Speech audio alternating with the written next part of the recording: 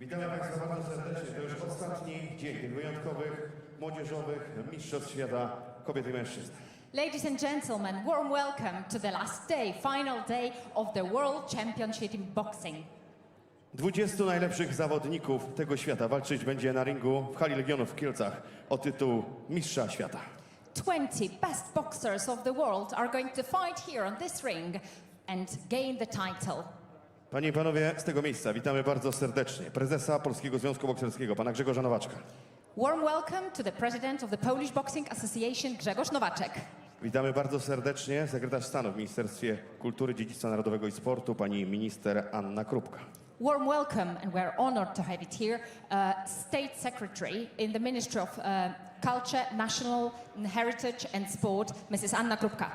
Bardzo serdecznie witamy szefa Światowej Federacji Boksu, pana Umara Kremlewa. Warm welcome to Umar Krumlev, the president of International Boxing Association. Jest z nami mistrz olimpijski z Tokio, pan Marian Kasprzyk. Warm welcome to Marian Kasprzyk, the Olympic champion from Tokyo 1964. Witamy także brązowego medalistę Igrzysk Olimpijskich w Barcelonie, Wojciecha Bartnika. Welcome Wojciech Bartnik, the bronze medalist from the Olympic Games in Barcelona. A także zawodowego mistrza świata Dariusza Tygrysa Michalczewskiego. And Dariusz Tygrys Michalczewski, our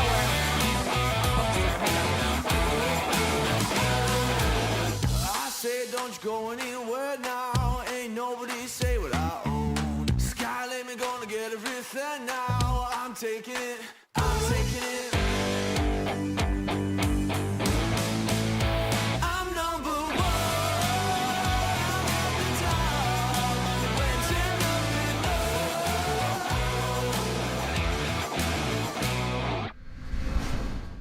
AIBA Youth Men and Women World Championships, Kielce, Poland, April 2021.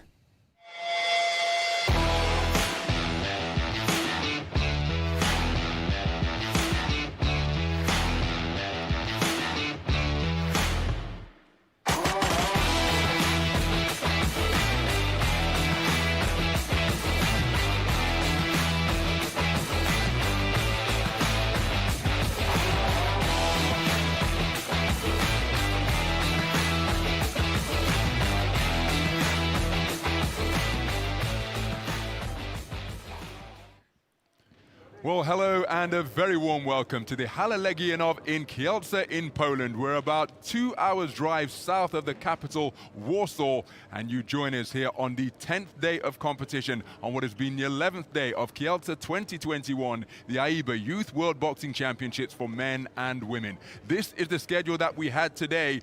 414 boxers from 52 national Olympic commissions entered this tournament 11 days ago. The 140 women wrapped up their competition yesterday with a terrific display by the Indian boxers, who unbelievably entered 7 females into the 10-weight categories in the gold medal bout and came away with championship gold on each and every occasion.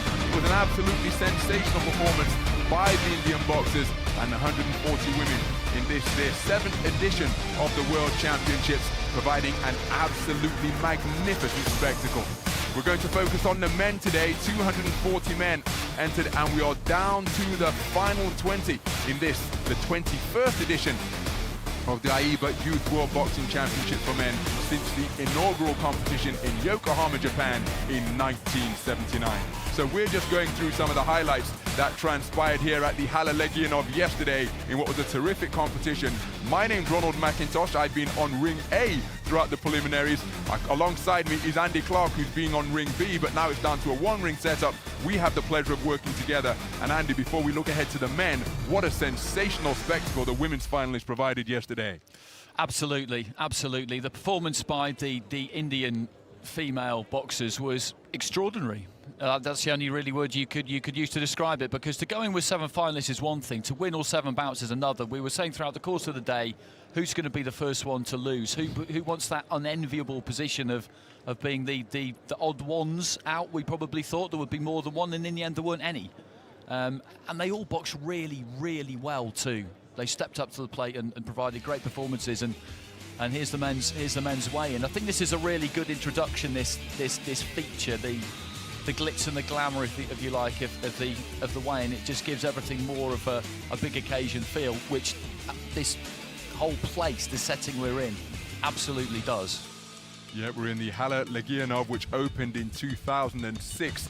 Multi-purpose sport venue, primarily used for volleyball. It's got a seating capacity of 4,000, but of course, with the tournament being conducted in COVID-safe times, no crowd has been in attendance, but make no mistake, the volunteers and the support staff, and indeed the supporters of all the boxers on the stage today, they'll be making their presence felt, and we've had quite a good atmosphere, particularly for the finals, when all of the rest of the teams and their teammates were cheering on the boxers in the battle for gold. Absolutely, and the atmosphere backstage is really interesting too, because you go out to that area, there's 3 big rings, there's like an indoor running track, and that's where people have been congregating throughout the course of the championships. That's where teammates will come to help their colleagues warm up, to help their teammates just limber up and get right mentally as well as physically. There's Reito Satsumi there, who goes in the 60-kilogram final at lightweight. He's been in my ring every fight so far, and for me, he's been the outstanding boxer of the tournament so far that I've seen. But the beauty of this is that you've seen the top half of the draw, I've seen the bottom half of the draw, so between us, we've basically seen everybody. And as you say, as you rightly pointed out, the support for each other, I think it's even kind of enhanced in these strange circumstances. There's a feeling that everybody's even more in it together than previously. And I think it's the maturity of these young athletes that really impresses you more than anything else, because this is a big stage, this is a big operation, and they're taking to it like ducks to water, really. Most certainly, all of them have showcased their talents. Very little evidence of stage fright or the big occasion getting to them. And in terms of the 10 bouts that we are going to see today, the 20 boxers, now they've guaranteed themselves at least a silver medal, but make no mistake, they want nothing but championship gold. Russia have 5 finalists, Kazakhstan 4, Ukraine 3, Uzbekistan 2, and Armenia, Cuba, India, Japan, Montenegro and Poland have 1 finalist apiece. And there is the Polish boxer who was absolutely superb throughout this tournament, Jakub Strzewski. He actually broke down in tears when he won his quarterfinal to progress and get through to a medal. But then in his semi-final, he was a man on a mission and produced a terrific display. So he, flying the flag for the home nation, he'll be facing off against that man, Jorge Felimon of Cuba. And these will be the guys who rounded out the 91 kilogram plus super heavyweights. And make sure that you're tuned in for that one, because it may not go the distance. Those 2 guys preparing for their 4th and 5th bouts in the final. And they've got 2 stoppages each inside the distance en route to the gold medal bout. So the stage set then out here in the arena, but as Andy was alluding to, this is what is taking place backstage, because this is a short duration, 3 3-minute rounds. These guys want to be out here warmed up, ready to go, and going from the opening bell. There's very little feeling out process. They've got to figure out the opponents in front of them, figure out their tactics that they're going to take, and go for it. Because if you lose the first round in this format of boxing, well, without wishing to state the obvious, it's an uphill struggle to try and take 2 rounds in succession against a fellow finalist who has proved just how good they are during this run to the gold medal bout. That's it. There's no time for any kind of a false start. The one thing you can rely on is you know that everything will run to time, because basically what they do is they apportion 15 minutes per bout. So this starts at 4 o'clock local time, which the first bout will roughly. We've got the MC up in the ring now. He's just about ready to go. At 1:15, the second fight will start. Then at 1:30, 1:45. You can set your watch to it, so you know when you'll be in there. You're not hanging around gloved up. All of a sudden need to take your gloves off to go to the toilet, things like that can really get in the way and be a problem. You know when you're going to be there. So these fellas, they will have known that come 4 o'clock local time today, they've got to be ready to rumble. So this is the route to the semi-final for the 2 boxers competing in the 49 kilogram light flyweight gold medal bout. Robert Badalian and Shanzor Tashkenbay. So, ladies and gentlemen, let's get the official introductions. Men's 49 kilogram. And please into the ring. To the red corner. From Russia, Robert Badalian. So making his way to the boxing ring, is Robert Badalian. Already his experienced top spot on the medal rostrum in the continental stage, having taken the 2020 European Youth Gold Medalist at 49 kilograms. He was a national titleist that year as well. 18 years of age, preparing for his 4th bout in the final. And he is a skillful operator. Terrific performance in his semi-final to beat Nijat Husseinov of Azerbaijan, where he used a terrific left jab in the 3rd and final round of a contest that was up for grabs. Very composed individual, terrific skill set, and he up into the boxing ring, looking to secure global gold here in Kielce 2021.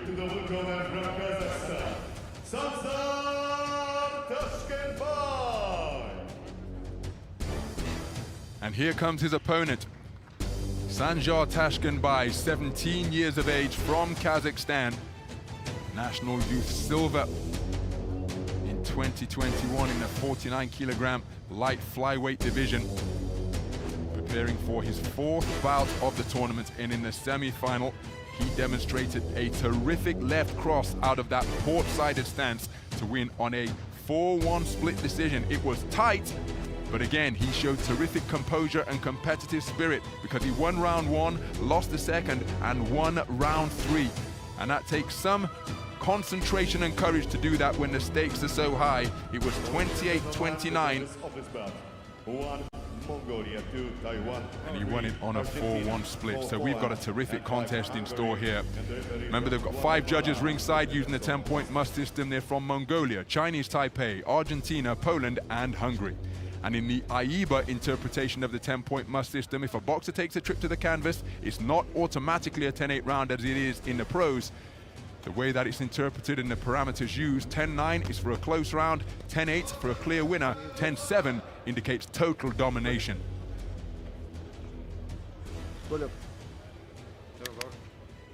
Tashkenbay's looked really good in this competition so far. I did wonder about that semi-final against Chongtham that you covered a couple of days ago, because I thought if anybody might be able to beat him, it would be the Indian, because he's got very quick hands, closes down the space from the outside really quick, raiding missions, drops his height nicely, gets in and out. I thought that could cause him problems, but he obviously coped well with that, so this is a really good fight to start with.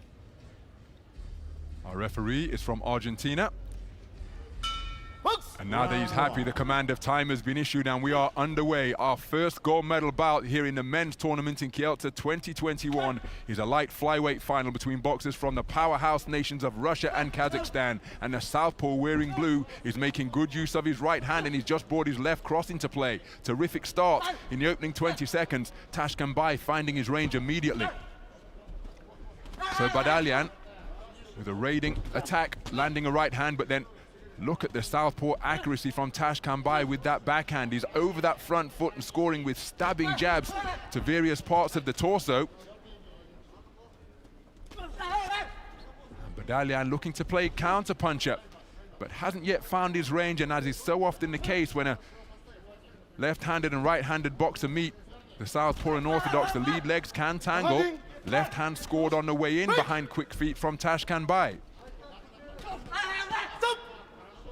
So, nice defensive move from Badalian to cause the attempted left cross to go over his head. There's a nice check left hook landed by Badalian, and then he raised his gloves and used his legs to evade the attempted counter from the man in blue. Good right hand to the body from Tashkenbay, and then he scores with a long lancing left and putting his man on the end of straight punches, jolting his head back. He has found his range immediately and is settled into his flow fantastically well through the first half of this opening round. So beyond the mid-stage now, and again, same basic combination, the most fundamental basic combination in the sport. If you're not using your lead hand, you bring your cross through into effect, and Tashkenbay used it sweetly there with a point-scoring salvo. So Badalian, he'll be aware of this more than anybody, that as he bobs and weaves his way into range but wasn't able to pull the trigger. But look at the composure from Tashkenbay, able to spin off the line and still catch the man in red with punches as he's going backwards. And again, it's first to the punch for the man in blue, and once more, right jab beats the right cross on the draw from the man in blue. There's a pecking right cross landed by Badalian. perhaps his clearest success of the entire round. Launches into a mid-range attack, but it was rather messy and neither boxer scored conclusively. So Badalian on his back foot, but just time ticking away in this first round. Can he mount a strong finish in the closing 20 seconds or so? Because Tashkembaye has been brilliant for this round, this portion of the round that's been completed so far. So approaching the 10-second clapper then. Tashkembaye working away with his backhand as his Badalian. Oh, he launched a left hook there, trying to rock the man in blue, and on that second occasion he did get through with it. But for my money, that is a clear round for the man in blue, who settled down immediately and began to pick off his opponent with punches. That's what he does. He's very quick to find his range, as you pointed out in the opening stages of the round, and from then on really he just controls the distance, and if you control the distance then you control the fight. Boxing really is all about distance, because the distance at which the fight is fought determines what kind of fight it will be. But towards the end there though, he was having a little bit of success there, Badalian, when he upped the tempo slightly, led off with that left hand and looked to try and put a bit more pressure on Tashkembaye, but I'm not sure it's a kind of thing that is going to be easy to do in a concerted, sustained fashion. I think you can jump on him in pockets, but he'll make those adjustments quickly, and that's the problem you've got really. He's very well balanced, he's very composed, and as we said, like all good fighters, he seems to find his range really, really quick. Into the second round then, and it's a quick start from the man in red, aware that he's conceded the first across the board, because we have AIBA live scoring in effect here, so his coaches will know immediately, just as you did watching, that the first round has gone against Badalian in unanimous fashion, and he came out storming in the second round, but was running to punches from the man in blue, who again, he's just setting this hypnotic, beguiling pace that Badalian is trying to alter, but it's just neutralized by subtle backward movements and an intelligent tying up when he gets into range. And look at the frustration evident on the face of Badalian. Composure has been one of the hallmarks of his boxing, but he hasn't been able to settle and find any consistent success through this point of the contest. Fencing with the lead right hand, looking for that counter backhand was Badalian, but again he couldn't find the range, and it's another tangle on the inside. There's a solid right hand landed by Badalian, and another one with far less force, but it was a scoring shot. And then look at how he dipped at the knees, bobbing and weaving to cause the shots to go over his head. And Badalian beginning to find the range now. He was countered by Tashkembaye, but Badalian beginning to find the range with the right cross and left jab that he put in a few moments ago after his nice defensive maneuvers. Oh, beautiful. Lead left hand once again from Badalian, looking altogether more comfortable now, a more confident character in the boxing ring. And now looking to trade off on his terms, but he's put on the end of a stiff right jab once again. But Badalian back into a rhythm that we associated with him earlier on in the preliminaries and the bronze medal bout. But he's got to perhaps be busier, having gone walkabout by getting up on his toes and circumnavigating the boxing ring.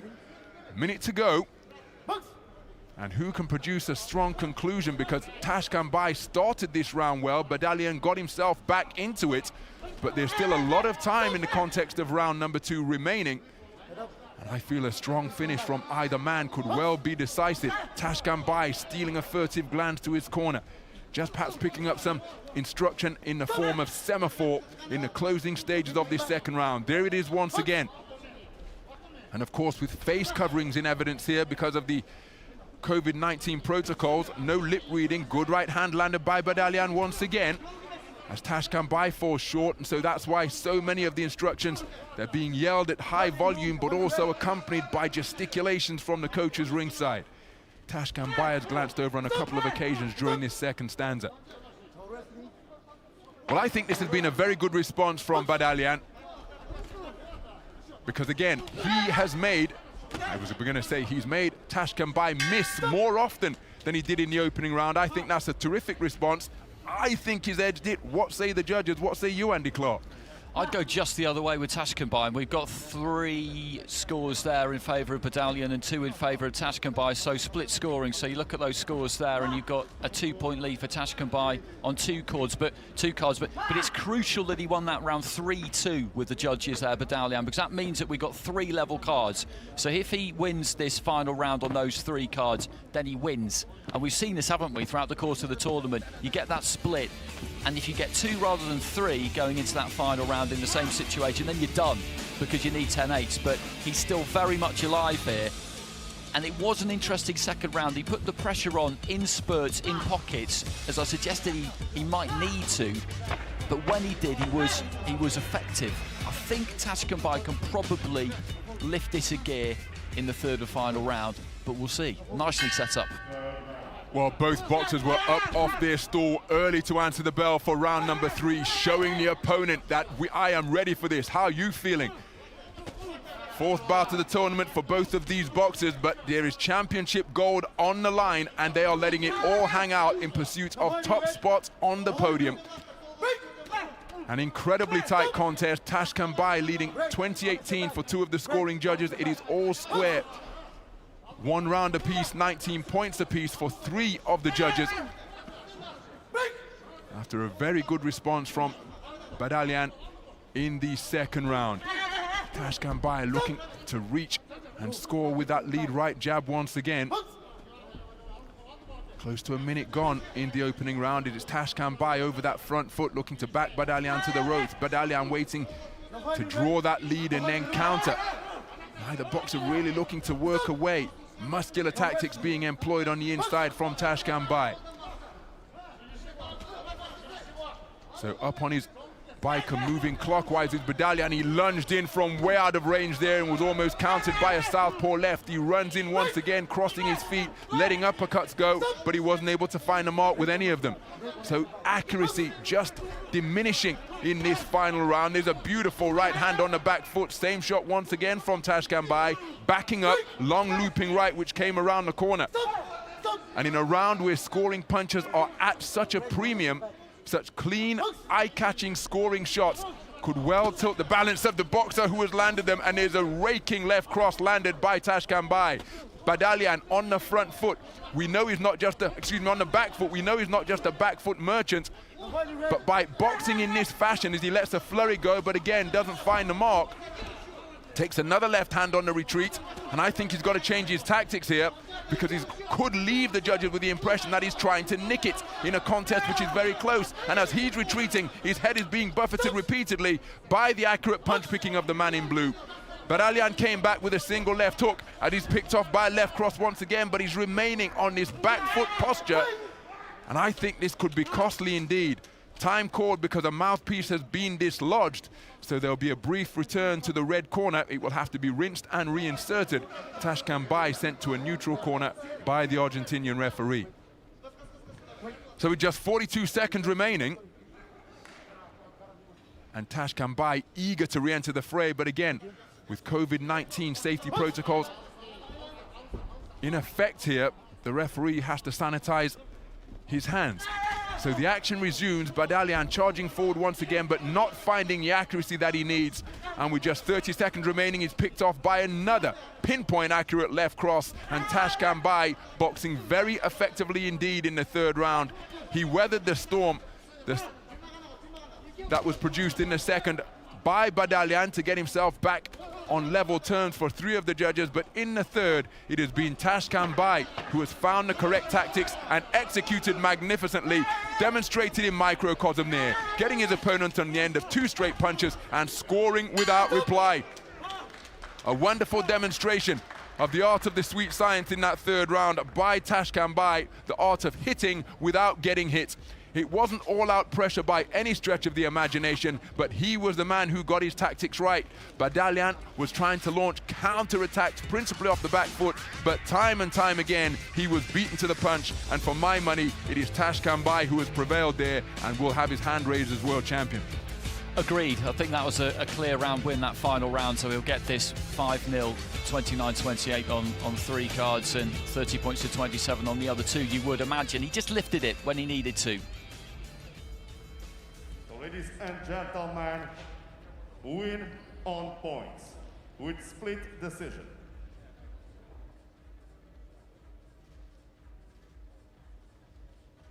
The boxers from the blue corner, Sanjar Tashkentbay, Kazakhstan. What a moment for Sanjar Tashkentbay, a 4-1 split decision winner over Russia's Robert Badalyan.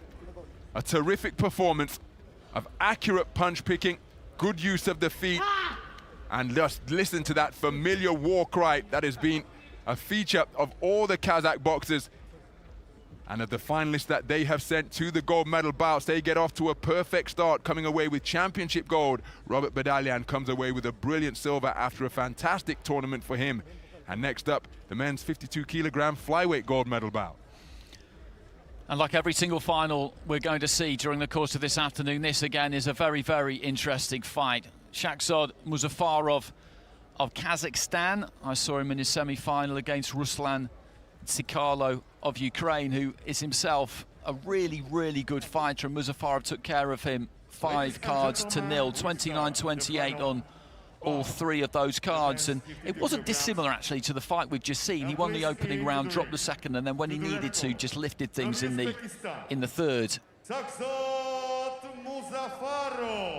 And here he is on his way to the ring now. Got a win against another very talented fighter in Dalia Kira, Japan, in the quarterfinals, representing Uzbekistan, the powerhouses of Russia, Uzbekistan, Kazakhstan, well represented in these 10 men's finals. But he's got a battle on his hands here, I can tell you that, against Evgeny Zhorov, who I've seen a lot of over the course of the tournament. This will be his 5th fight, Zhorov. And he's been in with some good fighters, Laszlo Banath of Hungary, Ali Shamanov of Azerbaijan.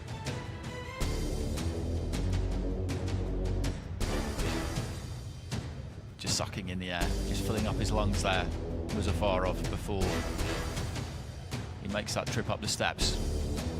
And he's a very good fighter, confident, cocky, likes to get in his opponent's head and just demonstrate that he's on top with the gestures that he makes, tapping them on the head when he's got them in a clinch, liking to show that he's the governor, and he possesses terrific ring craft, uses the ring very well, and adept on both the front and back foot.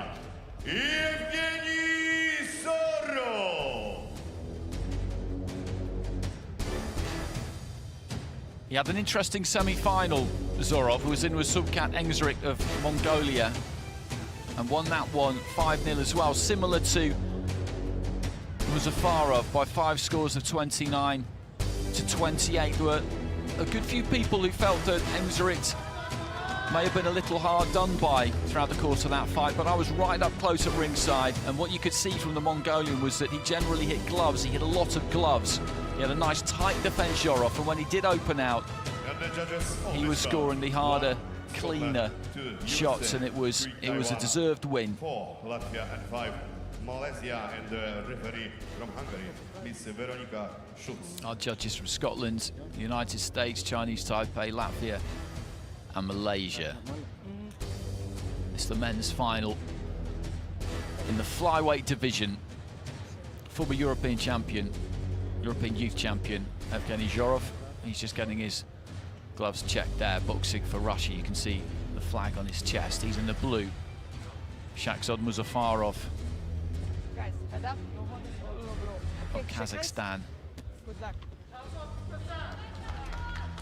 in the red. Step back.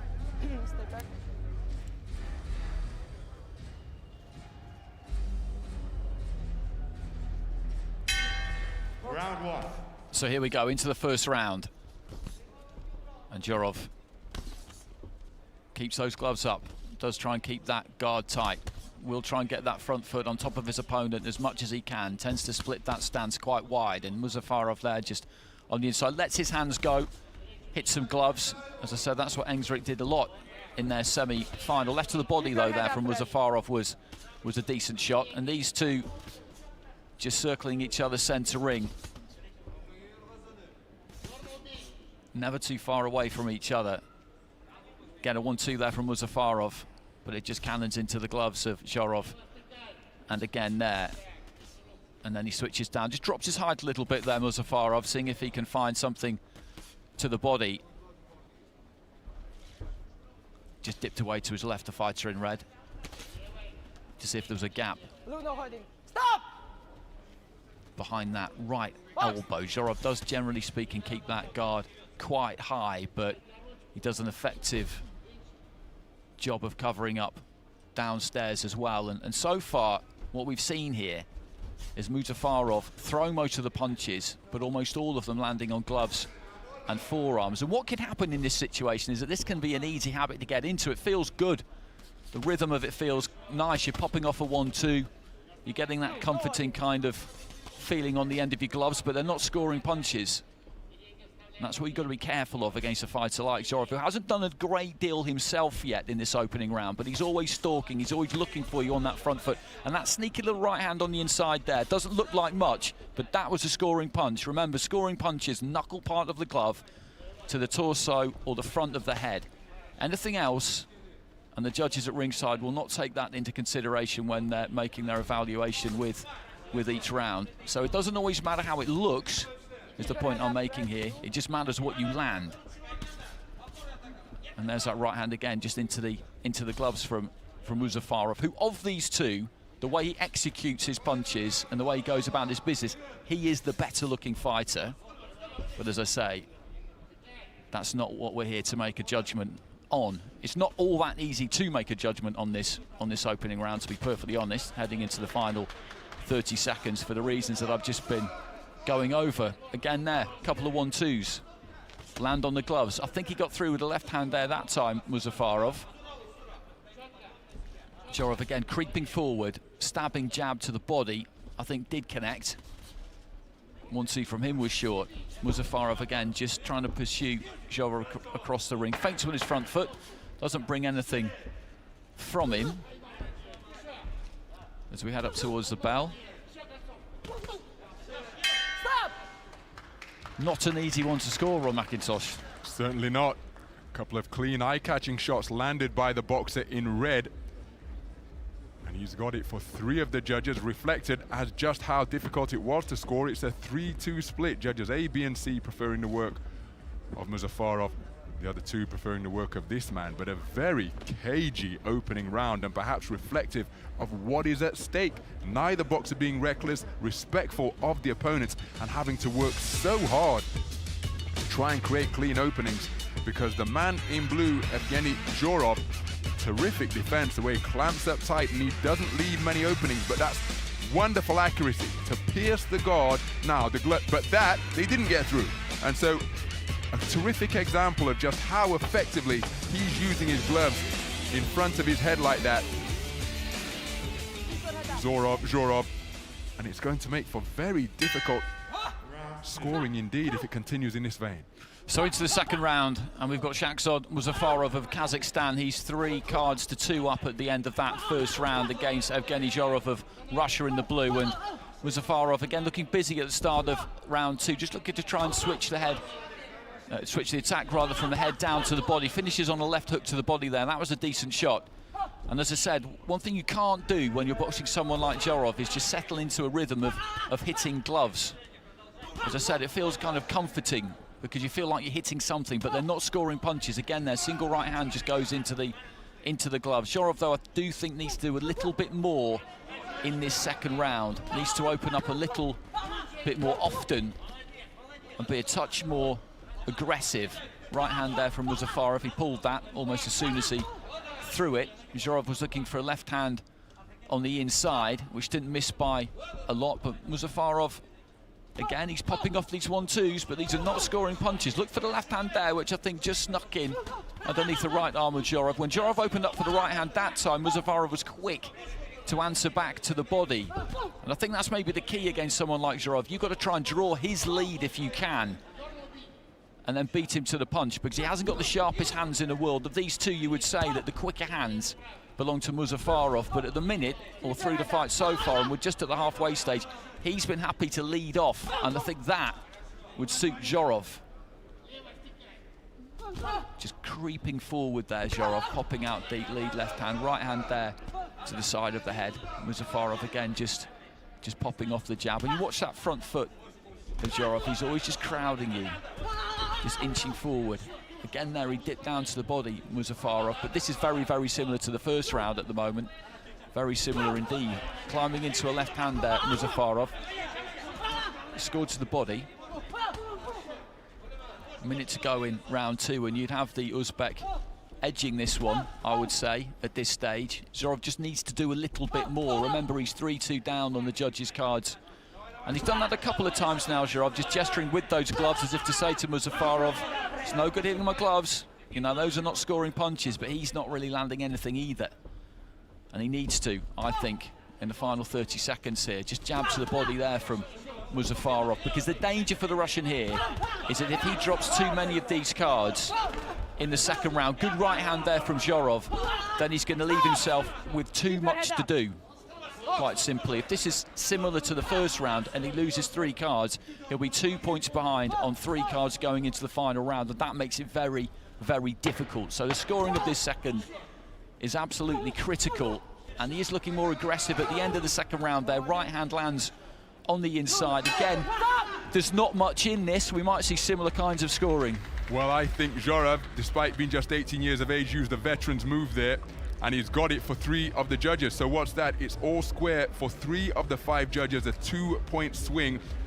The judge A preferring the work of Muzafarov, Judge D preferring the work of the man in blue, but I thought that was not a con job, but I thought he got busy in the last 30 seconds, and that was enough to edge it for 3 of the judges, because I thought Muzafarov's work, when he went down to the body and began to open up and bring down those hands, was a really profitable area of attack.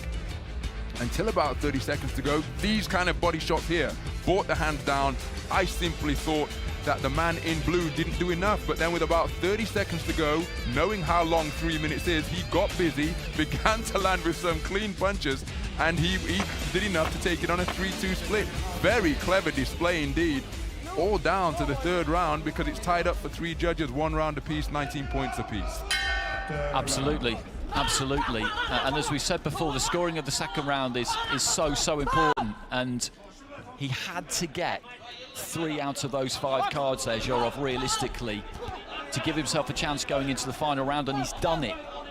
As you say, he just did enough in the conclusion of that round with 3 of those judges to get the round. He's a clever fighter, he's a crafty kind of fighter.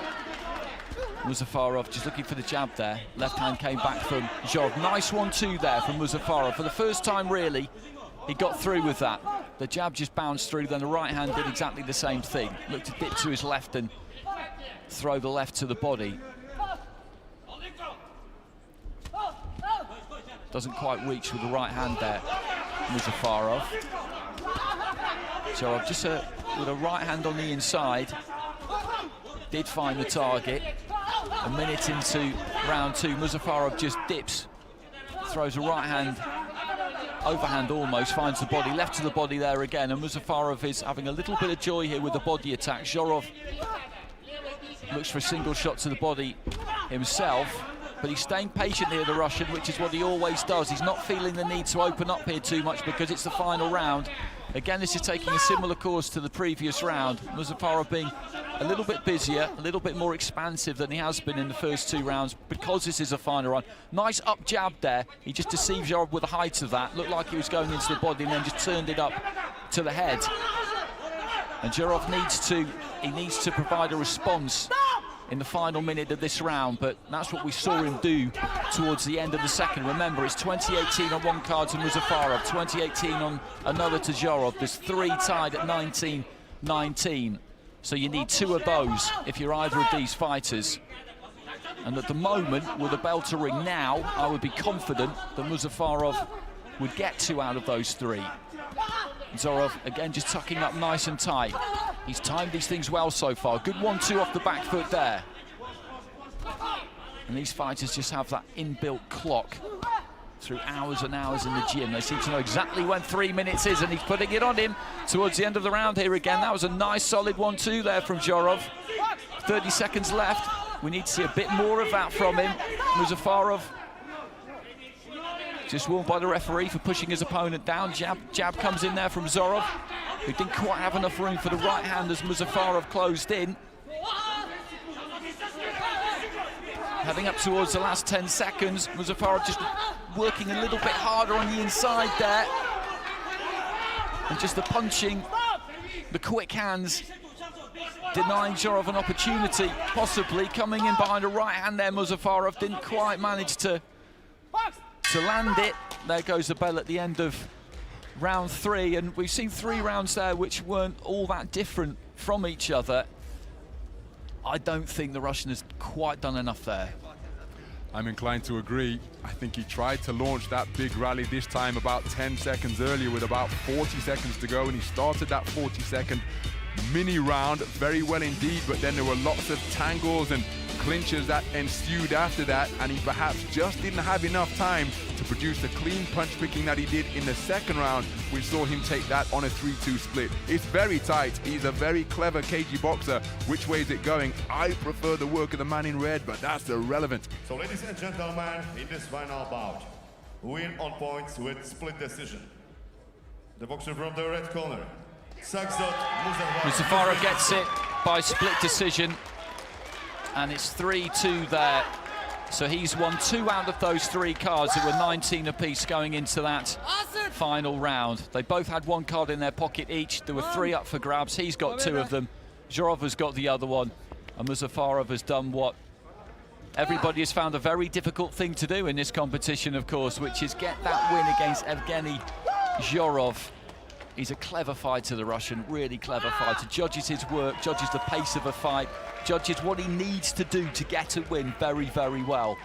And Muzafarov, understandably, absolutely delighted with that. He's now world champion, a gold medalist, and that's what everybody has come here for, including our 2 competitors in our next final, of course, which will be in the bantamweight division, 56 kilos. Yurbulat Sabir of Kazakhstan and Sachin of India, and we saw so much Indian success yesterday, of course. Well, this is the 8th of the 8 Indian boxers. All of his teammates who competed in the women's finals yesterday came away with championship gold. Sachin will be boxing out of the blue corner. He's facing off against Yurbulat Sabir so of ladies and gentlemen, Kazakhstan. we start the final. Let's get the official introductions. Men's 56 kilogram division.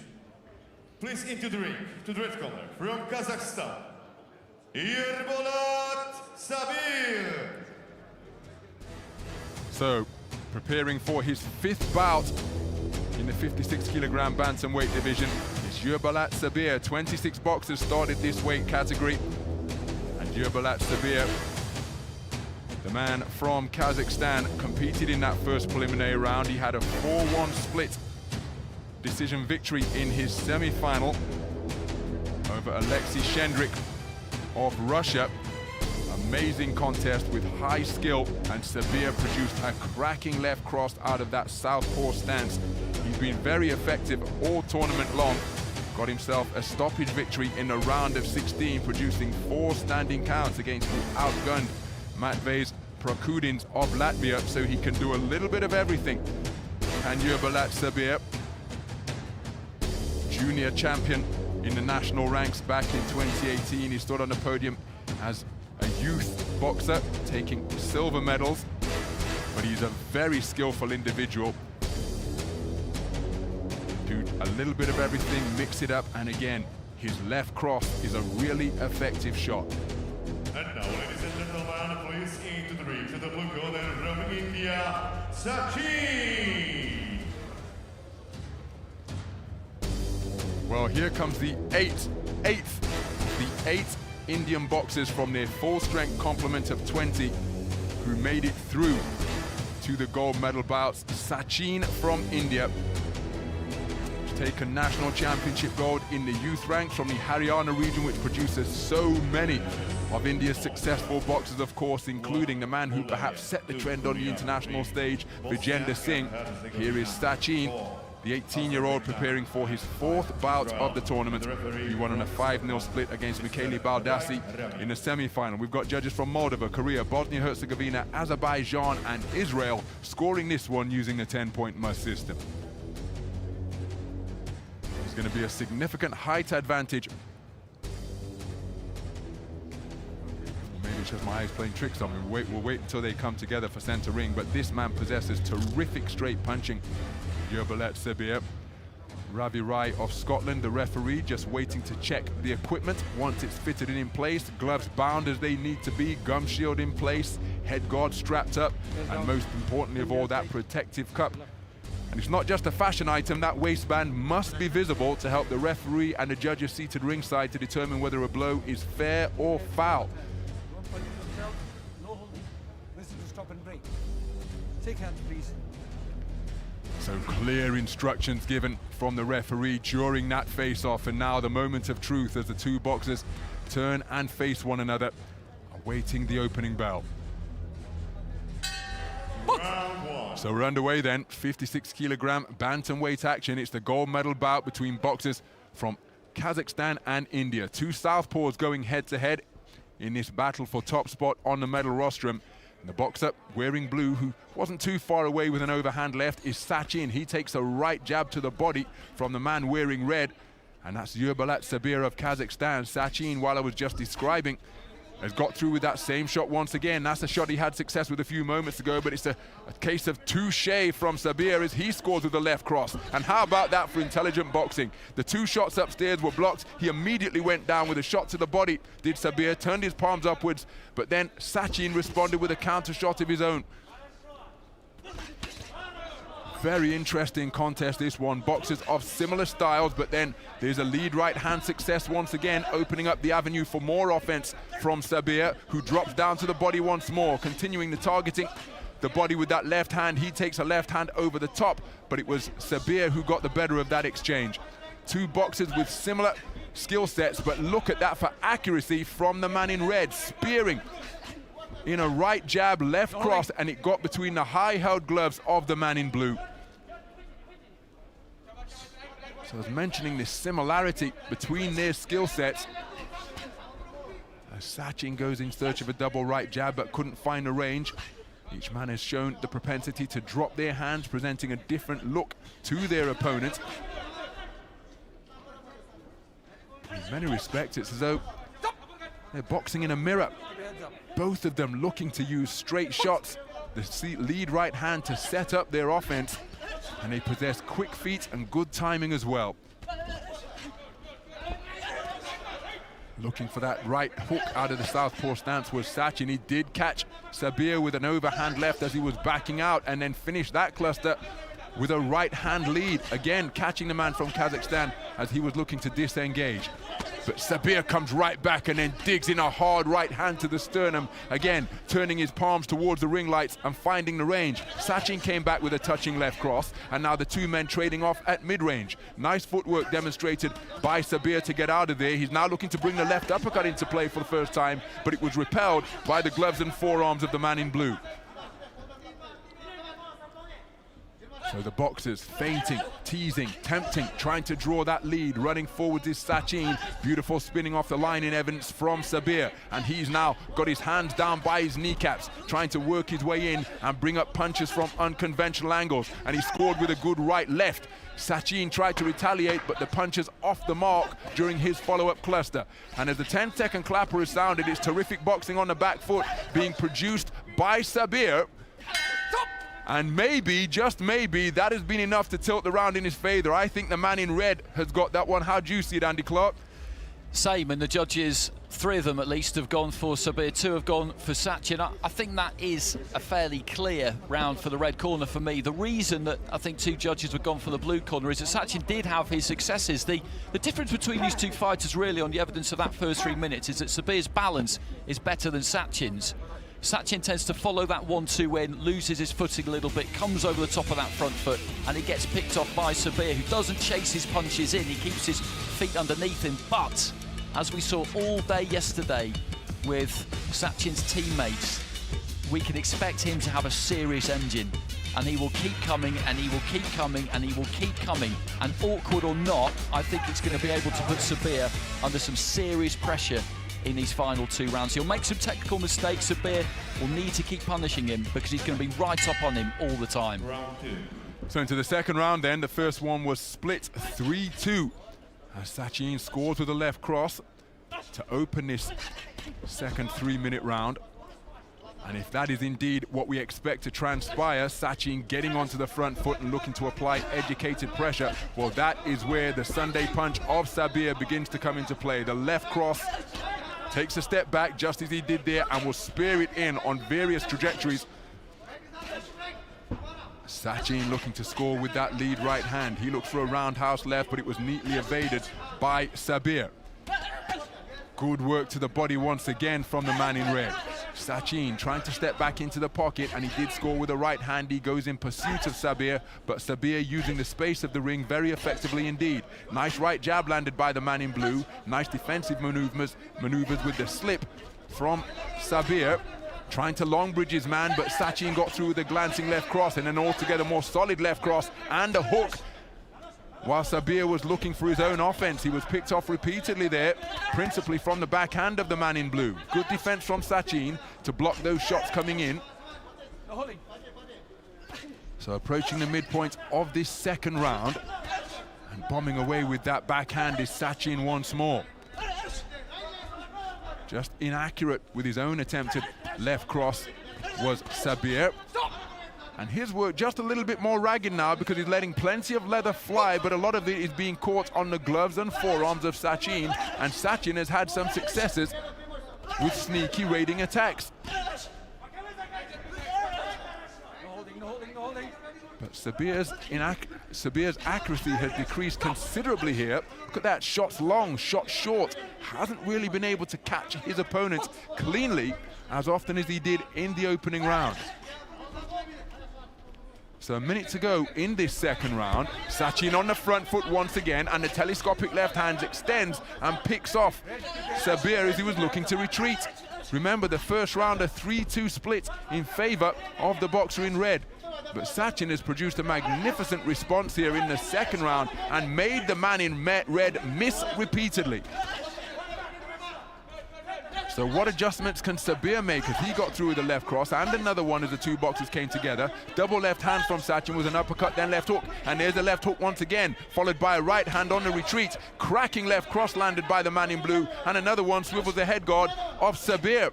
It's been a brilliant response in the second round, and Sabir has got to do something drastic in the closing stages as Sachin goes looking for the uppercut left hook combination, but neither got through with any solidity.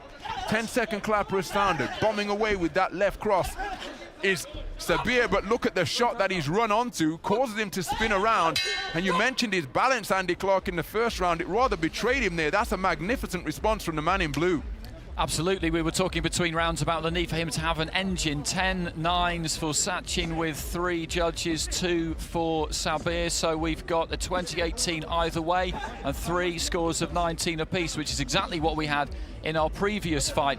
I thought that was a pretty clear Sachin round, but they balanced each other out, I guess, on when you look at those first 2 rounds, the way we felt that they could maybe have been scored. He just brings the heat. He throws that 1-2 and he keeps throwing it. And Sabir is being forced to work really hard to keep him off, because if you're going to keep him off, you've got to hit him on the way in, and you've got to hit him hard. And to keep doing that for 3 minutes, well, towards the end there for Sabir, it just got a little bit too much. Going into this final round, I would say that Sachin, for me, would be the favourite here, because he just needs to do exactly what he did in that second round, and he looks capable of it. So into the third and final round then, we have scorecards. That's the terrific start to the final round by the man in blue, who has walked out and helped himself to a handful of clean headshots, snapping the head backwards of the man in red. And all of a sudden now, Sabir's legs beginning to betray him, because he simply cannot get his feet set and find a range with his own punches. I was about to explain the context of the contest coming into this third and final round. It is all square for judges B, D, and E. And the other 2 judges have it 20-18. One judge for the man in red, the other judge for the man in blue. But the start that Sachin has made has been blistering indeed. Keep your heads up. Well, Sabir under significant pressure here, and there he gets through with a good left cross. Maybe he can build upon that single shot success and begin to find his range once again. He steals a glance to his corner, just looking to pick up some extra instruction. but he takes another right-hand lead from the boxer in blue, who is looking incredibly comfortable. He took a good body shot there, did Sachin, because the right hand was dug underneath by Sabir. Approaching the midpoint of the final round. Remember, 7 of Sachin's teammates boxed in gold medal bouts yesterday, and all of them came away with championship gold. Kazakhstan have taken a gold with their first finalist in the 49-kilogram light flyweight division, as Sachin lands another right hand on the way in. It's becoming rugged and physical on the inside. That's a nice left uppercut turned underneath by Sachin. Sabir, inaccurate with his shots once again, tries to score to the body, but met the elbows of the man in blue. Damage to the nose sustained by Sabir. He keeps on bombing away, but isn't finding the range with any type of consistent success at all. There's a glancing left hand, which was landed in roundhouse fashion. Sachin keeping his shape far better as he goes looking for the left uppercut once again, but tucking up effectively on the inside is Sabir. Less than a minute to go in this final round. Sachin with the eye-catching shot once again, catching Sabir as he looked to engage reverse gear, and he's picking him off with lead right hand once more. Breathing through an open mouth now, this becoming an increasingly difficult mission, and it's Sachin with a 3-shot success on the inside before he disengaged. So Sabir is continuing to compete. He's continuing to give it everything he's got in pursuit of youth world championship gold here in Kielce 2021, but I think he's been outworked, I think he's been outboxed and outpunched in this third and final round. I don't want to say outthought, because he knows what to do, but it's just that his opponent has demonstrated the wherewithal to show his strategy more effectively. And as we arrive at the final bell, well, I think that is another Indian gold medal success. We're going to the scorecards of the 5 scoring judges, but just as he did in the third round, I thought it was Sachin who had more demonstrable success. Sabir kept on punching, but his accuracy decreased considerably for my money. He did, he dug in there and kept throwing, but I think the gas tank was running low there for Sabir, and Sachin, well, I think he could probably box at that pace for 10 rounds maybe. The output is terrific. He took a little bit of time to get going in the opening round when Sabir's energy levels obviously were up their highest, when his punches were at their sharpest, when they carried that little bit more pop, and he got shaded in that opening round. But after that, I thought it was his fight. Remember, 3 scorecards of 1919. Here's the verdict. In the final bout, in 56 kilogram, a win on points with split decision. Boxers from the blue corner. And India making a perfect 8 out of 8. Sachin finding the energy to shadow box in celebration, having been declared a 4-1 split decision victor over Yurbalat Sabir of Kazakhstan. He comes away with a silver medal after competing in his 5th bout of Kielce 2021 here, but acknowledging all sides of the arena in the Hala Legionov is Sachin, who completes India's perfect run in gold medal bouts. They sent 8 boxers out of 20 to the final, and they have come away with a gold medal haul of 8 World Youth Championships. Sachin of India is the men's 56 kilogram bantamweight youth gold medalist here at the World Championships in Kielce 2021. A terrific performance where he responded magnificently in rounds 2 and 3.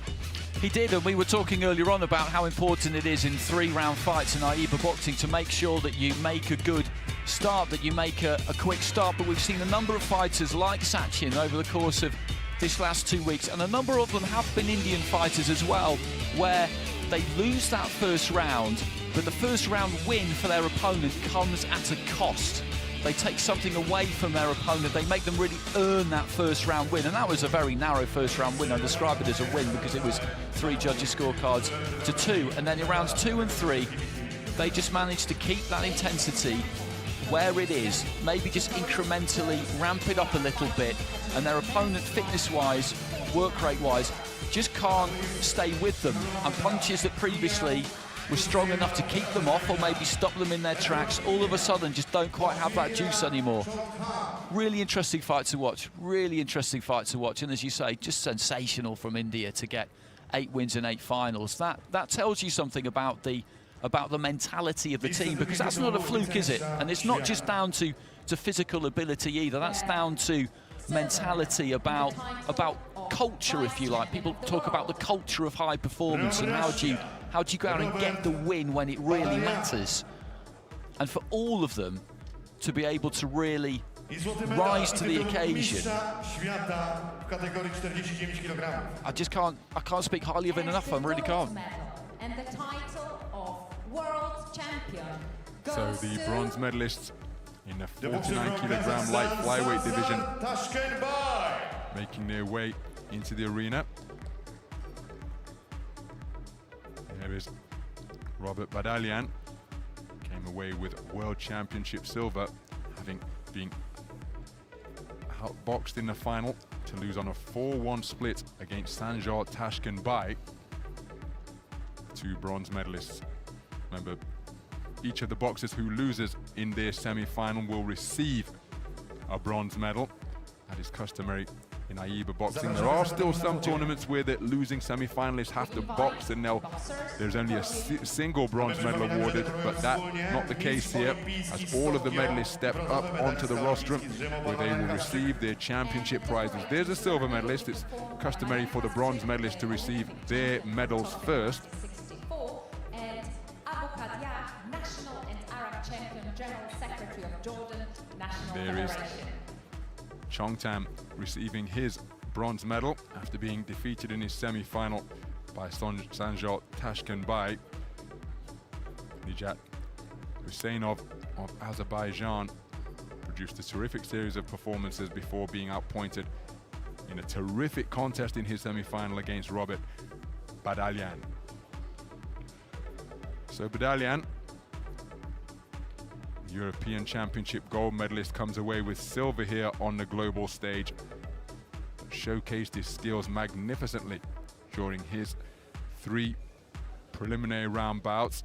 Just couldn't find his range in the gold medal bouts, and that is because of the skill set of this man, Sanjay Tashkenbai, with a very clever display out of that southpaw stance. And he is the world youth champion in the 49 kilogram light flyweight division. Ladies and gentlemen, please have a look at the podium. That's how it looks like, and see and admire the world champions in the men's light fly category, 49 kilograms. A teraz proszę wszystkich o powstanie hymn narodowy Kazachstanu. Ladies and gentlemen, please stand up to the national anthem of Kazakhstan.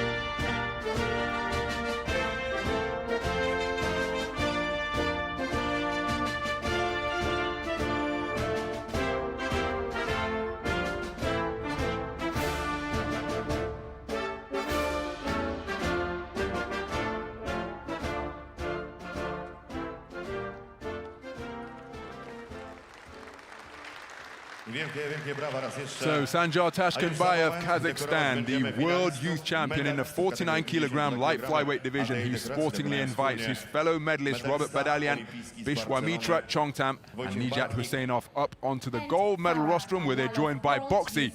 And all of these images will no doubt feature front and center of their social media pages, and indeed something to show their family in future years. A terrific performance by all of the boxers.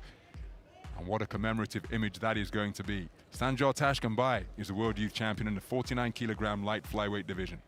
I had a look at those medals earlier on, actually. They were on the table just away to our left-hand side with the bouquets, and they're an interesting design because you've got the medal in the middle and kind of encased with this square casing around it. So it's quite a chunky piece of kit. Those two just vacate the podium and things. We'll turn around quickly here, and next up we will see the medalists in the flyweight division. The gold medalist there, of course, Shakhsod Muzafarov of Uzbekistan, Evgeny Zhorov of Russia, falling just short, taking the silver And our bronze medalists, Ruslan Sikalo of Ukraine and Subkat Engzurit of Mongolia. And you can see what it meant to Muzafarov there as he got the win. A slightly rueful look on the face of Zhurov there, who has been superb throughout the course of this tournament. As I said, in plotting his way through bouts, in navigating his way through bouts, but Muzafarov just showing everybody exactly what it means to be getting a gold medal. And these two will be very proud of their performances as well. Sikalo on the right-hand side there, Engzurit of Mongolia goes to on the left. Saksot Muzafarov, Uzbekistan. And as I said earlier on today, the traditional powerhouses very well represented in these finals today, and Uzbekistan and Russia certainly fit in that bracket. And Muzafarov just making his way over to the top step behind us. The decorating ceremony will be performed by Wojciech Bartnik, our Olympic medalist from Barcelona 1992, and Farad Ayalov, World Youth and Junior Champion.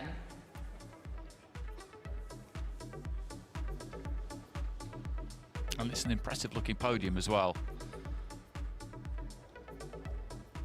Everything has been done down to a fine detail here in Kielce this week, all the way through. Everything you can possibly imagine, from the warm-up area, the changing rooms, the ring itself, everything at ringside, the screens.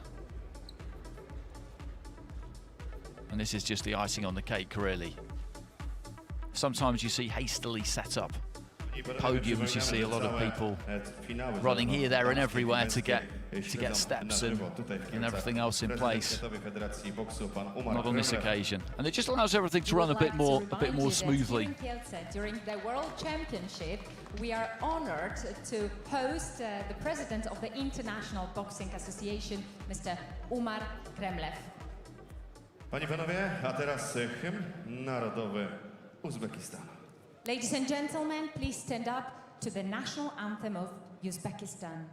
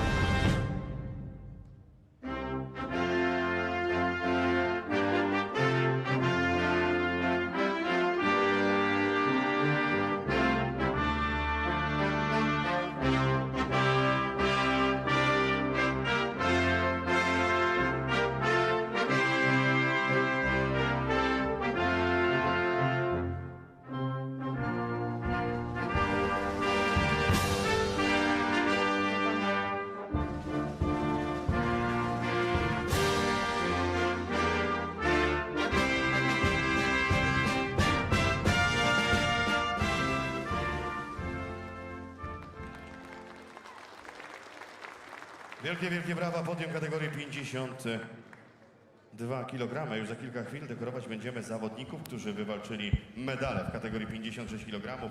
A tej kategorii So as is the custom, those four gather on the top step and Boksie gets his way into the action. Mistrz Europy, młodzieżowy mistrz świata. Człowiek, który w swojej karierze ma I was having a chat with him before the start of boxing, actually, our mascot. He's an experienced mascot, he told me, Ron, but he's never been an eagle before. So he's broken new ground in Kielce this week. He's done a terrific job, lightening the mood. Well, you have to perform at the highest level, you have to be adaptable, don't you? That's the key. Versatility is clearly one of his strong suits. Whatever industry you're in, whatever field you're in, you need to be able to adapt. Szanowni Państwo, warto także zauważyć, że większość walk w Kielcach we have 3 medal ceremonies here, and then after that we go down to 2 medal ceremonies. They come in pairs for subsequent prize winners here at Kielce 2021. We're going to be up next with India's 8th gold medalist out of 8. It's an absolutely phenomenal return. And it's anything but a factory, because while there are similarities in how they box, each one expressed their individuality during the course of their contests. Really impressive. And again, Indian boxing has made such terrific strides since Vijender Singh emerged on the global scene back in the mid-2000s in AIBA boxing. That silver medal and the title of vice tradition, champion well, of the world. What he started From Kazakhstan, being followed faithfully by a whole host of boxers.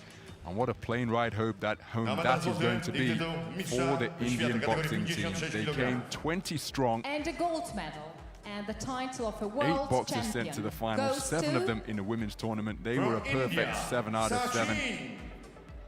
And it's been turned into a great 8 by Sachin, doing his part and continuing their run of perfection in finals here at the Youth World Boxing Championships in Kielce 2021. So Sachin making his way into the arena. Zawodowy mistrz Europy, młodzieżowy mistrz Świata, srebrny medalista. Hasn't even had time to take his hand wraps off, but he won't mind one bit, because he's going to get his flowers. And he's also going to get World Championship gold. Alexis Cendric and Michele Baldassi. Here's Michele Baldassi of India, of Italy. He lost to Sachin in the semi-final. It was a very incident-filled contest with 2 8 counts, 1 each way, 2 warnings, 1 each way. There's Alexis Cendric, the very talented Russian boxer, who lost on a 4-1 split to Yerbalat Sabir, where he simply couldn't evade the left cross in the 3rd and final round. Sabir used that punch to good effect in the opening round to take it on a 3-2 split here in the final. He conceded the 2nd round on a 3-2 split.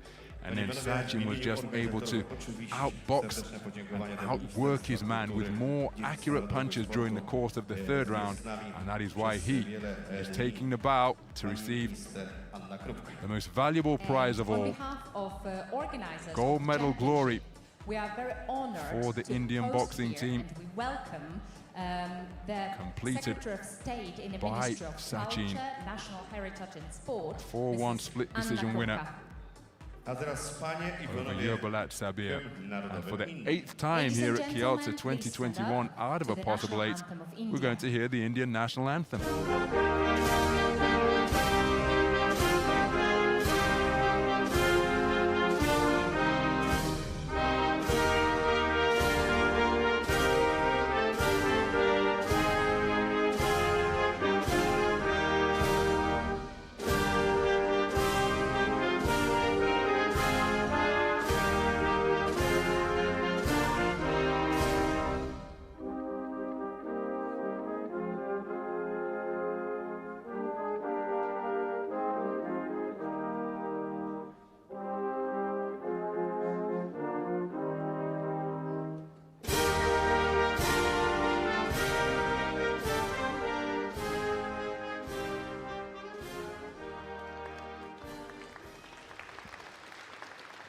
Dziękujemy bardzo, szanowni państwo, jest nam niezmiernie miło gościć w Kielcach. So Sachin completes the Indian gold rush here at Kielce 2021. He is the world youth champion in the 56 kilogram bantamweight division. Yerbalat Sabir of Kazakhstan, the silver, and the 2 bronze medalists, Alexis Cendric and Michele Baldassi, round out the medal podium. Terrific performance by all of the boxers. Warm welcome. No doubt we're going to see them again in years to come in various continental and indeed global competitions as they continue to progress from youth into senior elite boxers. But for the here and now, what a magnificent job they did to come away with world championship medals in the 56 kilogram bantamweight division. So we will now return to the boxing action, and up next is the 60 kilogram lightweight division. And this is a great final. This is a really, really good final In the red corner, you've got Yelnur Suyunbai of Kazakhstan. In his semi-final, he got past John Arobio of Colombia, 5-0. Stopped Adolf Stanek with a body shot earlier in the competition. But in Reito Tsutsumi, who spent all his time in Ring B, so I've seen all of his fights, I think we have got, in my opinion at least, the outstanding fighter of the competition so far. He's looked absolutely supersonic, but he'll need to be again to get the win tonight.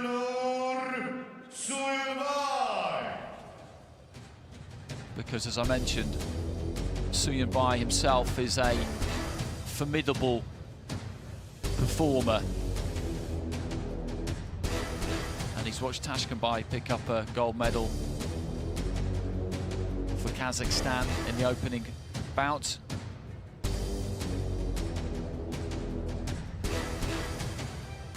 And you just watch him make his way to the ring there. He's a tall, angular, lean kind of a fighter. Good height, good reach on him. Tsutsumi is smaller, more compact, but has done a really good job of closing that gap, closing that distance, and in particular finding a home for his lead right hand. Just shooting it up from a little bit of a crouch southpaw stance at times. Ladies and gentlemen, please into the ring to the blue corner from Japan, Reito Tsutsumi.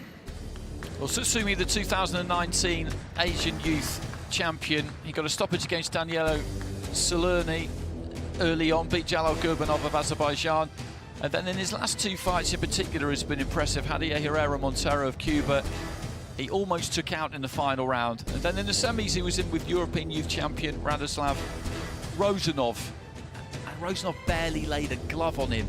And by the end of the fight you could see just how demoralised Rozanov was. He was expecting it to be at least competitive, and he just couldn't really get near him. Kicked the ropes at the final bell in pure frustration. It's just something the coach always does before the start of the fight. He has a good tug on his ears. I've not quite worked out what that's about, to be honest with you. But here are our scoring judges: Ireland, Kyrgyzstan, Hungary, USA and Chinese Taipei. Whatever the reason for that manoeuvre by the coach there, it works. So I suggest they keep on doing it. So Tsutsumi in the blue, Suyunbai in the red. And there's a lot of noise around Tsutsumi. Articles written during the course of the tournament run, and people at ringside stopping us today and saying, yeah, watch out for the kid at 60 kilos. But you look at him in the red corner there, and he is tranquility personified. These Kazakhs, these kids, they've been boxing for a long, long time. He's not worried about reputation of the man opposite. Certainly not. And the performances he's produced to get here have been impressive indeed. Towering figure of a 60-kilogram lightweight, as evidenced by this face-off here. And as you said, the tactic's quite simple. How does the man in blue get inside that raking reach that the man in red possesses? Well, he's managed to find a way to do it against his opponents so far. But you can see, as Ron pointed out there, the real physical difference between the two. So Suyunbai quickly to the center of the ring, as was Tsutsumi. Suyunbai in the red, in the orthodox stance, boxing for Kazakhstan. A good 6'8" inches taller than Tsutsumi, who boxes out of a little bit of a crouch, but he's in that very balanced southpaw stance. And again there, immediately, he steps into the inside and manages to reach. That jab travels further than really it has any right to at times. Stop! And Suyunbai has got to find a way of catching him on the way in, just so that he can cause him to reset. The key to that jab, when you've got somebody coming forward, it isn't that you've got to hammer them with the jab every time. If you can hit them hard with the jab, then great, but ideally you just need to hit them. It doesn't even need to be in the head at times, it can be on the shoulder, anywhere, just to cause them to step back off and reset. And he did catch him on the way in there, Suyunbai. But again, Tsutsumi has got this habit of being able to get closer up than you think he's going to be able to, and land shots that, as I said previously, he really doesn't have any kind of right to. Suyunbai just backing off there. Tangle of front feet, which you often get with orthodox and southpaw fighters. trying to flick up that jab from the waist there. Suyunbai then looking for the right hand. Sumi trying to go to the body. Good right hand there from Suyunbai, and he found a good bit of distance there for a few seconds where he just managed to catch Sumi on the end of a couple. Flicks out the jab, I think mainly blocked by the gloves, but he's doing a decent job here, the Kazakh. As good a job as I've seen anybody do in the competition. But again there, Satsumi just steps up onto his toes really and seems to shoot that left hand almost straight up in the air to find the face of his much taller opponent. Again, a decent jab there from Satsumi, and throws another one into the final minute of the round. But there's not a great deal in this. Short right hand there from Suyunbai, who's just trying to use that physicality at times and get a hold of Satsumi and maybe just throw him around a little bit, do whatever the referee will let him get away with. Just touches the glove with the left hand and didn't throw the right. Satsumi came back with a jab. Jab didn't quite get there, but the left hand did. Right hand down the middle from Suyunbai. Happy to keep those gloves low and just prod with the jab. And then try and throw that right hand a bit heavier. Satsumi just trying to get him on the run towards the end of the round here. Left hand, I think, did land. No knockdown called by the referee. I'm not sure how solid. It might have been the inside of the glove more that took Suyunbai off balance there, but as Ron said right at the very start, knockdowns do not necessarily result in a 10-8 round, not in AIBA boxing, that's in the professional ring. So, interesting opening round there, split scoring. Satsumi gets it with 3 out of 5, but Suyunbai's shown signs there that he can cope with him. Most certainly. And again, I posed the question, how is this man going to get inside? The ball had only just completed ringing, and he was across the ring inside the reach of the man in red. Terrifically quick feet to get him into punching range and landing without reply. But around the midpoint of the round, Suyunbai adopted a hands down posture and began to pick off his man with straight flicking punches like that. But then a terrifically even round in many respects. The man in blue's work more eye-catching, but Suyunbai not fazed by the attributes of the man that he's facing off against, and did have success once we got beyond the midpoint of that second round. The tactics clear and set.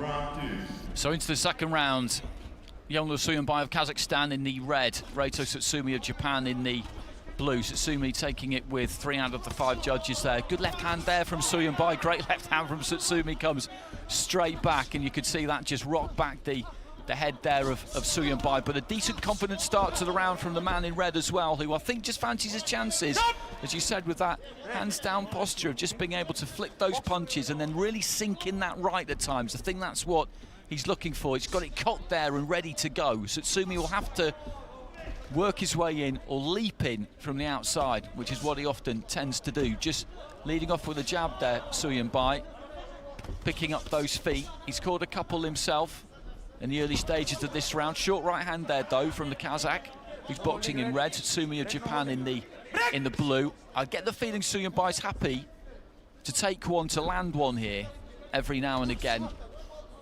I think he knows that when he steps forward to catch Satsumi on the way in, every now and again he's going to get it wrong, and the Japanese fighter is going to reach him. Referee saying no stamping to Suyunbai. When he does that, he's just trying to draw a lead from Satsumi, just kind of stamping with that front foot, making him think that he's going to throw. And that's just an example of how quickly Satsumi can close down that distance, close down that gap. And they clashed on the inside, left to the body there from Satsumi. He's holding the centre of the ring here. And Suyunbai, rather, he's holding the centre of the ring. And Satsumi, who's picking his punches, I'd say maybe a little bit more carefully than he did in the opening round. As I say that, he looks to try and chase Suyunbai across the ring, heading into the final minute of round 2. Suyunbai looking for the right hand there, but it just cannoned into gloves. A little bit of a messy round this second round. A couple of times fighters have ended up tripping and spilling onto the canvas. Left hand from Satsumi. I'm not totally convinced that landed with the knuckle part of the glove, but the referee didn't say anything about it. And the greater number of clean shots really has come from the Japanese fighter. Suyunbai, I think, heading into this last 30 seconds, he's got to have a big last 30 seconds here. I just don't think he's up the tempo in this second round as I thought he might, the way he came out at the beginning of the round. Good left hand there from Tsutsumi, big left hand. You could see, even though his back was to us there, Suyunbai was rocked by that one. You could see it go through his entire body as that left hand landed. And that just put a stamp on it for Tsutsumi, really, in that second round. Yep, I agree. Tsutsumi more active, although Suyunbai has taken it for Judge E, so it's all square on that scorecard. We've got 3 scorecards tied up at 19 points apiece for judges B and C. It is a 2-point 2018 split in favor of Tsutsumi. And during the course of that second round, he's a very compact, muscular 60-kilogram boxer, which is accentuated more because of the complete contrasting stature possessed by Suyunbai. But you look at Tsutsumi's calves and they look like Manny Pacquiao's, and he uses those to trigger himself into range in the blink of an eye. His balance is beautiful, also lands solid shots off the back foot as well. Very composed in the pocket, and when he triggers with those quick attacks, obviously Suyunbai not designed for that inside type of work, and it's very difficult for him to uncoil his arms and find hooks and uppercuts at mid and short range. So into the third and final round, and just a reminder of the scores. We've got a 2-point lead for Tsutsumi on one card, a 2-point lead for Suyunbai on another card, then 3 cards tied up at 19-19, and that 4-1 split there, that one that Suyunbai got, absolutely crucial, because if that had gone the other way, then he would have had a mountain to climb here, really. But Tsutsumi just trying to work his way onto the inside. Really nice left hand there, good head movement, and again punching up, finds that left hand. Suyunbai just working those hands as Tsutsumi tracked him down that time. Did have a little bit of success, but those are 2 extravagant, very easy to see clean shots, because the sweat went spraying off the head. You could see the head rock back, and this very much up for grabs. It's those 3 level cards that are the relevant ones here. Suyunbai just looking for the right hand to the body, then rather exaggeratedly rolling out to his right hand side. Tsutsumi once again just trying to step onto the inside and shoot that left hand up. He is generally punching up in his fights, but not usually quite as far as he is today. Because Suyunbai, Kazakhstan in the red, who wears another one there, and that's 3 times that Tsutsumi has managed to land that single shot. Suyunbai really has got a terrific height advantage here. He's an enormous lightweight. Tsutsumi just managing to turn Suyunbai. The referee having a quick word with the Kazakh about potential holding there. Suyunbai, as we approach the midway point of round 3, again just finds himself in the position here of needing to do a little bit more, certainly as far as I'm concerned. The first half of the round has been Tsutsumi's, and we know that this is tied up as a level fight going into the third and final round. We've got 3 level scorecards. Essentially, this is now a 3-judge fight.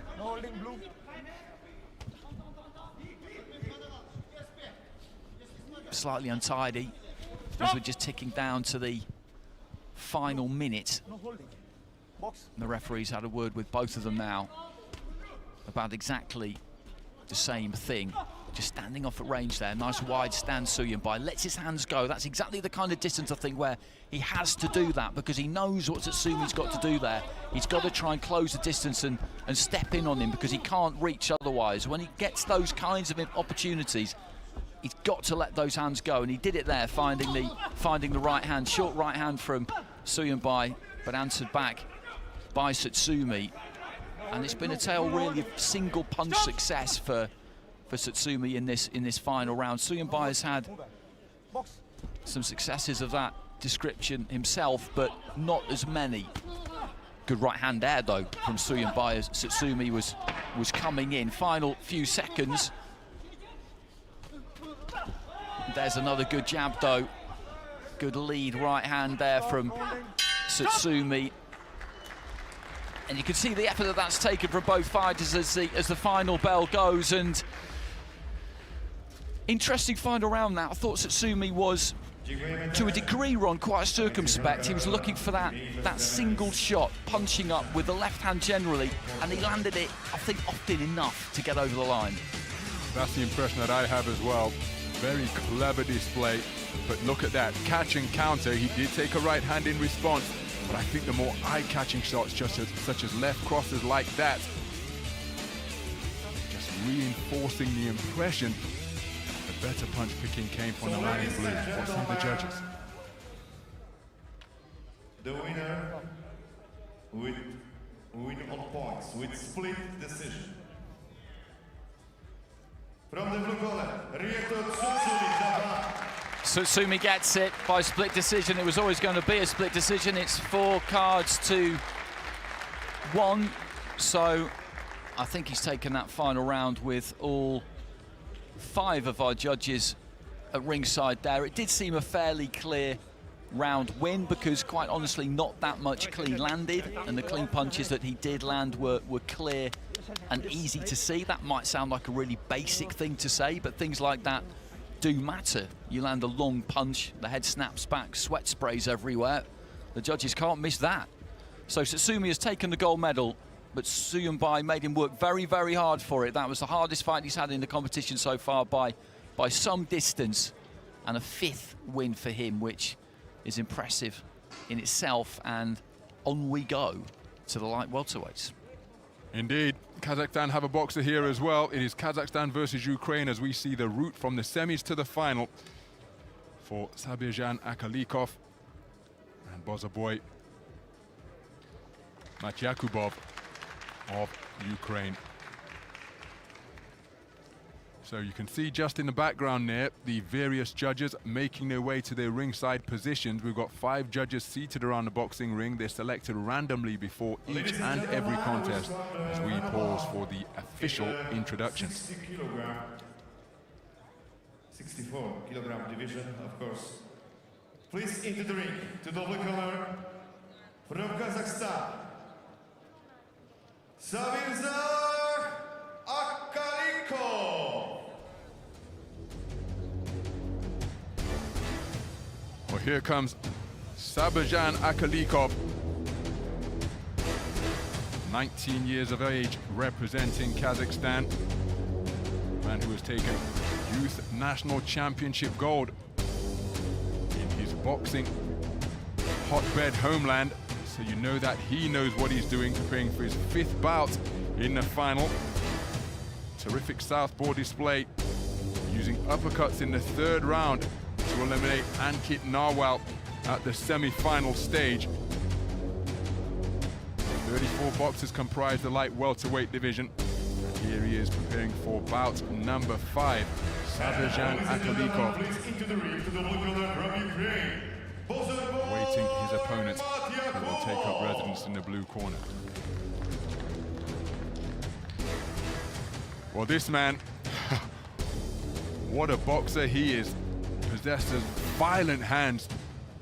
I know we're in the sport of boxing, but he commits to every punch, and his punch output is incessant. He was a unanimous points decision winner over Zantoro Tashiev of Kyrgyzstan in his semi-final.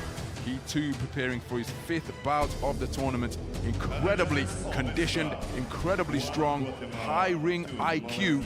And so far, the 4 men he's faced haven't been able to withstand the aggressive, forceful punches, forceful punch picking he's demonstrated. We've got judges from Guatemala, Malaysia, Argentina, Poland, and the United States of America scoring this one.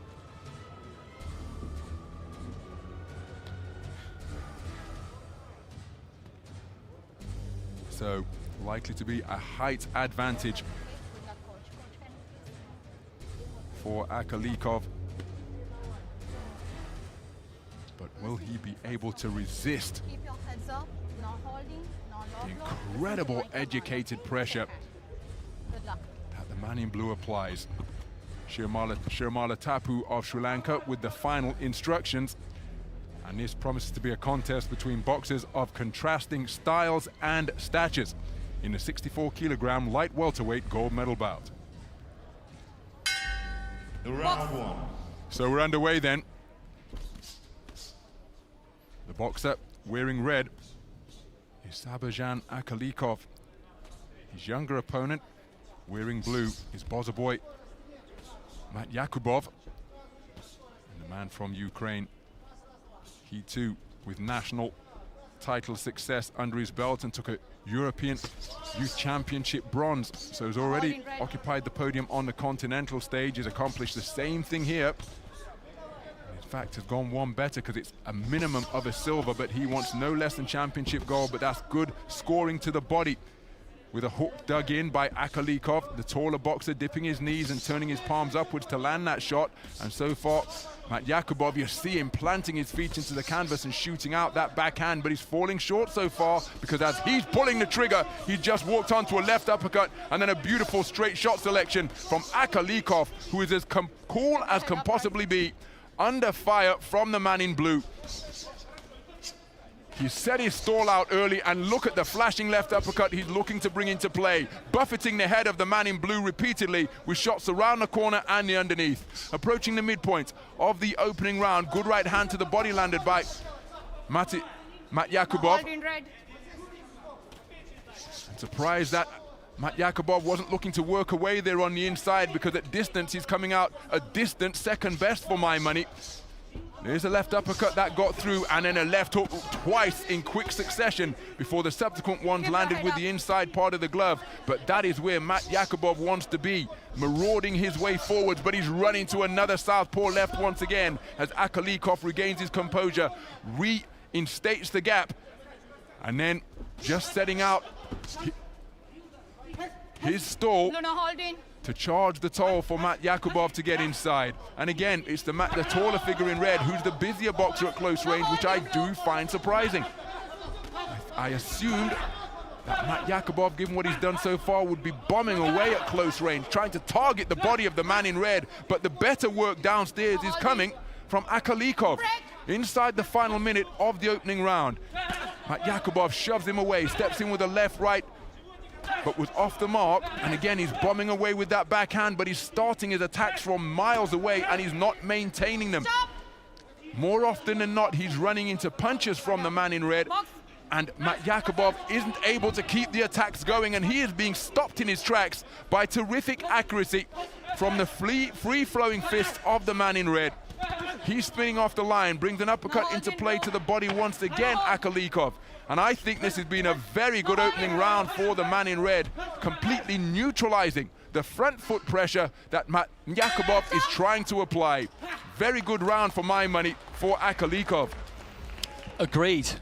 That was an impressive round, and 10-9s across the judges' scorecards in favour of the Kazakhstan fighter. What's been impressive about him is that he hasn't just looked to stay on the outside and pick Matt Yakubov off as he comes in. He stepped in and met him. And I think that has surprised Matt Yakubov a bit. But you see him in the corner there, breathing hard, Akalikov, because he's had to work very hard in that opening round. Now, Matt Yakubov will bring this for 3 rounds. I've seen him plenty in this tournament. It can be a bit basic, it can be a bit crude, but as you described him, he's rugged and he's physical. And he can do this for 3 rounds. And you've got to keep him off for 3 rounds, for 9 minutes. And that is not an easy thing to do. And that's the question here, really, is can Akalikov keep that balance, keep his feet moving, and keep that snap on his shots to be able to do that or not?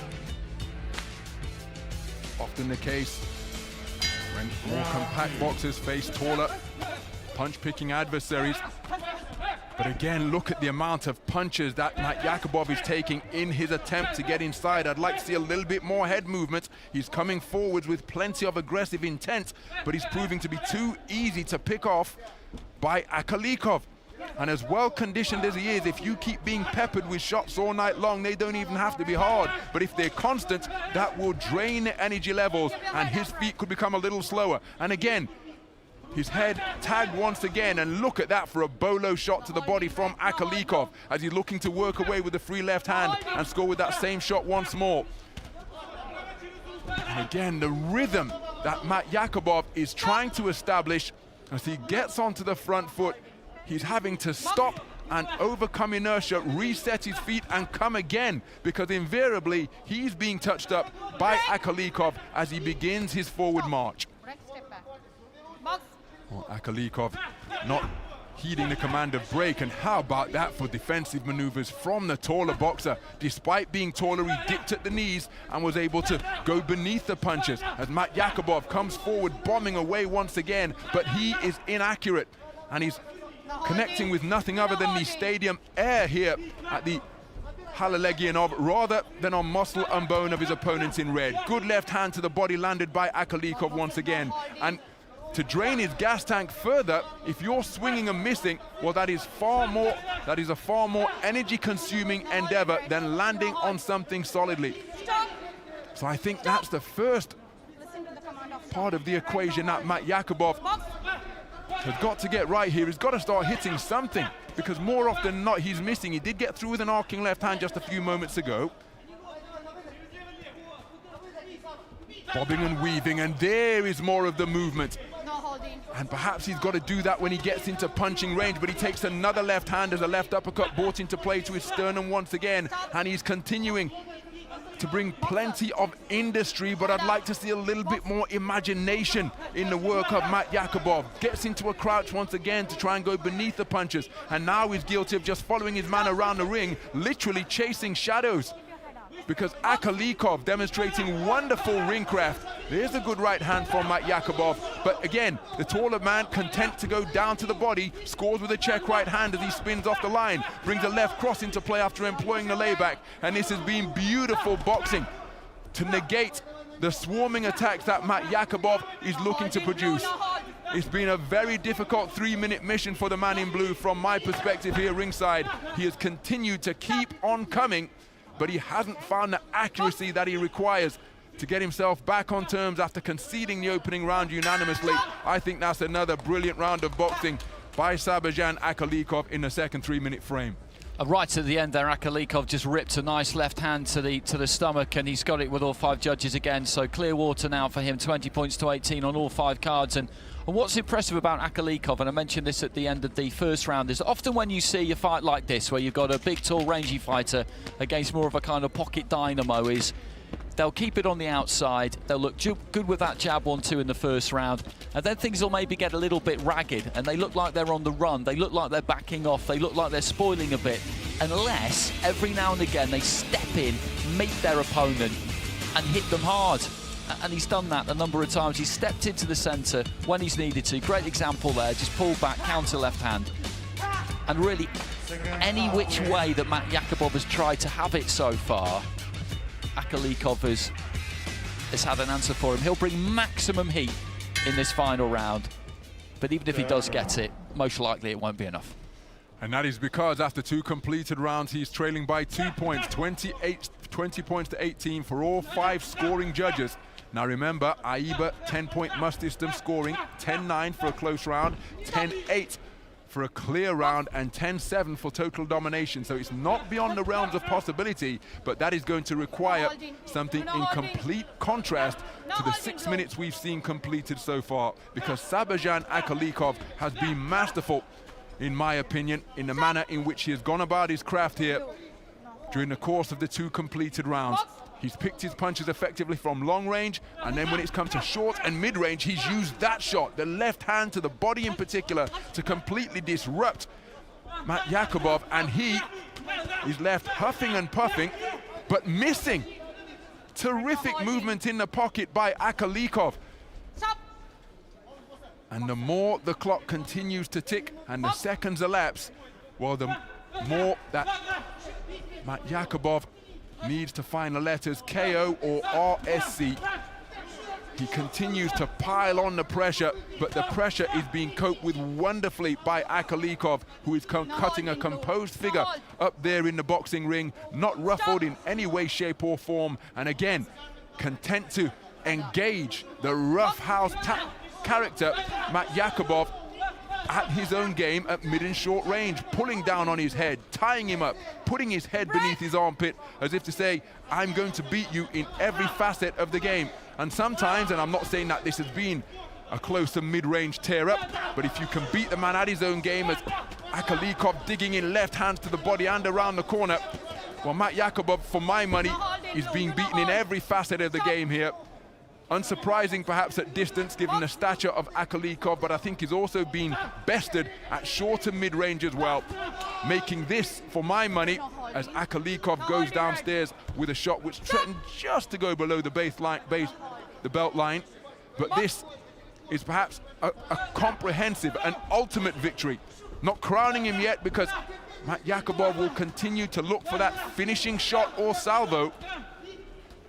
But in the event that he doesn't find it, I think Akalikov has proved himself to be the governor in every territory of the boxing ring. Certainly at long range, which isn't necessarily surprising, but also here as well. He's roughed up the compact, muscular Matt Yakubov. He's scored with shots to the body, and look at how he pings his head with a 1-2 and then drops down with that same hook to the solar plexus once again, turning his palms upwards, sinking it into the pit of the man's stomach. And were he not such a well-conditioned athlete, I think Matt Yakubov could have been taken out inside the distance here, but he is as tough and conditioned and determined as they come. He never stopped coming for the 3 3-minute rounds, but I think that body language is instructive and on this occasion accurate, as it so often is once the final bell rings. The immediate response of the athletes, for my money, is hugely insightful and often very prescient and telling. Bozza boy Matt Yakubov gave it absolutely everything, but to my mind, from my perspective here ringside at the Halle Legianov, he came out a distant second best due to the beautiful boxing in every territory from Sabajan Akalikov. That was a fantastic performance from Akalikov, really was. He showed us a bit of everything. He's got the height, he's got the reach, he's got that 1-2, he can have it on the outside, but he can also work effectively up close, because Matt Yakubov is a very, very difficult fighter to fight. Very, very difficult indeed. In this final bout, 64 kilogram, win all points with unanimous decision from the red corner. And there is confirmation of a unanimous points decision victory for Sabajan Akalikov. The man from Kazakhstan is the 64 kilogram light welterweight champion of the world here at the Youth World Championships in Kielce in Poland. A terrific series of performances, making it 5 wins out of 5 over the course of the tournament to completely neutralize the rugged front foot pressure that Bozza boy Matt Yakubov of Uzbekistan was looking, of Ukraine was looking to apply. Born in Uzbekistan,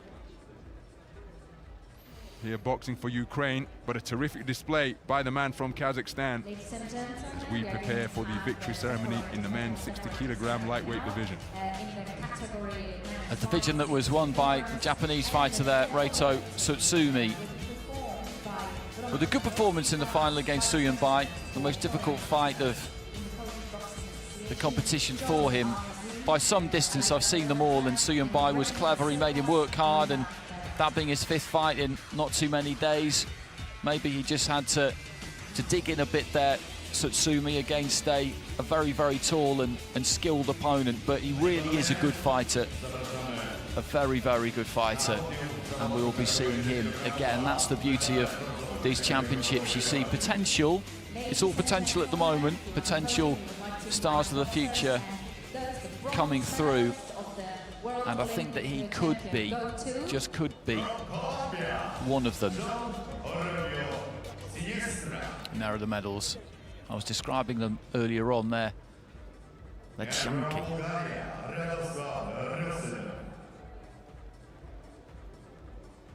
So they're almost ready to make their way to the podium now on medalists in the lightweight division. John Arobio of Colombia and Radoslav Rozanov.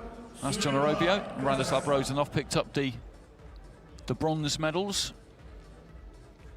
Rozanov, as I said, was extremely disappointed with the defeat against Tsutsumi. Arobio didn't get completely close to, particularly close to Suyun Bai. Tall, angular figure there of Yelna Suyun Bai, just making his way over to the 2nd highest step, and then just walking in to the arena, away to our left-hand side. We've got Reito Tsutsuma, younger brother, by the way, of AIBA World Youth Champion Hayato, and the word is that he will go on to be the better of the two. We'll have to wait and see on that front. The decorating ceremony will be performed by Roman Szlagowski, Vice President of Foreign Matters of the Polish Boxing Association, together with Joseph Medals being presented. Director of AIBA, and Raymond Silvas, AIBA Director. And the bouquets.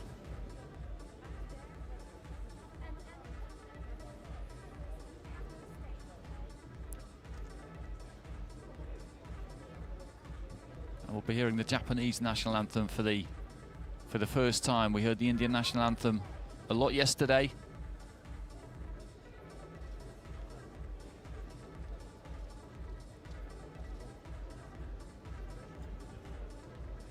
We might get quite used to the Kazakh national anthem by the end of the day as well. We'll have to wait and see, because there are so many more intriguing finals to come in these 5 fights we've got remaining at all of the remaining weights, actually.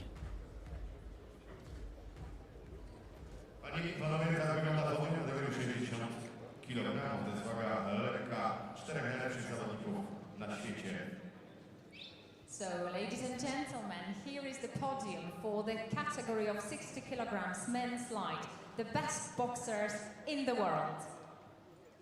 A teraz, panie I panowie, hymn narodowy Japonii. Ladies and gentlemen, please stand up to the anthem, national anthem of Japan.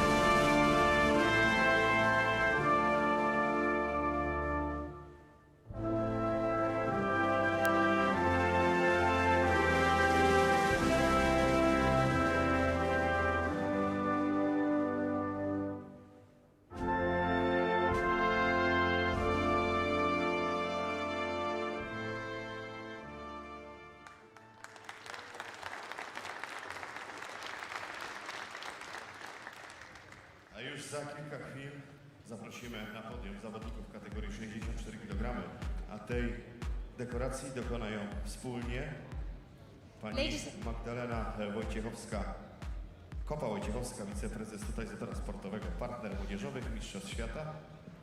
Ladies and gentlemen, in a minute we are going to witness the medal decorating ceremony in the category of 64 men's light welter, and they all look quite stern-faced there, actually, apart from Tsutsumi. Bronze medal is a terrific achievement, as is a silver, but it's always going to be tinged with a bit of disappointment, because when you get that far, you always fancy your chances of going all the way. I said previously, Ron, that Tsutsumi, for me, because I've seen all of his fights, has been the fighter who's impressed me most throughout the course of the competition so far. But the best performance in a final in the men so far has been him, has been the man we've just seen, I think. Sabajan Akalikov, that really was a terrific display. And that typifies the way he's boxed throughout the tournament, because given his stature, you would think that he would be a long-range merchant, but he's a rough customer as well. Plenty of IQ, possesses every punch in the book. And as we saw against perhaps one of the most physical boxers in the 64 kilogram light welterweight division, he's happy to mix it in that category as well. And not only mix it, I think he bested his rival in that particular category in the final tonight. Terrific performance, and given the context of what was at stake, then you'd have to characterize him as a championship performer, saving his best till last. A wonderful display as we take a look at the bronze medalists Sabirzan Akalikov, Kazakhstan. before the arrival of the silver medalist, Bozza boy Matt Yakubov. Quick turnaround for the 64 kilogram light welterweight boxers. Terrific tournament produced by that individual. But here comes the champ, Sabajan Akalikov, securing Kazakhstan's second medal of the 4 finalists who have boxed, second gold medal of the 4 finalists who have boxed so far here in the men's partnera młodzieżowych Mistrzostw tournament. Świata Kielce 2021. Receiving And his Yermakhan bronze medal. Ibrahimov, Olympic champion Jantoro from Sydney 2000, gold Tashiev medalist and honored coach of Kazakhstan. from Kyrgyzstan. Gets his flowers as well. Ankit Narwal of India. Another medal success for that particular nation. Very good boxer. Lost on a 4-1 split against the eventual champion in his semi-final. When he produced some eye-catching performances over the course of the tournament, did Bozza boy Matt Yakubov, winning 4 out of 4 before arriving at the gold medal bout, where this man, for my money, was masterful over the course of the 3 3-minute rounds. Demonstrated wonderful variety, plenty of toughness, and impressive conditioning as well to completely neutralize the bustling figure. Panie i panowie, hymn narodowy Kazachstanu. So we're Ladies going and to hear the gentlemen, please Kazakhstan stand up national to the anthem national anthem of Kazakhstan. to confirm the coronation of Sabajan Akalikov.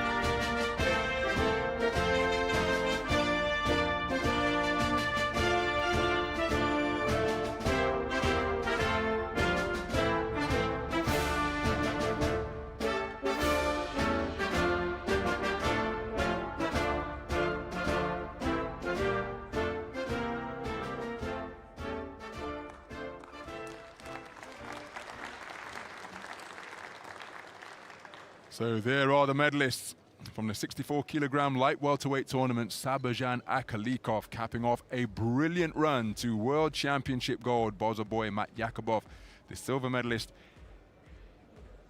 and Ankit Narwal and Jantoro Tashiev come away with World Championship bronze. And wonderful to see that sportsmanship between all of these men who know one another from multinational tournaments and are no doubt going to be seeing one another again as we continue to progress through the age group ranks. And the next stop for these guys will be senior elite. And of course, given the powerhouse nation some of them come from, it's a battle to get onto their senior national teams. But here and now, we're preparing for the 69-kilogram welterweight final. We certainly are. Just looking at them on the podium there, just to stay with that 64-kilo final for just 1 second. Matt Yakubov had the look of a man who cannot wait to get Akalikov back in the ring already. You see his face, you see the face on him there as he's getting his silver medal, and I'm all for that because sportsmanship is fine, but there's nothing wrong with being a bit of a bad loser sometimes. So into welterweight. Into the ring, to the red corner, from Ukraine, Yuri Zakhariev. So this is Yuri Zakhariev of Ukraine making his way to the ring. 2-time European youth champion. Was up against Danny Lafos-Pol of Cuba in the semi-finals, and he out-muscled him really, outgunned him. Kind of roughed him up slightly. Had a really good fight against Summit of India earlier in the competition. Big unit of a fighter, Summit. And Zakhariev was happy to stand and trade with him, stand and meet him. So he's a formidable kind of competitor. Fancies his chances, basically, I think, of having a bit too much firepower for anybody.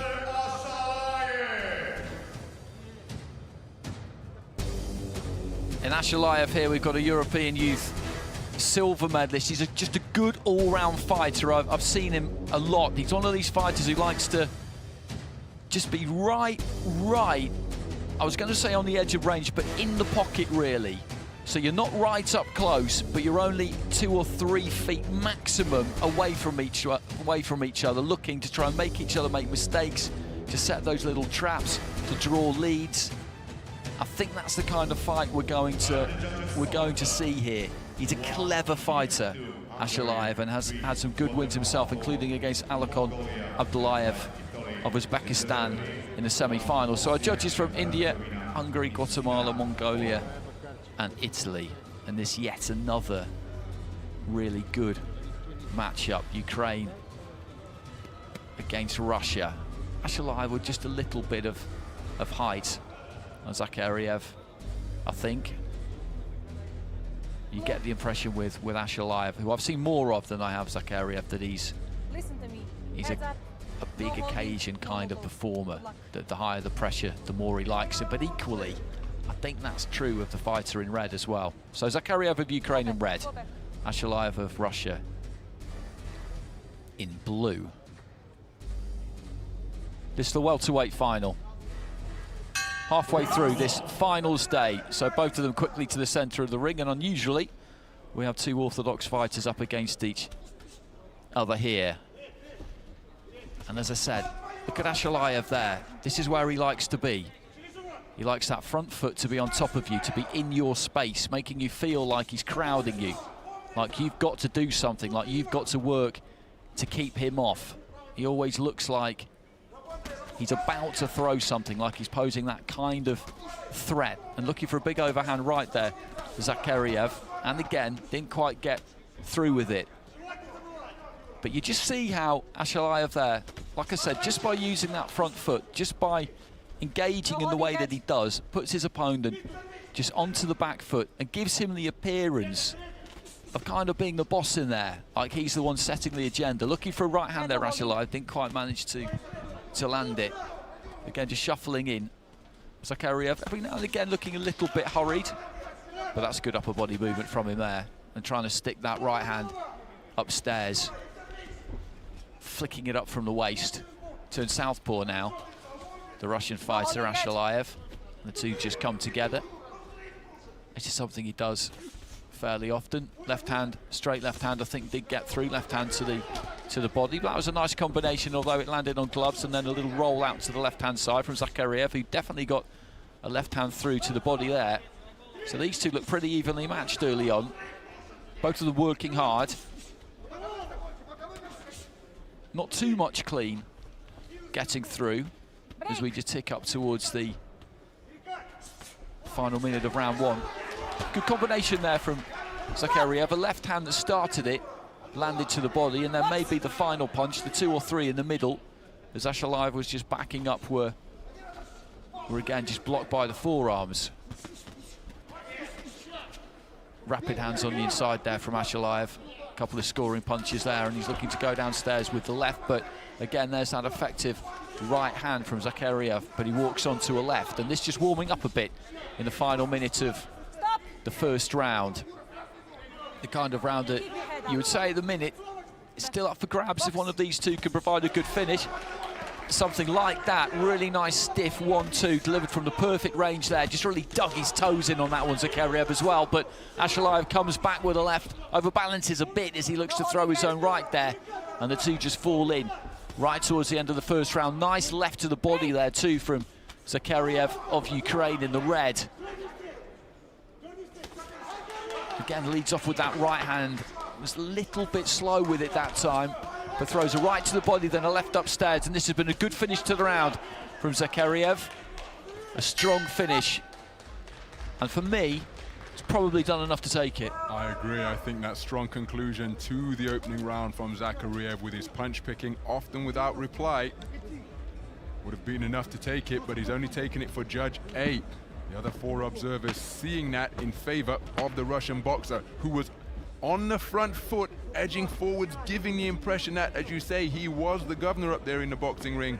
But Zakhariev with that strong conclusion to the round, only taking it for one of the judges. He possesses terrific hand speed, but it's just steady pressure that is applied by the switch hitter wearing blue.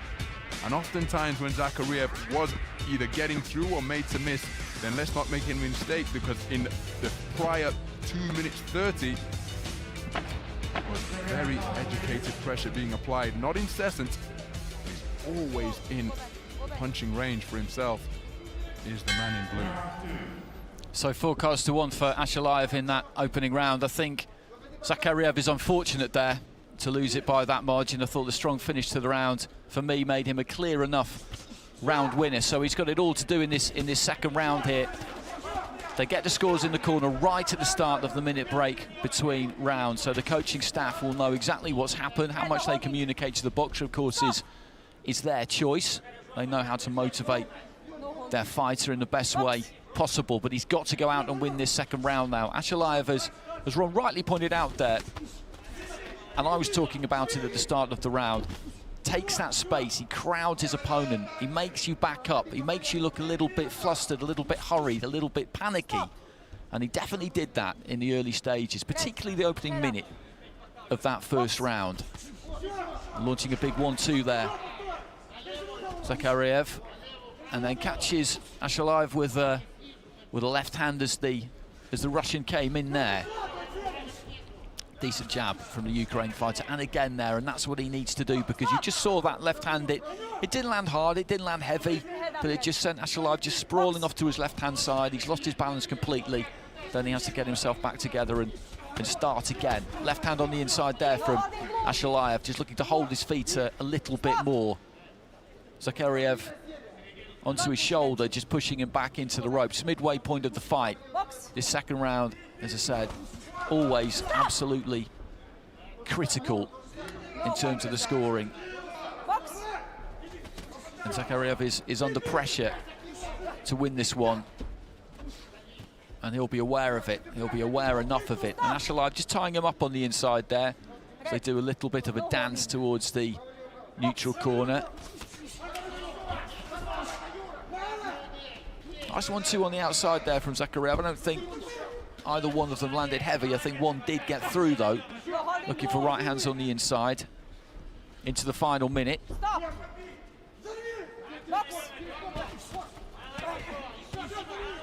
Exchange up close. Left hand from Ashalayev, but that's a decent 1-2. And again there. Landed by Zakariev, who looks to try and ram home that right to the body, but he just got perfect distance there. Let his hands go, good balance, got the hands back real quick after he landed them, and then did exactly the same thing again.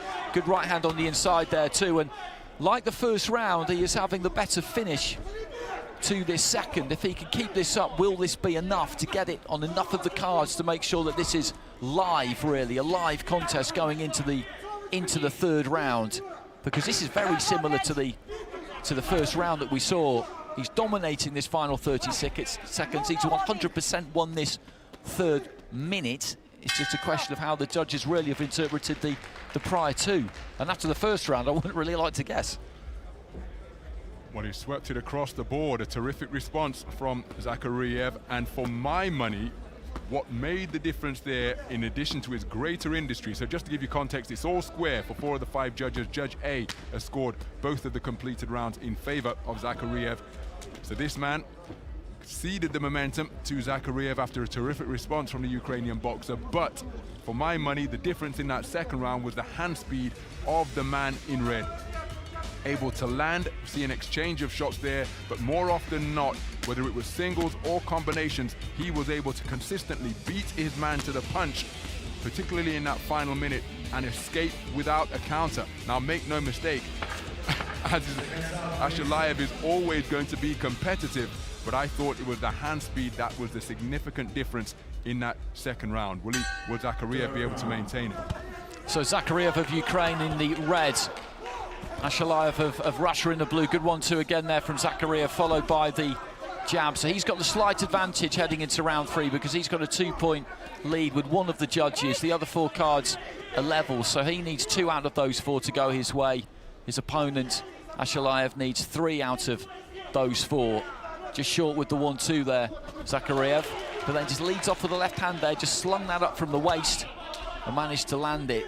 Working the hands, moving forward. Again, the fighter in red, his feet crossed a little bit there. Stands square, dancing from side to side.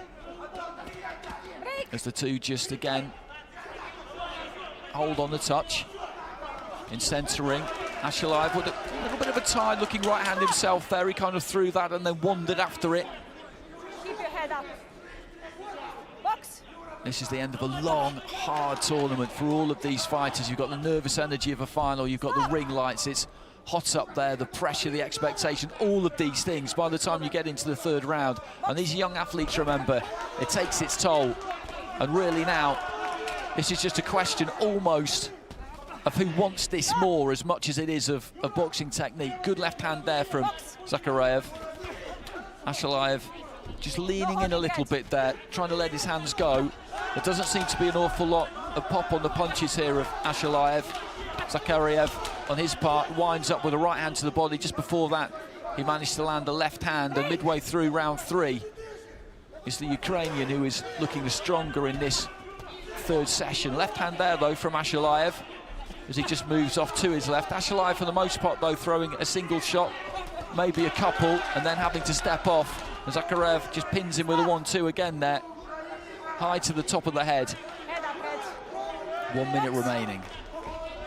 Zakharev in the red, boxing for Ukraine. Ashalaev of Russia in the blue. Just a slip there from Zakharev. Again, just leads off with a jab, lands it, moves in and wraps his man up. And then just walks him back towards the ropes, tries to disengage and get to work. Sneaky little trick, but the referee hadn't intervened or said anything, so nothing wrong with it. Just short with the left hand there, Ashalaev, who's working really hard right to the end here. He's still on that front foot. He's still trying to make things happen, letting his hands go, but there's a much more weary look about him, I would say, than there is about Zakharev. No holding. Remember, 1 card up, a 2-point lead on that card, the other 4 level going into this third and final round. So Zakharev needed to turn 2 of those 4 cards his way. Ashalaev needs to turn 3 of them his way, and Ashalaev just trying to put on a flurry towards the end of the round there, but for my money, that's a red corner win.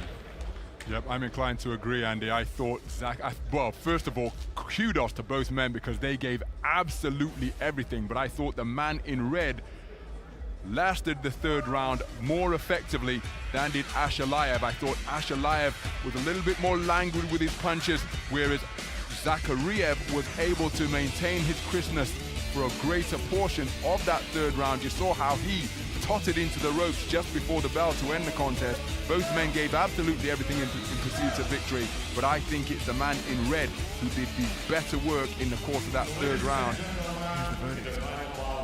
The 69 kilogram. Win on points, win split decision. From the red corner, Yuri Zakharev. Well, the red corner gets it, and from where we were sitting, that's the right decision. So he's got it 4-1. He had that 20-18 advantage, of course, so he will have kept that card, and he will have won 3 of those cards that were poised at 19-19 heading into that final round. Real disappointment there on the face of Shirav Ashalaev, as you would absolutely expect, because he put so much into this competition, and I thoroughly enjoyed watching him fight. He's a really good all-round fighter. But on the day, on the night, in the gold medal bout, it was Yuri Zakharev of Ukraine who just had a little bit too much for him.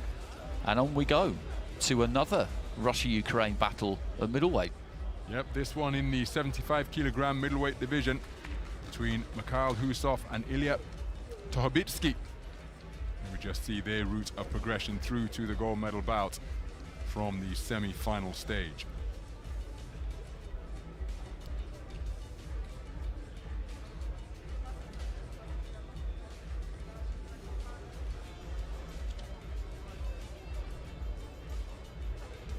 Ladies and gentlemen, we start the final bout in middleweight division.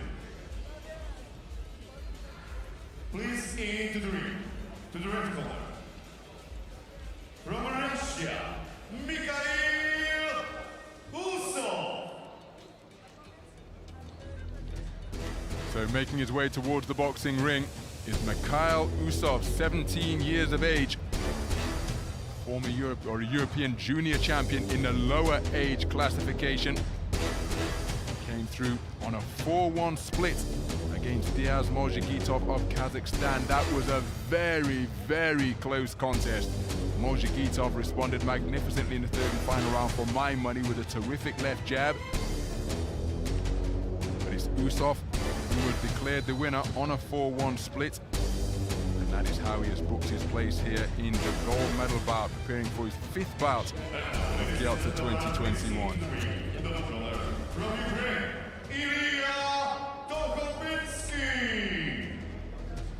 Well, here comes Ilya Tohobitsky of Ukraine. Now, for him, it has been an incident-filled run to the gold medal bout. He won his quarterfinal on appeal over Celes Filo of Brazil. Then in his semi-final, he was scheduled to face off against William Cholov, former European champion, but Cholov suffered a broken hand, so he won on a walkover. So what would be his 5th contest, had he competed in every bout of the 29-kilogram middleweight bracket that he was scheduled to, is now his 4th because he didn't compete at the semi-final stage. So he hasn't boxed since the quarterfinals. He'll be rested. How will that, if at all, affect his timing? We've got judges from Turkey, Ireland, Kazakhstan, Chinese Taipei, and Sri Lanka scoring this one. And Ilya Tohobitsky, a European youth champion, the man in blue. So continental kingpins facing off here in the battle for World Championship gold. And another powerhouse showdown between the nations, Russia and Ukraine. Manuel Villarino of Argentina is the referee.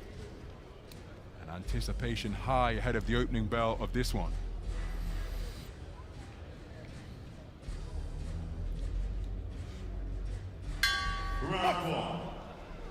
So we're underway then. 75-kilogram middleweight action in the gold medal bout between boxers from Russia and Ukraine. Mikhail Husov is the Russian boxer wearing red. His opponent, Ilya Tohobitsky of Ukraine, is wearing blue. Nice left jab landed by the man in blue, triggered by quick feet. Both boxers just losing their balance momentarily. Right hand wasn't too far away from Usov.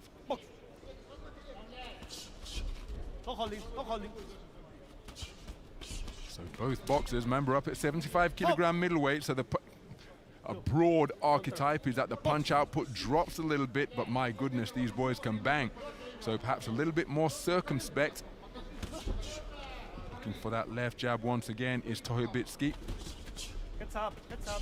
And maintaining the attack, but not really finding the range as he came with a 2-3 phase attack there. After his initial salvo fell short, he kept the attack going. And he's walked onto a single straight shot there by the man in red. He bustles away to the body in response. So clever single shot punch picking being produced by Usov. He's content to tie his man up in a clinch and then looks to find a straight shot success in reverse gear once again. Nice defensive maneuver to turn his man around and leave him facing out of the ring while he was backing ring center.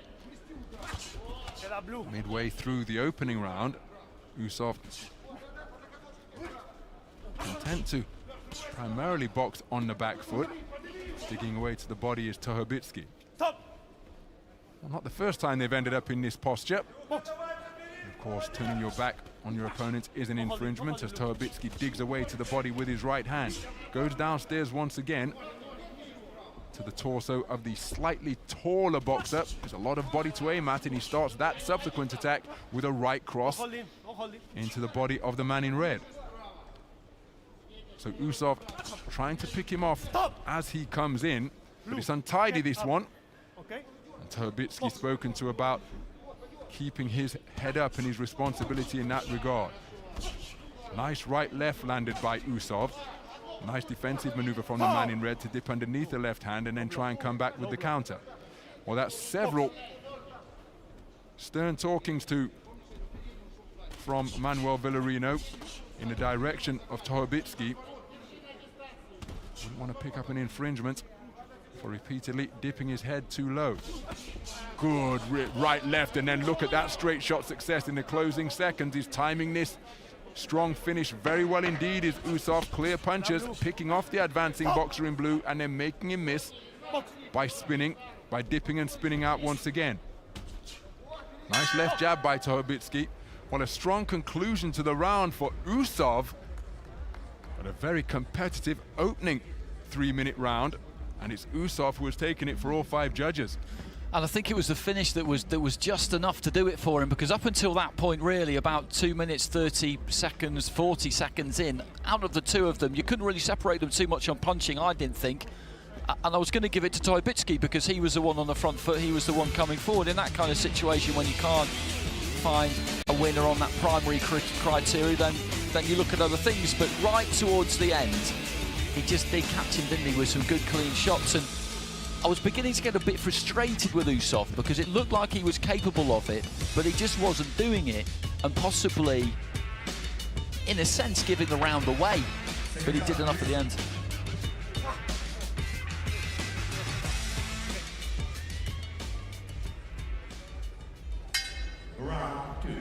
So a very clever performance in the opening round by Usov to take it 10-9 for all 5 scoring judges, and perhaps just showing intelligence, because in his semi-final he did give the impression of a fighter who was fading in his 3rd and final round against Diaz Molzhigitov of Kazakhstan.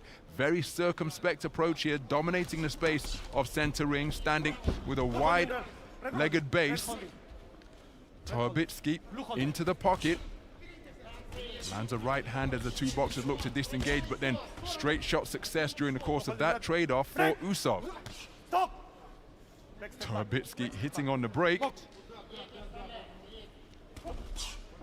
Tohobitski looking to quicken his feet and get some dynamism into his boxing as he edged forwards. Usov practically standing sentry in the middle of the ring, holding his feet, hands up high around his temples, and then inviting the pressure that he's looking to counter. So a minute gone in this 2nd round. Usov being very efficient with his movement indeed, and all of the work in terms of trying to get in, the running is being made by Tohobitski. Turns southpaw momentarily, does Usov, just presenting a different look, a different posture to his opponent in blue, edging forwards again behind those high-held hands, and that's terrific punch picking. Half hook, half uppercut from the left hand, and then came over with the right hand over the top out of that southpaw stance. Looking for the counter left hand once again. That was long, but the right hand was right on the money. So this very much a case of ball and matador beyond the midpoint of the 2nd round, as Tohobitski momentarily turned southpaw, didn't pull the trigger in that stance, and he's back as a right-handed boxer once again. He bulldozes his man to the ropes, works away to the body. Usov spoken to about pushing down on the back and the neck of his opponent. Good right hand lead to the body landed by Tohobitski, was winging away with hooks, and the final one landed on something of the man in red. Beautiful counter right hand from Usov once again, and this is a very brave, measured display. Hitting on the break, Tohobitski turns his palms upwards as if to say, well, come on now, that's the break. You're not going to speak to him about that?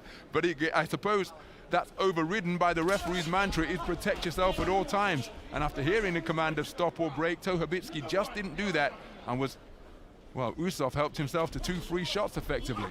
Here's a nice lead left from Usov once again.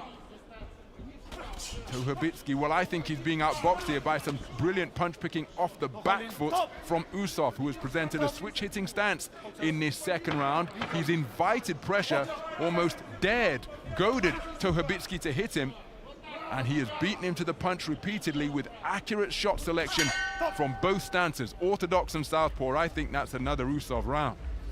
I would agree, and increasingly he's becoming more and more impressive, the Russian, because, as you say, he's warming into these rounds and possibly even choosing to start a little bit slowly, letting Tohobitski take the wind out of his own sails to an extent, because he will do that. He's a come-forward fighter. You know that he's going to bring the pressure. He's muscular. He is a little bit basic at times, and I think Usov is confident enough in his own ability to switch on and get his own work done when he chooses, that he's happy enough just to let him come to him, take some gas out of his own tank in the 1st half of the round, and then in the 2nd half of the round really look to kind of dissect him, and that's kind of what's happened, really, isn't it? Very clever display and such efficiency on it. He hardly moved. He let the man come to him repeatedly and then was just accurate that he would find a range before his opponent. And that is how he has taken his second consecutive round unanimously. So as we go into the third round then, the man in blue needs a dominant round in realistic terms, because I don't think Usov at this level, of course, stating the obvious, you've got to be good to get to a gold medal bout. So unless you take a real howlitzer of a hook, which sends you into dreamland, you're unlikely to be dominated. But of course, these 75 kilogram middleweights, they do pack that kind of power. So Usov, for him, the mission is to remain switched on, not to give anything away and not to get caught by anything silly or anything heavy.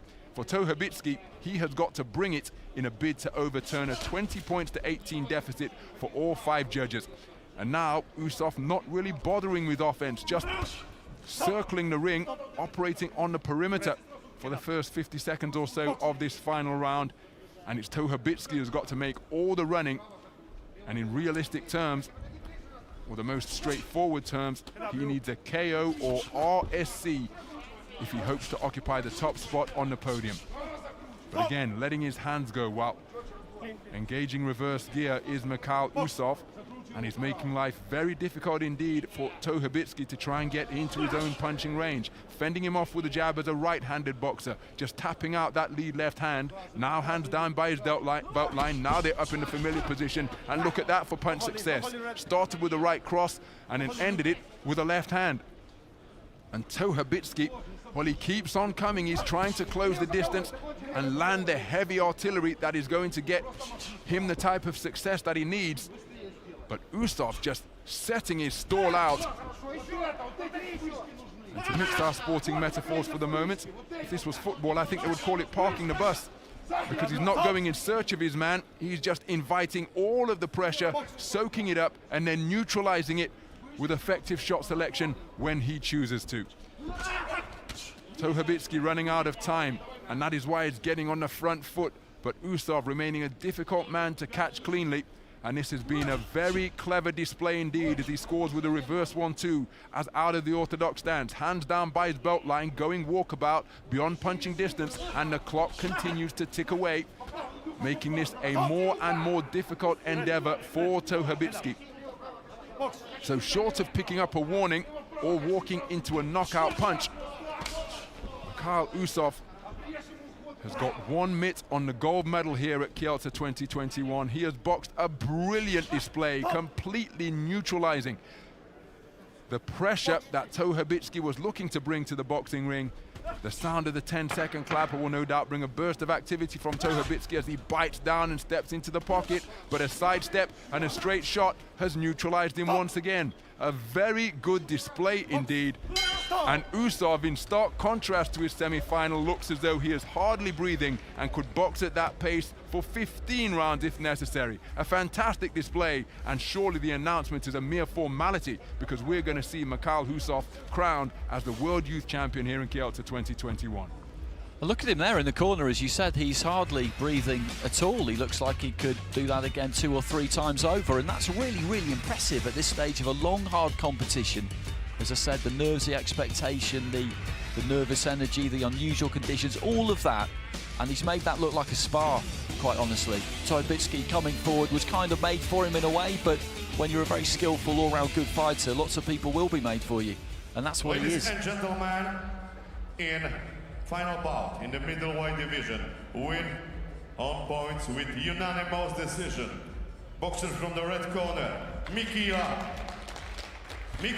Usov, Russia. So Mikhail Usov sinks to his knees in celebration before thanking the boxing gods. He is the World Youth Champion here in Kielce 2021. A masterful display of clever boxing, keeping his cool over the course of the 3 3-minute rounds. Ilya Tohabitsky, his incident-filled run to the gold medal bout ends with championship silver, but it is pats of congratulation from the Russian coaches on the back of Mikhail Usov, because he is the World Youth Champion after a superb performance in the 75 kilogram gold medal bout. Really was very, very impressive indeed. One of the most impressive performances we've seen so far this afternoon and yesterday. And that leads us nicely on to the light heavyweight final, where we've got Russia once again, this time up against Montenegro. And this is a very interesting kind of clash of styles, because Lijasevic of Montenegro, who I've seen a lot of, he's more of a front foot fighter. He'll look to try and make the fight, to get in close, throw plenty of punches. He actually originally lost his semi-final on a split 3-2 to Shok Jahan Abdullayev of Uzbekistan, but that one was appealed. You can appeal if it's 3-2, and he did get it overturned. In light heavyweight division, and please into the ring, to the red corner, from Russia, Vasily Kavarin. Liasevic's opponent is this man, Vasily Kavarin of Russia, making his way to the red corner. And he's a very good fighter, but a different kind of fighter. Very efficient, methodical operator who wastes very, very little. He picks his punches carefully. He's a study of concentration, economy of effort, all of those kinds of phrases you could apply to him. And he picked off Denis Salabay of Ukraine in his semi-final, did the same thing to Almir Memic, and he'll fancy his chances big time of being able to do exactly that kind of job on Lijasevic, who, as a come-forward fighter, I think he will quite like the measure of him. Just getting that head guard on. Ladies and gentlemen, please into the ring, to the local, from Montenegro, Lijasevic, a European youth champion in 2020, Montenegro's first. I described that appeal win over Abdullayev. It was very, very close. If it's 3-2, you can appeal it. They'll decide whether they're going to review it or not. They decided that they would, and they went in his direction. He had an amazing fight in the quarterfinals against Brian Salgado of Cuba. Another split decision win, an inside fight where you could have thrown a blanket over them, but the skill on the inside was absolutely terrific. Wonderful to watch. Judges-wise, we've got Argentina, Sri Lanka, Malaysia, Kazakhstan, and Bulgaria.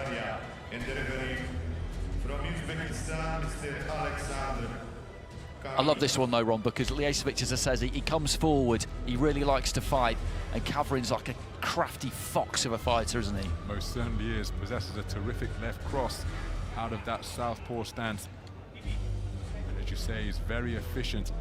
Was outstanding in his quarterfinal against Almir Memic, and he is capable of breaking down opponents and coming on strong in the final round, as he did in that quarterfinal win over Memic, completely stopping the man in his tracks with his heavy shot selection in the final 3 minutes to take that on a unanimous point decision win. Alexander Kamadov of Uzbekistan, our referee. So we've got Lijasevic in Montenegro with that tape around his right shoulder. So running repairs there for him. He's up against Vasily Kavarin of Russia in the red. So Lijasevic, orthodox fighter. Kavarin, a southpaw. Lijasevic is looking to try and tuck up. That's what he does. He'll try and move his upper body, move his head, bob and weave, get his way onto the inside and then get to work. But Kavarin, as I said, look at him there with that short 1-2.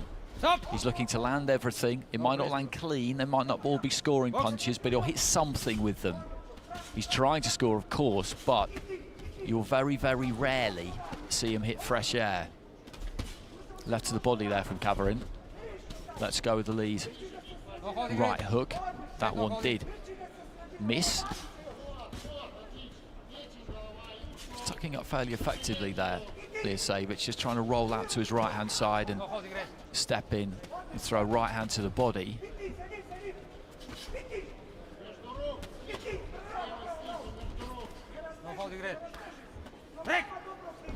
A minute gone in this opening round. Again, just looking to go downstairs there. Lijasevic, Kavarin attempting the same thing. Most of those caught on gloves and forearm. Kavarin just putting a little bit more on that backhand. But the guard was up there for Lijasevic, who quickly just alters his feet and looks to try and track Kavarin down. Kavarin's a kind of fighter, though, who's comfortable under pressure. It's not going to bother him too much if he gets backed up to the ropes as he is here. In fact, in some ways, he kind of prefers it because it might give him a little bit of room. Lijasevic with a nice little uppercut there, just snuck that through on the inside and then just rattles a few off to the rib cage. Single shot there with the left hand to the body for Kavarin. Heading into the final minute of round one. Not easy to split these two. Lijasevic has been the one on the front foot, but they've both thrown in equal measure, I would say. Lijasevic looking for that uppercut up the centre again there, going to the body and then just trying to switch that one upstairs. Lovely right uppercut there from Kavarin, and that was a real high quality shot. Trying to slide that left hand in round the back of the elbow there, Kavarin. Lijasevic with just a little step to his right and then throws that left hand straight down the middle. You can often find a good angle for it that way. Nice snappy 1-2 there from Kavarin. And again,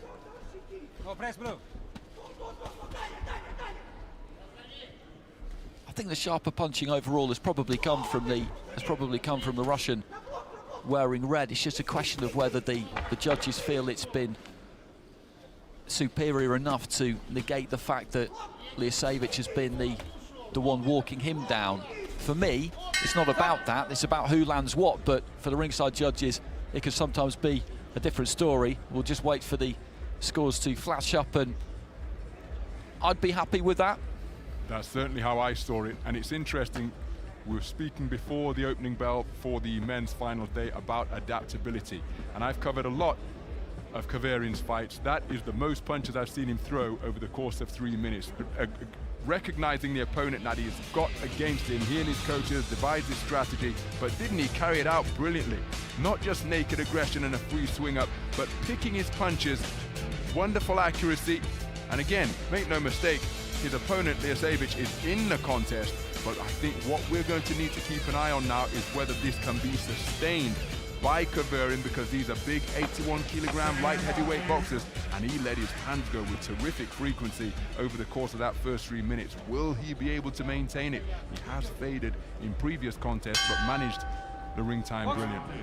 That is 100% the key, because Lijasevic will keep coming forward. I don't know how much of an issue that right shoulder is. There obviously is an issue there, or he wouldn't have the tape on it, but he will keep coming forward all night long, hoping that he will get to his man. He will know, though, that he needs this second round now. That's the key. He's got to get this second round on enough of the cards to make sure that the final round is still relevant to a 10-9 round win, essentially. Left hand there from Lijasevic, who has started off quick here, and I'm sure the idea is to make Kavarin work as hard as he possibly can. Nice straight left, just fiddles its way through the middle there from Kavarin. Lijasevic trying to work away with the left hand to the body there. Slight grimace on his face as he just looked over the shoulder of Kavarin on our side of the ring, up on the ropes. Every now and again he just sets his feet a little bit more for that left hand. He did it a couple of times there and sticks that uppercut on the back of it.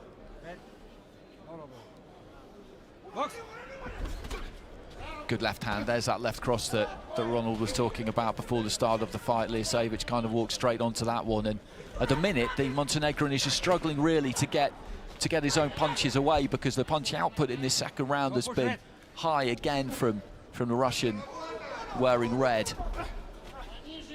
There's that quite extravagant lead right uppercut, and then just good defensive work there from Kavarin, just bobbed away to his left hand side.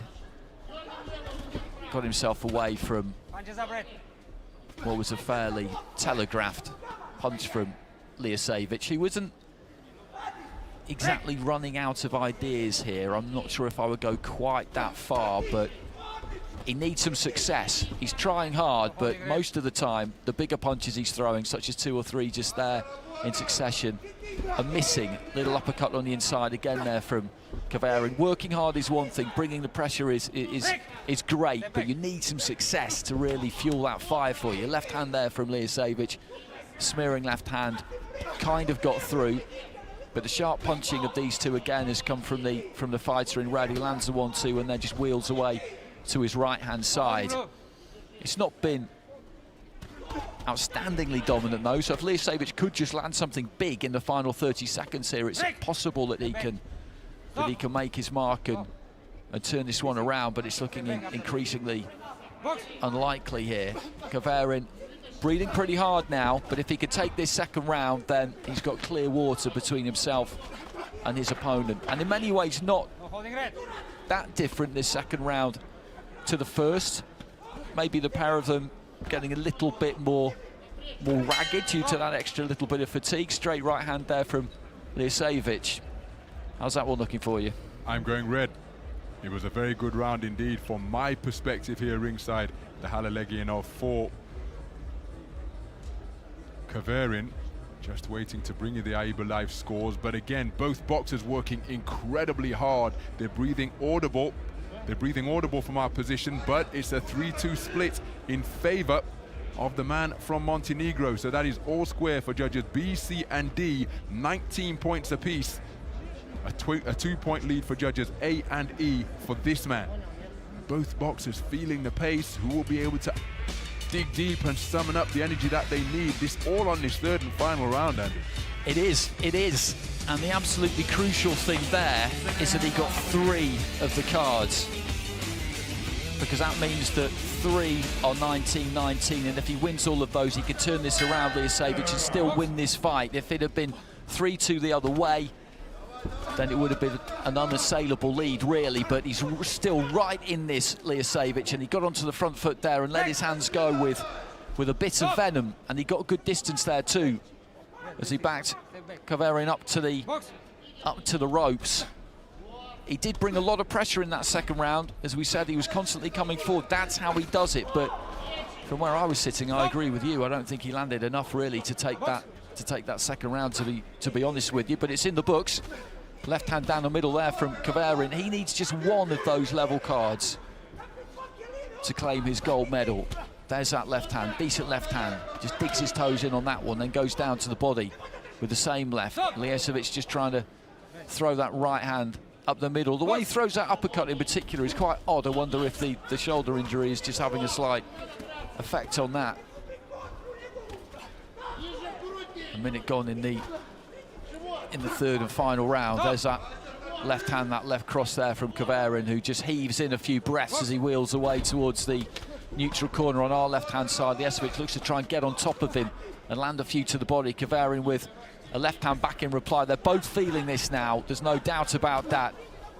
Trying to trade on the inside, nobody really landing until that right hand gets through to the body there of Kaverin from Lijasevic. Lijasevic with a couple from up close, a kind of screw shot, half uppercut. Kaverin though did answer. There's that uppercut again from Lijasevic, and he's just beginning to swarm Kaverin a bit here, just beginning to get on top of him and rough him up a little bit. He can keep it in that range, Lijasevic, that's where he needs it, and you can see Kaverin there, he is sucking the air in. He is sucking the air in, and Lijasevic doesn't want to let him lean on here. He wants to do the opposite, lean on him. Big right hand there from the Montenegro, and you see him grit his teeth. He's really digging in here because he can feel his opponent now just yielding, just giving a bit, just weakening. Left hand there from Lijasevic, and he could do this with a big finish. Remember, he needs those 3 drawn cards, all 3 of them, to turn this around, because he's wilting here, Kaverin. He is wilting big time. Right hand there from Lijasevic again. He just summoned that one up and threw it down the middle into the last 30 seconds, and Kaverin really, he's got to draw on something here. He's got to draw on something, empty the tank and just throw, because he's losing this round at the minute. And from where I'm sitting, it's clear enough that this could see Lijasevic just take this away from him. Trying to let his hands go on the inside there, Kaverin. Lijasevic looking for a big right hand, didn't really land it. And these two pretty tired now. Left hand comes in there from Lijasevic. Was a decent shot towards the end of the round. Well, we know the equation, Ron. Kaverin's 20 points to 18 up on 2 of the cards, but the other 3 were 19-19. He'll be nervous because I think he might have done enough. I think that the man in blue Peter Liasevich produced a brilliant performance in that third and final round. Both boxers really fatigued, really feeling the effects of the contest and indeed the tournament. Fifth bout of the tournament for both of them. I mentioned the fact that Kaverian has not shown a tendency, but he has faded in rounds en route to this gold medal bout. And I think from my position here alongside you, Andy, that it was Liasevich who was able to access his reserves of energy to demonstrate his desire. And I think he's done enough to take that third and final round. But make no mistake, both men giving absolutely everything. Ladies and gentlemen, in this final bout, light heavyweight division, win on points with split decision from the red corner, Vasily. He's got it, he's got it. He has just hung on there by the skin of his teeth. Well, 4-1 for the judges. He was up on 2 cards going into that, so he has taken 2 of those 3 level cards. So 2 of those 3 judges had him winning that final round. Good sportsmanship there from Liasevich, who had his hand up and then immediately clapped as the verdict came in. I would question some of the scoring there, to be honest with you, in the second and third rounds myself. I think there were some odd scores in there, quite honestly. But Vasily Kaverian has come away with it, and given that I felt he was a little bit hard done by in the second round, I don't think that any gross injustice has been perpetrated there, Ron. I just think there were a couple of head scratches in there for me anyway. Pan Maciej Demel, wiceprezes Polskiego Związku Bokserskiego do spraw finansowej organizacji. And the decoration will be performed by Maciej Demel, Vice President for Financial and Organizational Matters. And we've got the medal ceremonies coming up. A few medal ceremonies. The first one will be a welterweight. We'll have 3 in total. And this is our final between Chirav Ashalayev of Russia, who's in the blue, and Yuri Zakhariev of Ukraine, who is in the red. And this was a good fight. Tight fight. We thought Zakhariev had done enough. And indeed it was the Ukrainian who got the decision. Our bronze medalists, Daniil Apospol of Cuba and Alakon Abdullayev of Uzbekistan.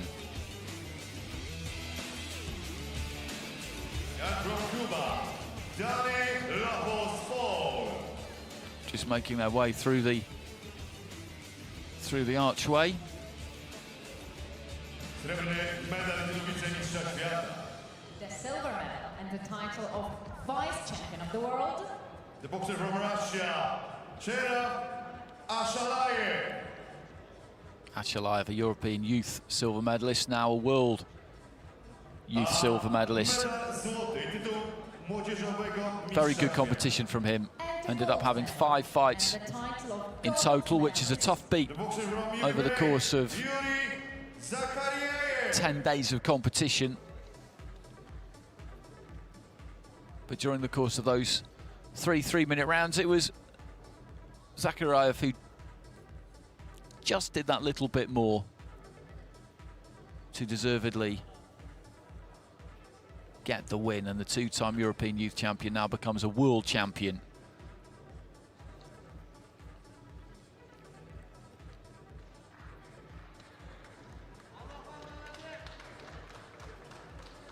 Presentation of the medals. Apospol on that third rostrum there, Ron. I think after some of the early stages, people might have been expecting him to go all the way, and of course he did almost. He's got a bronze medal. You saw some great encounters with him early on, particularly I think in the prelims against the Mexican, was it Marco Verde? Sensational performances from Apospol en route to what is ultimately a bronze medal, but the body shots that he produced against Anas Al-Sadi of Jordan, my goodness, these are teenage boxers, and the way he was sinking them in, it's reminiscent of a veteran who is in his physical prime at 28 to say 34. It was absolutely superb. As we take a look at the man receiving his World Championship silver, Chirav Ashalayev. But there is the champion. Absolutely. Always a great division, the welterweight division. You think about how stocked it is across all codes of boxing, and you get some terrific fights. He was involved in a good few of those. I mentioned that one against Summit of India, and that kind of told people what he was about. Ladies and gentlemen, please stand up to the national anthem of Ukraine.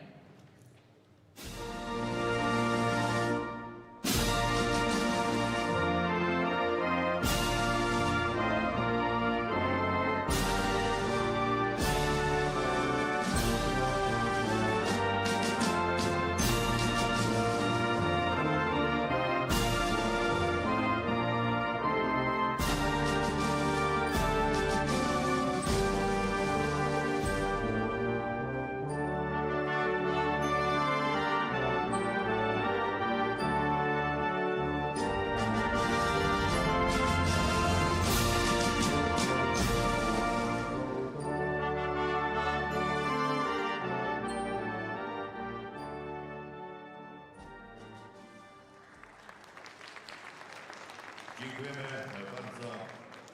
Tak wygląda 4 najlepszych zawodników młodzieżowych, bokserów w kategorii 69 kg na świecie. Ladies and gentlemen, please have a look. These are the best 4 world youth champions of the world. So we've got medal ceremonies coming up for middleweight and light heavyweight, and then the final 2 weight categories of heavyweight and super heavyweight. And trust me, they are worth sticking around for, because we've got a couple of really, really good matchups in those 2 top divisions. Including Poland's only finalist. And how much inspiration will he take from the people who have managed to make a terrific atmosphere here at the Hala Legionov in these difficult circumstances. But up next, we're going to have the medal ceremony for the men's 75 kilogram middleweight boxers. It's going to be performed by Russia Dariusz topping Michalczewski, the professional world champion.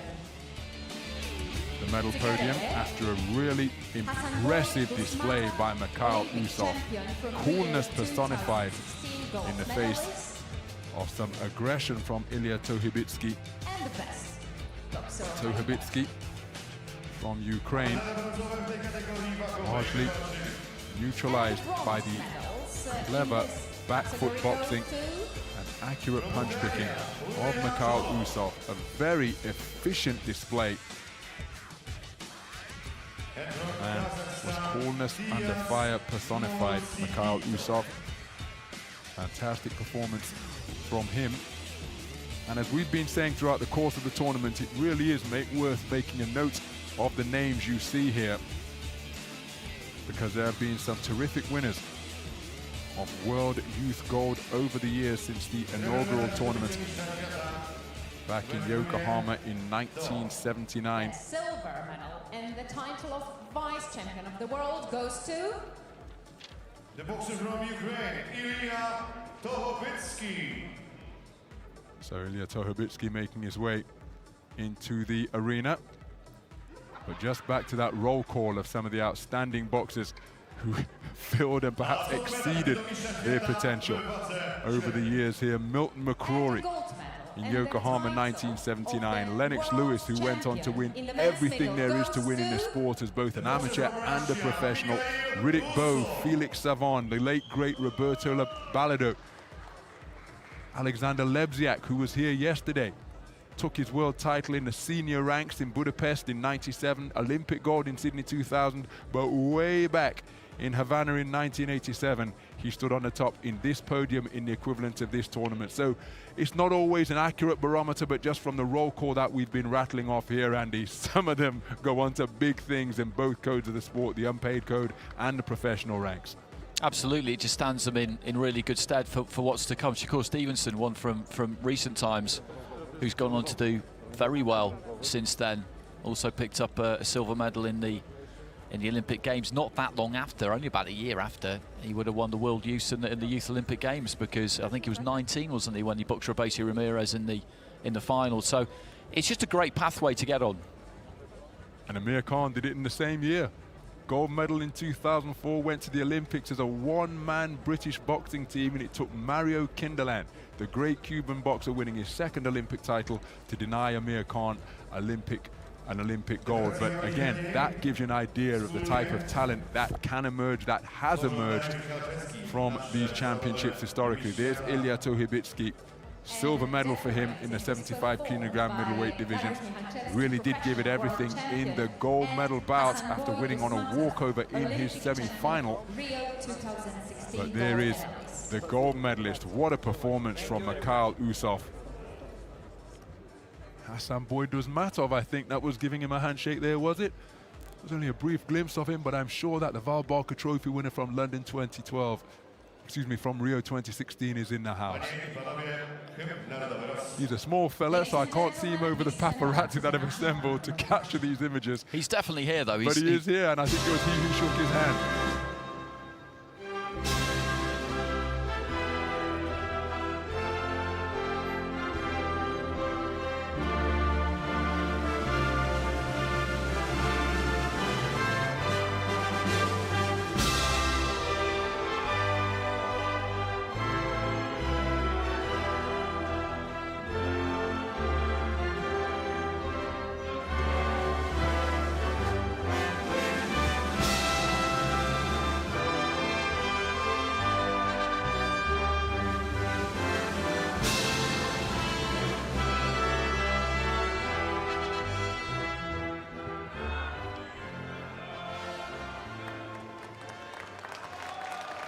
Well, that is wonderful to see. Mikhail Usov all smiles during the course of that national anthem. He was accompanied by a bit of a raucous a cappella rendition from some of the Russian supporters in the house, his teammates and support staff. And there is Hassan Boyduzmatov on the left of screen there. Outstanding boxer from Uzbekistan, handing out the prizes. And this moment belongs to the four medalists, Mikhail Usov, sharing a sporting embrace with the man he conquered in the final, Ilya Tohibitsky of Ukraine. And just as Andy and I were discussing as we wait for the athletes from the 81 kilogram light heavyweight final four, well, again, some of the guys we've seen over the years, it really is fantastic, as you said, for people in our profession. It's such a scouting ground for people that you go on to see down the years, and you say, well, hold on a minute, I was there when this guy was 17 or when he was 19, and then you see them develop and you see them add facets to their game. And the great thing about tournament boxing is that to win this, where in the welterweight division where you had 36 boxers, it's potentially 6 fights to win gold. Many of these guys, including Kaverin and Lisejevic, they had 5 bouts to get to the final, 5 bouts to win gold for Kaverin, 5 bouts for silver. You see so many styles over the course of the tournament, meeting 5 different individuals, all of them international boxers representing their nation. So by the time you do go on to bigger things in the elite ranks, there's really nothing you haven't seen, and your mind has just got so many connections as to how to cope with what's in front of you.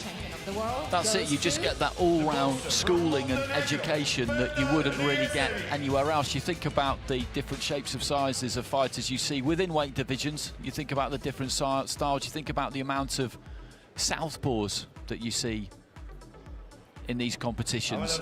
And as you say, in a 3-round fight, you have to make adjustments really quickly, or the fight is gone. So you get used to being able to figure it out for yourself. I mean, it's okay, your corner can work on things before the fight, they can give you advice after the end of round 1, but you've got to work it out during round 1, or you're going to lose round 1, and then you're bang in trouble. So that's the kind of mental agility that these athletes need to develop at a really early stage. And as you say, Andy, that is often a hallmark of the greats. When you see it on the highest level, it's the guys who can make the adjustment mid-fight without the intervention of their corner team during a break in between rounds. Those are the ones who often are great among the good. The all-time greats think and have that ability to make the adaptation on the fly, recognizing that plan A or even plan B or plan C may not be working. That's it, you have to find a way. You have to find a way. And you look at our 2 bronze medalists here. Denis Salabay and Shokjekon Abdullayev, Ukraine and Uzbekistan represented there. And then, of course, these are the two on the left-hand side that we saw in the final just a few minutes ago. Peter Liasevich of Montenegro, who took Vasily Kavarin of Russia very, very close in what was a very fiercely contested final. And at this elite level, as you've been saying, that there's not a single fight that you won't learn something from. And then, of course, there's the training camps when you mix with fighters from other countries and you speak to fighters about that. And they'll have spars which are like fights. But again, you just take so much from. And the conversations you have around each other, mixing with other athletes, talking to other coaches, seeing how other people go about living their lives. It's all great stuff.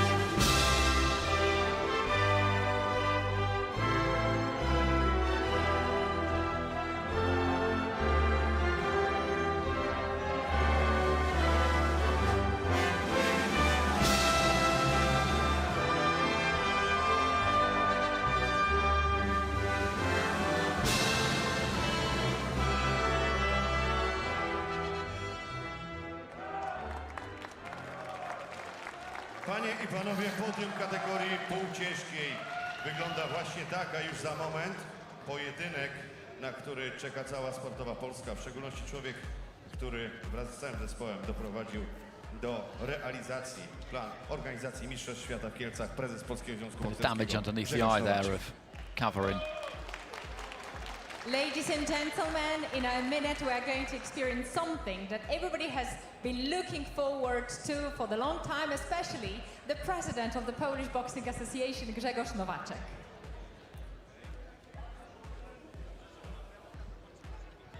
Well, up next is the 91-kilogram heavyweight gold medal bout, and what a moment for one of the boxers taking part, because he is the only Polish man to make it through to challenge for World Championship gold, and that is Jakub Strzezewski. His opponent is Jorge Felimon of Brazil. You can see how he has made it through to the Final Four, how both of them made it through from the semi-finals through to the gold medal bout. And this promises to be a final between two boxers who are not only skillful and talented, but my goodness, do they possess some guts, because Felimon has turned around, losing positions after the first round twice in succession. Let's get the official introductions here. The boxers from Poland, Jakub Strzezewski.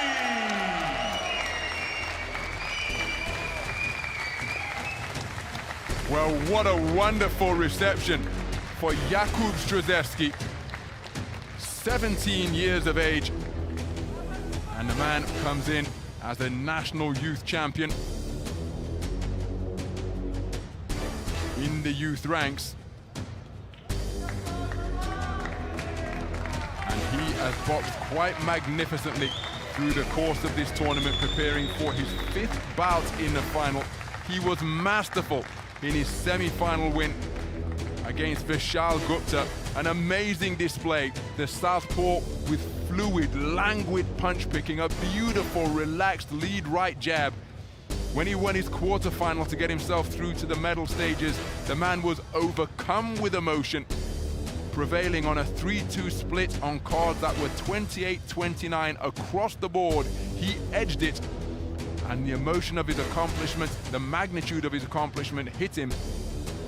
But my goodness, how he regrouped in that semi-final to completely outbox the talented Indian boxer Vishal Gupta with an amazing display. And as soon as he entered the ring for that semi-final, he had the look of a man who was on a mission, not happy with the guaranteed bronze that he had earned. He had had his sights set on this particular juncture, and now he's looking to become Poland's first champion here at this home championship in Kielce 2021. But it is not going to be easy, because over in the blue corner, he's got a man who is similarly competitive, wasting no time, a direct route into the boxing ring. He produced an amazing display in his semi-final to defeat Ramazan Dadaev of Russia, winning in the third round as we see judges from Croatia, Guatemala, India, Israel and Argentina. He lost the first round, battled his way back in the second, and in the third round, which he needed, the man produced a standing count against his opponent to prevail on a 3-1 split. He too preparing for his 5th bout of the tournament. You did the bout in the semi-final, Andy, where he was warned in the second round and again dug in and won round 3 and won it strong to book his place in the final 4. That was an extraordinary performance, because Gorbatenko, European Youth Champion, jumped all over him in the first round, took the first round, so he knew that he had to really dog it out in the second round, did that, had the point deduction, knew he needed to do it again in the third round and do it clearly to get the judges' opinions, and did it. It was huge, it really was. What a moment in the lives of these two teenage boxers. Strzelecki, 17 years of old, Felimon, 18 years of age, and we are underway. 91 kilogram heavyweight action, the gold medal bout between boxers from Poland and Cuba. The home boxer wearing red, who has just scored with a good left uppercut to the body, is the rhythmic, fluid, relaxed Jakub Strzelecki. Really does possess terrific movement that belies his 91 kilogram frame, but the man looking to get onto the front foot and into the pocket immediately is Jorge Felimon of Cuba. And we all know the tradition that those boxers have enjoyed in AIBA boxing at all levels, and we had a roll call of just a few of them, Andy and I, when we were discussing former greats up and around this weight category. So both boxers will take plenty of inspiration. Strzelecki from the crowd, Felimon from his rich boxing heritage, and he's, oh, and down goes the man in blue, but he's been ruled a slip. Now, just before that, Felimon actually landed with a nice single shot. But it's Strzelecki looking to be the aggressor, and there's the movement I was referring to, able to get in and out and then use back foot movement. He does take a hard left hook out of the man in blue. And both of these boxers, absolutely no questioning their competitive desire. Felimon able to keep his concentration in difficult circumstances, and again, even though we're boxing in COVID-19 safe conditions, there is a terrific atmosphere here from the support staff in attendance and many of the volunteers who are making their supports for Strzelecki known. He's continuing to circumnavigate the boxing ring, moving to his left in a clockwise direction before spinning off and going counterclockwise. Nice defense is erected by Felimon to repel the 2-shot salvo that came towards his head, but he couldn't block the 2 shots that were then scored down to the body from Strzelecki. So 2 minutes gone in the opening round, and it's been fought at a fair clip for 91 kilogram heavyweight boxers. There's a nice single right hand lead scored by Felimon. Felimon looking for that backhand, which is always an effective antidote against a southpaw boxer, but Strzelecki showing wonderful hands, going down to the body and letting punches go in bunches. Solid right hand landed by Felimon as Strzelecki was near the ropes. Strzelecki looking to establish that lead right jab once again. It's such a relaxed, rhythmic weapon, and when he gets it working, it is very effective indeed. Whips in a left hand to the body with his palm turns upwards, tries to get onto the front foot, Felimon able to spin off. Felimon just perhaps in danger of being outworked in this opening round. Now Strzelecki, not all of his punches have been accurate, but he's certainly given the impression of being the busier boxer. So the 10-second clapper sounds, and it's Strzelecki on the front foot once again, and his 2-shot salvo brings a roar of encouraging applause from the people in attendance here at the Hala Legionov. I think Strzelecki has done enough to take that opening round. Yes, so do I. So do I. As you said, for the exact reasons you gave, he was busy. So he's got it with 3 of the judges there. The other 2 have gone for Felimon. There wasn't an enormous amount of difference between the 2 in terms of the quality of shot that they landed and the number of punches that they landed. I did just feel that Strzelecki would have nicked it on that higher work rate. Felimon has been here before. We've seen him drop the first round before, and he hasn't entirely dropped that round, but he's just come off slightly second best. I do think he needs to just try and just up his up his punch output a little bit. We talked about the hazards of being a slow starter in this code of boxing. It would appear that he kind of is one, really, but we know what he can do when he decides to get down to work. So this could be a tough round for Strzelecki. Round 2. So into the second round then, Philemon just edged after 3 minutes of boxing, 3-2 on the scorecards, and both men taking up residence in centre ring, but that's a terrific portion of the round, thanks to that combination of punches from Strzelecki. And he really is a boxer who builds on his momentum, but with his back in the neutral corner there, he was picked off by a hard right cross, and here's some body shots being sunk in by Philemon. So Philemon looking to keep the taller, rangier figure in red near the ropes, keep him confined, and see if he can target the torso and the head as well. Nice right uppercut turned underneath by Strzelecki with a left hook around the corner. Philemon looking to get in behind that lead right jab. He dips down with a right hand above the belt line once again, and continuing to work that lead left hand and the straight cross to the body. He turned it into an uppercut as Strzelecki tried to counter with a straight over the top. Luca Varilonga of Italy, the referee, reminding Philemon that he's got to keep his punches up. And Philemon, here he comes with his incessant forward march. He really is a difficult boxer to discourage. He keeps on coming, and despite what is coming in his direction, keeps his composure in the pocket, able to tuck up, roll and weave, and that's a solid right hand that he landed, followed by an eye-catching stiff left jab that he was able to poke out.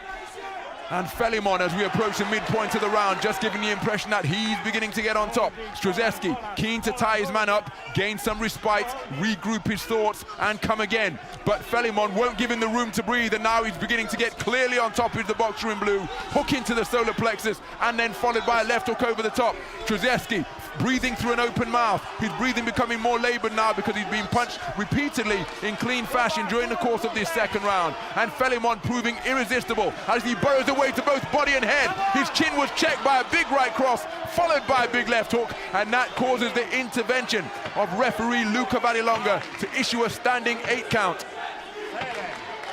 And that, of course, won't necessarily result in a 10-8 round, but make no mistake, this has been a big round for Jorge Philemon. He senses he's got his man in trouble, helps himself to a left hook, followed by a right cross, and Strzelecki is under real sustained pressure here. He's holding on, trying to get his wits back about him, but Philemon will simply not give him any room to breathe, going through the gears magnificently in his pursuit of World Championship gold here in Kielce 2021. Another salvo, hooks crashing in, and the referee Luca Varilonga has stepped in to issue the standing 8 count.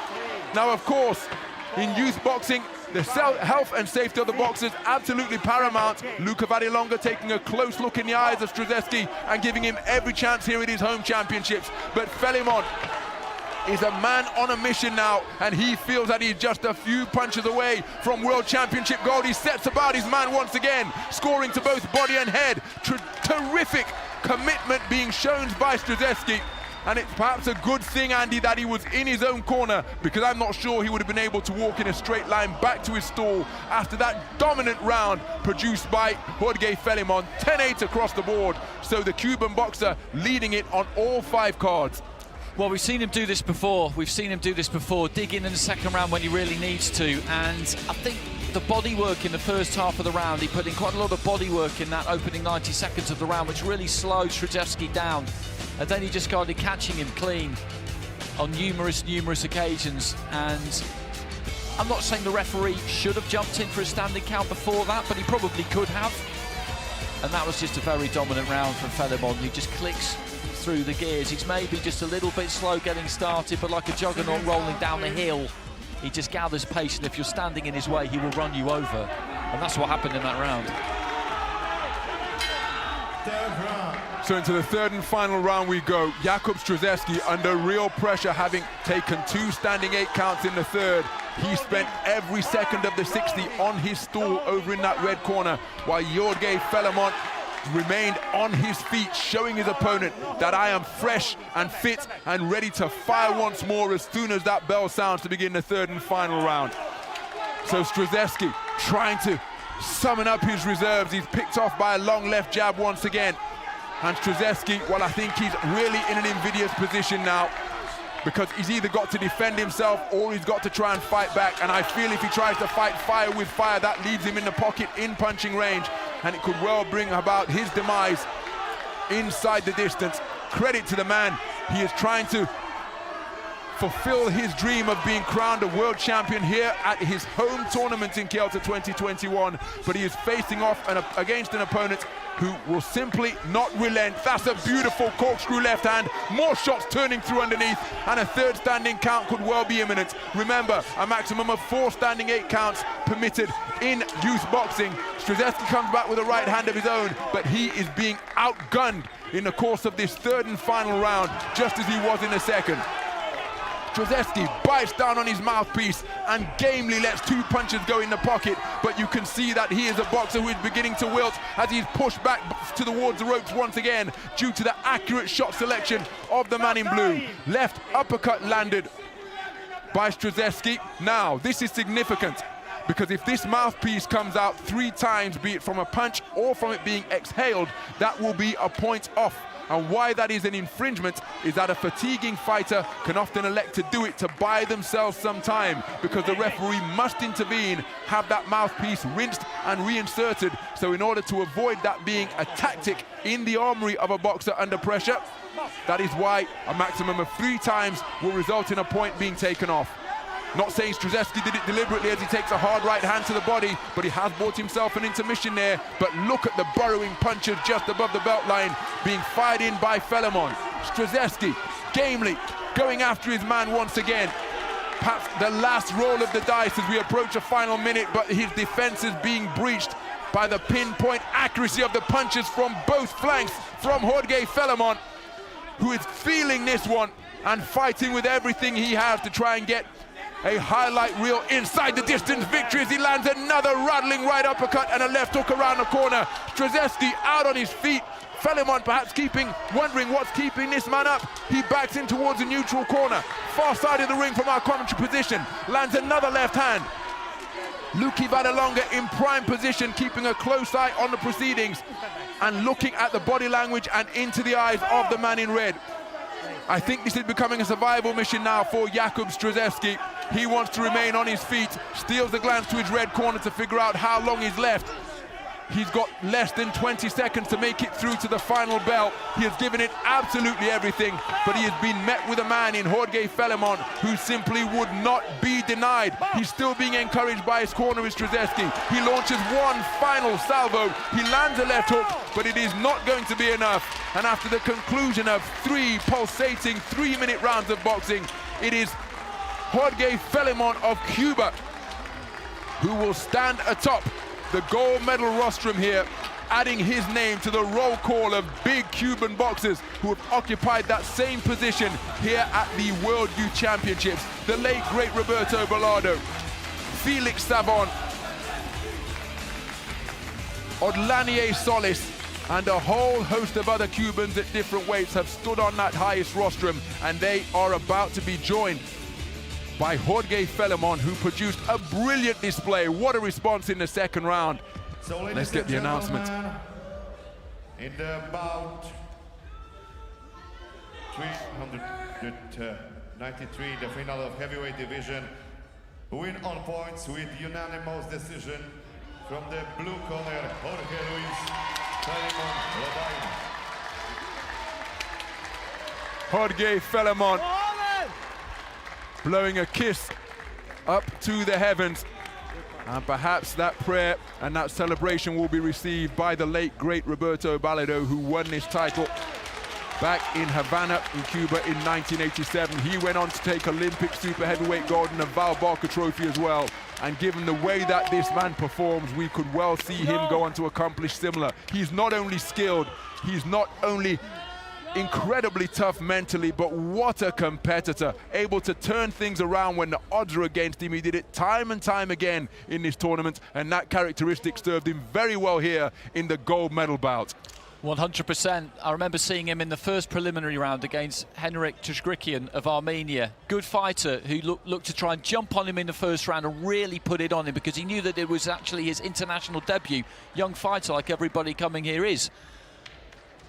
and he just stood there and took it and gave it back to him and stopped him. And at that point I thought, oh, okay, we've got something going on here. And then with Gorbatenko, same thing, European youth champion, jumped on him, tried to put him in his place, took the first round, but then he turned it around. He is something to watch down the stretch. He really is, because not only has he got the skills, like you say, he's got the character, and that's been revealed already. Ladies and gentlemen, Now we head into the super heavyweights. the last final, the men's super heavyweight division, the last bout of this beautiful youth men's and women's World Boxing Championship, Kielce, Poland, 2021.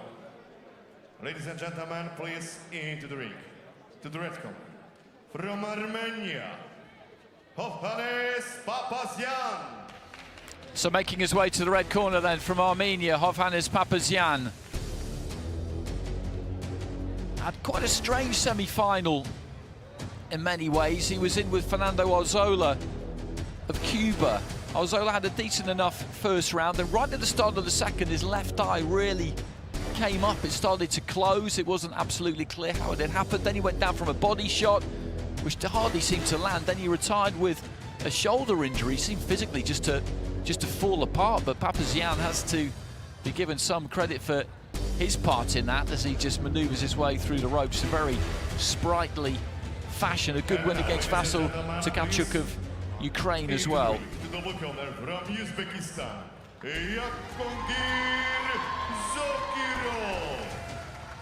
Well, Zakirov is somebody I've seen all the way through this competition. A former Asian junior champion, actually came second in the national elite, so that's the seniors, which is a serious achievement. A stoppage against Marlon Hurtado of Colombia early on, then a showdown with a Kazakh rival, Asian youth champ Amanat Sabeghali.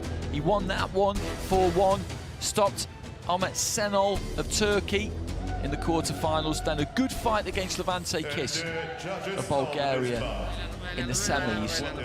He looks to get that long 1-2 going, and when he does and he locks on with it, his opponents have got a serious problem.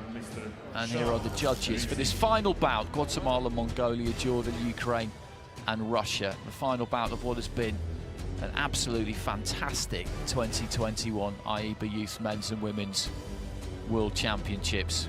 We've thoroughly enjoyed it, and this is one of the fighters I saw really early on. I think I saw him on the very first day, and at that point I did wonder to myself, will he be making it through to this stage? I would have put a reasonable wager on it at that point. You look at him physically, and he's a big man. And in fact, not quite a man yet, really, so that's the kind of terrifying thing about it. He could get even bigger. Boxing out of the blue corner, Jakongir Zakirov, but Hovhannes Papazian of Armenia, he's here for gold as well. Bell goes at the start of the round, and you see that lead hand there of Zakirov just kind of floating around almost. And what he's looking to do is find the range for the 1-2. He has had difficult passages during this tournament as well. Sabeghali was a hard fight. Levante Kiss at times was a hard fight too, so he hasn't had everything his own way. Nice little left hand on the inside there from Papazian, who's got that right hand up by his chin, by his jaw, and he's well advised to do that. Tidy little combination there from the Armenian, goes to the body with the left hand and the right. But Zakirov, the game plan is quite simple. He looks to set those feet quite wide, just creep in with that front foot until he's in range, or he feels he's in range, and then he lets go what is quite a nice loose 1-2. That's the key to it. He doesn't really load up on it and try and take your head off. He just sends it through. Papazian knows that. That's why he's determined to keep him in the centre of the ring and keep him moving and keep him turning, so that he hasn't really got time, as I say, to lock onto that target. Left hand to the body there from Zakirov. Almost at the halfway point of this round. Papazian has done most of the punching so far, you would probably say, in terms of scoring punches that have landed. There hasn't been much on any of them. A jab there, just snapped up, found Zakirov, who again there, as I say, is just always on top of you with that front foot. Caught a couple of left hands on his way in there, the Uzbek. He's doing a good job with him here, Papazian, because as I say, he's keeping him turning. So he has to reset, and every now and again, like he did just then, he'll hit him with a jab. And once again, that'll cause him just to have to step off.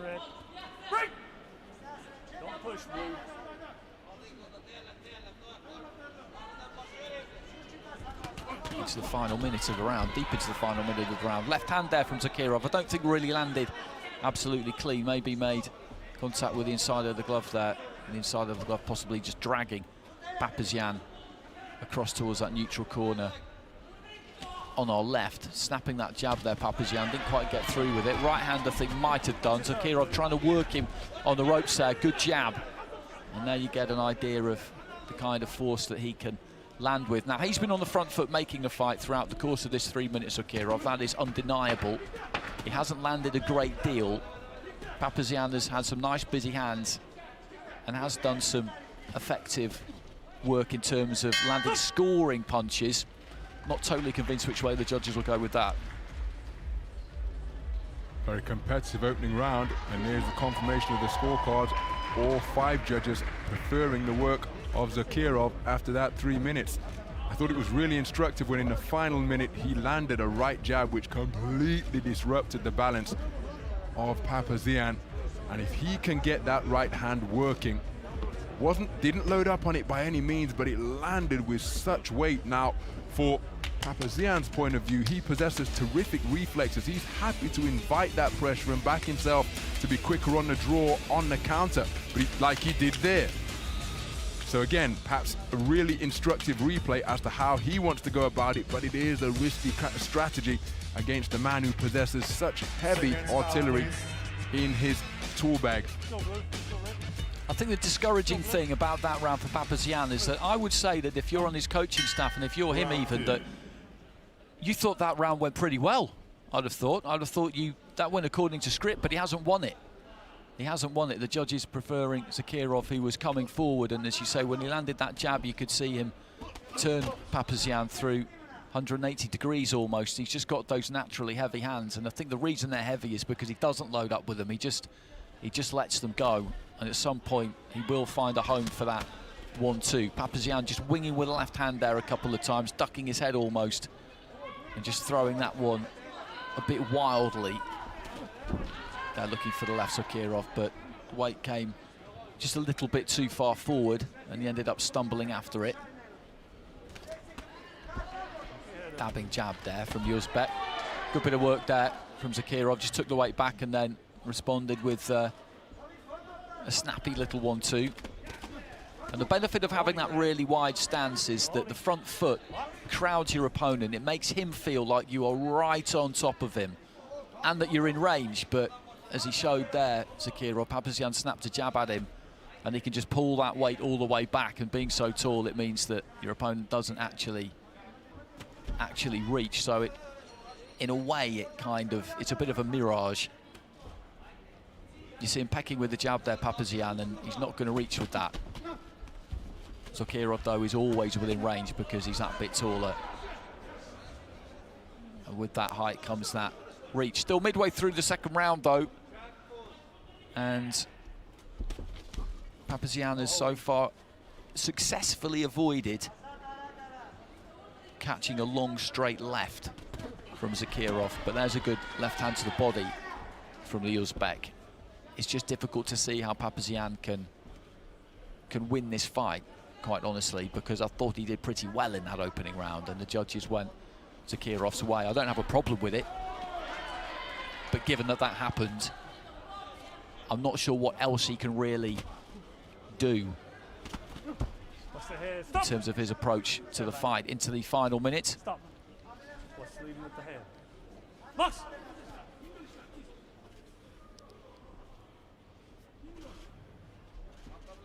Just feinting with that front foot. Zakirov seeing if he can draw something from Papazian, and he did. Papazian with the weight just a little bit forward there, leaning in a touch.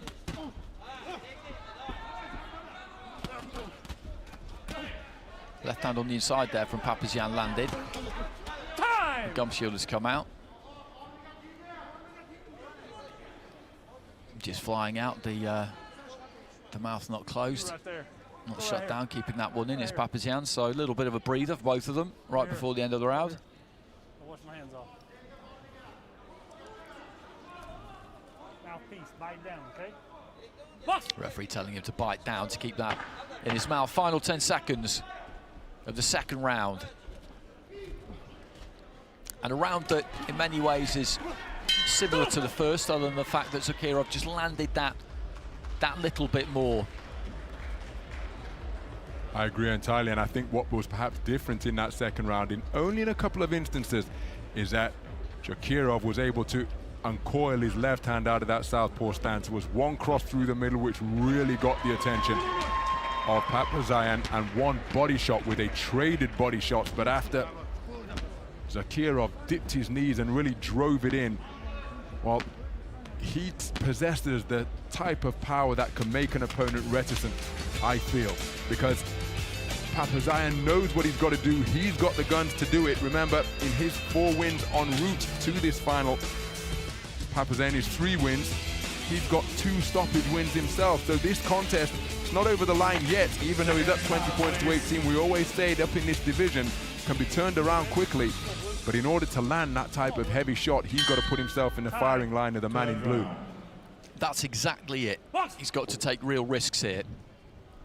But this is a World Championship final. These don't come along every day. It's easy for us to sit down here and say that he needs to do that. But I think in his mind, he will be thinking that this is something that he wants to do. Take that gamble. A little bit too much water on the face there and just wiped off. He attracted the referee's attention there, Zakirov, as you'll see fighters in all codes of boxing do, actually, if they feel that there's something they're particularly uncomfortable with. About 20 seconds into round 3, Zakirov in the blue there. He's boxing for Uzbekistan. He's 2 points clear with all 5 judges. Papazian of Armenia in the red has done a decent job so far. He's giving away a lot of size, a lot of weight, one would imagine. He's a respectable size for a super heavyweight, but then you look at somebody like Zakirov and physically the dimensions are just completely on another planet almost.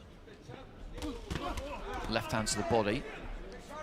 Papazian trying to come back with a left hand to the head, and there's the body punching again there, and that is wounding, that is damaging. You can see it. He just tried to drop the elbows on it immediately there, Papazian, but 2 or 3 got through, and he took them well, to give him credit.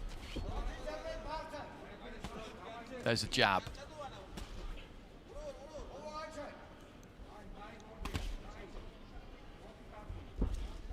Nearly halfway through this 3rd round. Down he goes with a body shot. And that time, he wasn't able to absorb it, and he's in real pain there, you can tell. He's in real pain. He spits out the gum shield, and the referee waves this one over. And what a way to finish a fight. How often do you see a super heavyweight finish a World Championship final with a body shot? I'll answer it for you, not very often, but that's the kind of power that he has. And Papazian had taken 2 or 3 of those not that long before that, and I was mightily impressed with how he'd managed to stand up to it, but that was just one too many. Well, as we mentioned during our chat between rounds 2 and 3, Andy, that this man started to demonstrate his heavy hands, and look at that, sunk into the pit of the man in red stomach. He collapsed to his knees, and he simply couldn't go on. And even though what you say, these are talented boxers, they should be in condition, it's a world final, the pain of a body shot stays with you, and it has a paralyzing effect. He could still be feeling the effects of that now. Let's get the official announcement.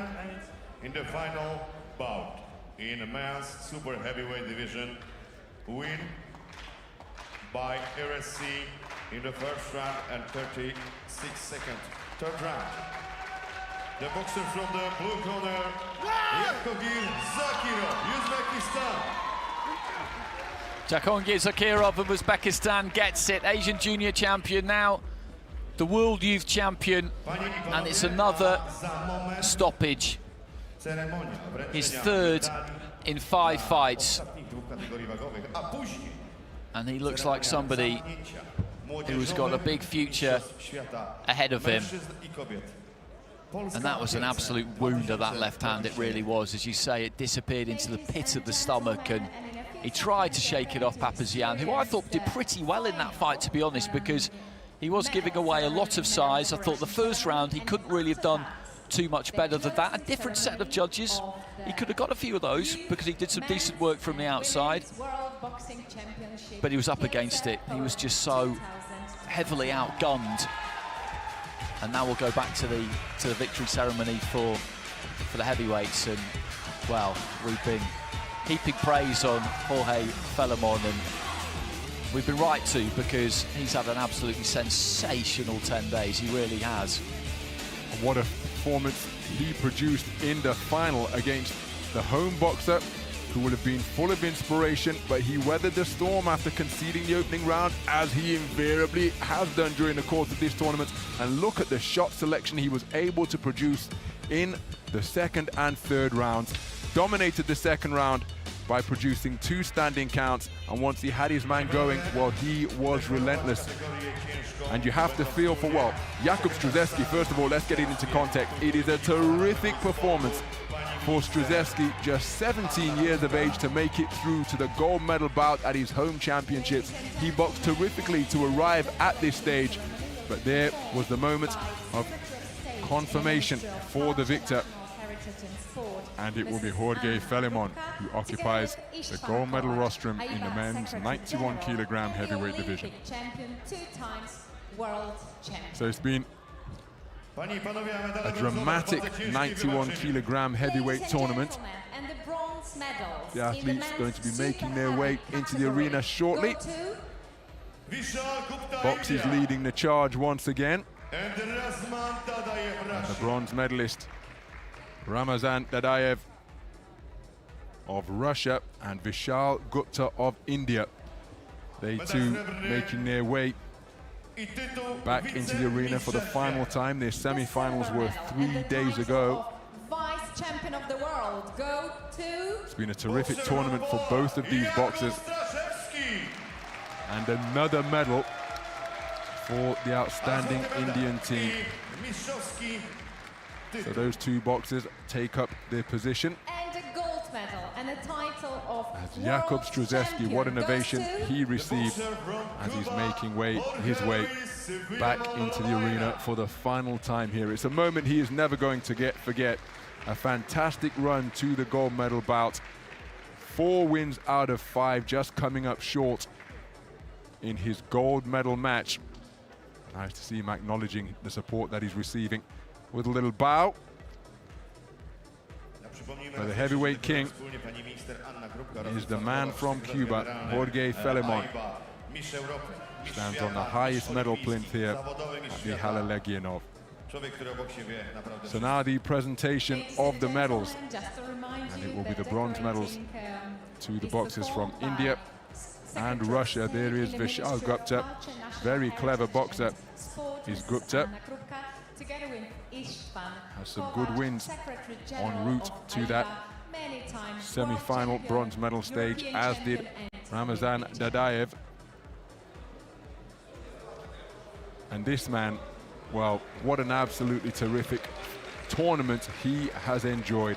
His quarter-final win was absolutely epic, a 3-2 split decision victor over Amashok Samadov of Uzbekistan, taking it 3-2, 28-29, and he was overcome with emotion at that win to book his place in the next round, guarantee himself a medal. But there is the champion, Jorge Luis Felimon Lobaina. Ladies and gentlemen, please stand up to the national And we will hear the Cuban national anthem for the first time in this tournament.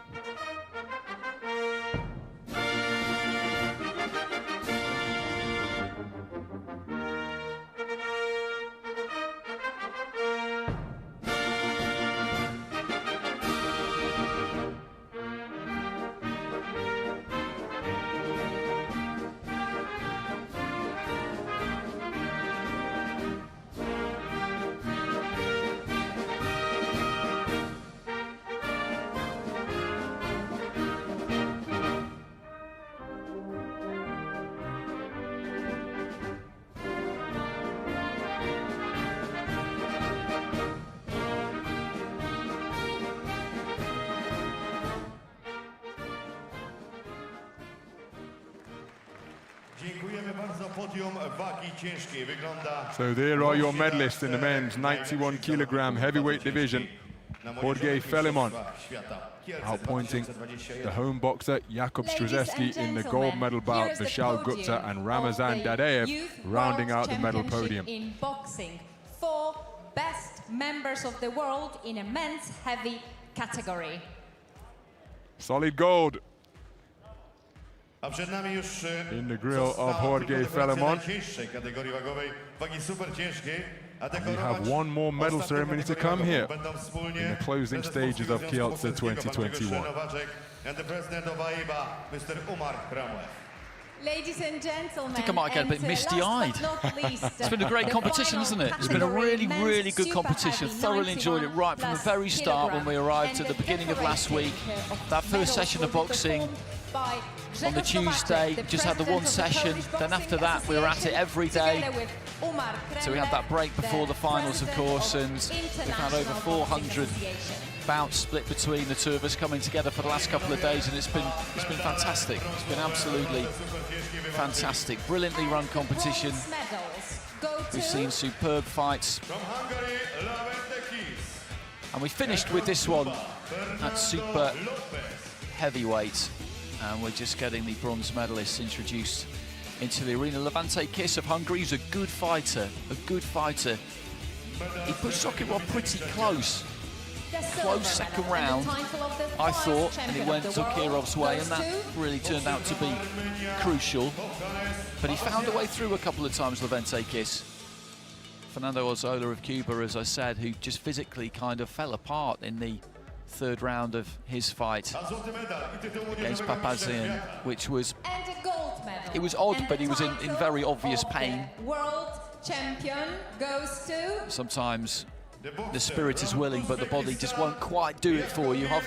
And as Papazian, well, he showed us that his spirit was certainly willing against Jakongir Zokirov, but he just couldn't quite suck up that body shot. As Zokirov just wanders across the floor of the arena away to our left-hand side to take his place behind that top step.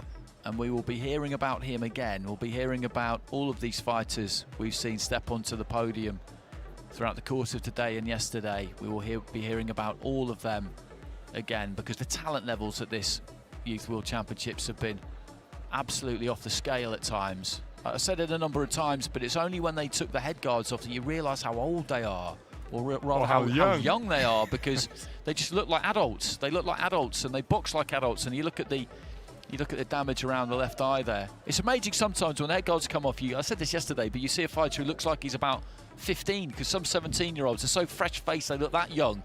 And then you get others who are just a bit more physically developed, but their boxing intelligence and maturity for their age is absolutely incredible. And this next generation, we are in safe hands. I can tell you that we are in safe hands. He was disappointed there, Papazian. I like to see a silver medalist look disappointed.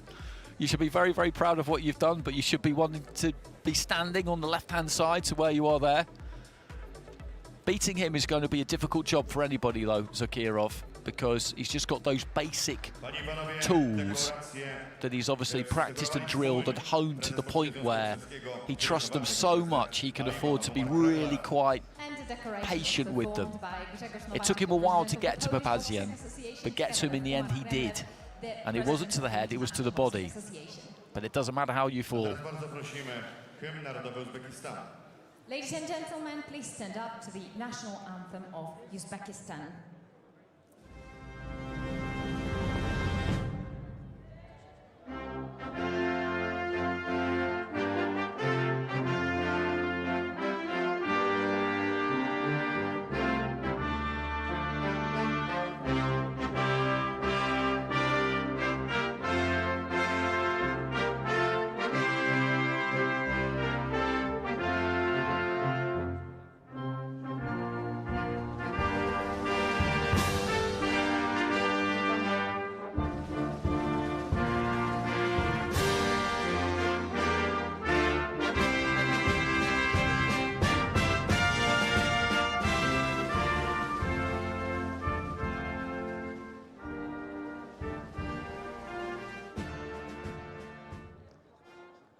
i panowie, podium kategorii super ciężkiej, a nad prawidłowym przebiegiem ceremonii dekoracji czuwali... So there we go, the final photos as they step up to that top step, all of them together, and our esteemed mascot, of course, it's a little bit trickier for him to make that stride up, but there's a fine collection of fighters. It's been a fine collection of fighters in every single one of those photos that we've seen over the course of today and over the course of yesterday as well, and there's so many more who didn't manage to make it to that stage. We've seen some great battles.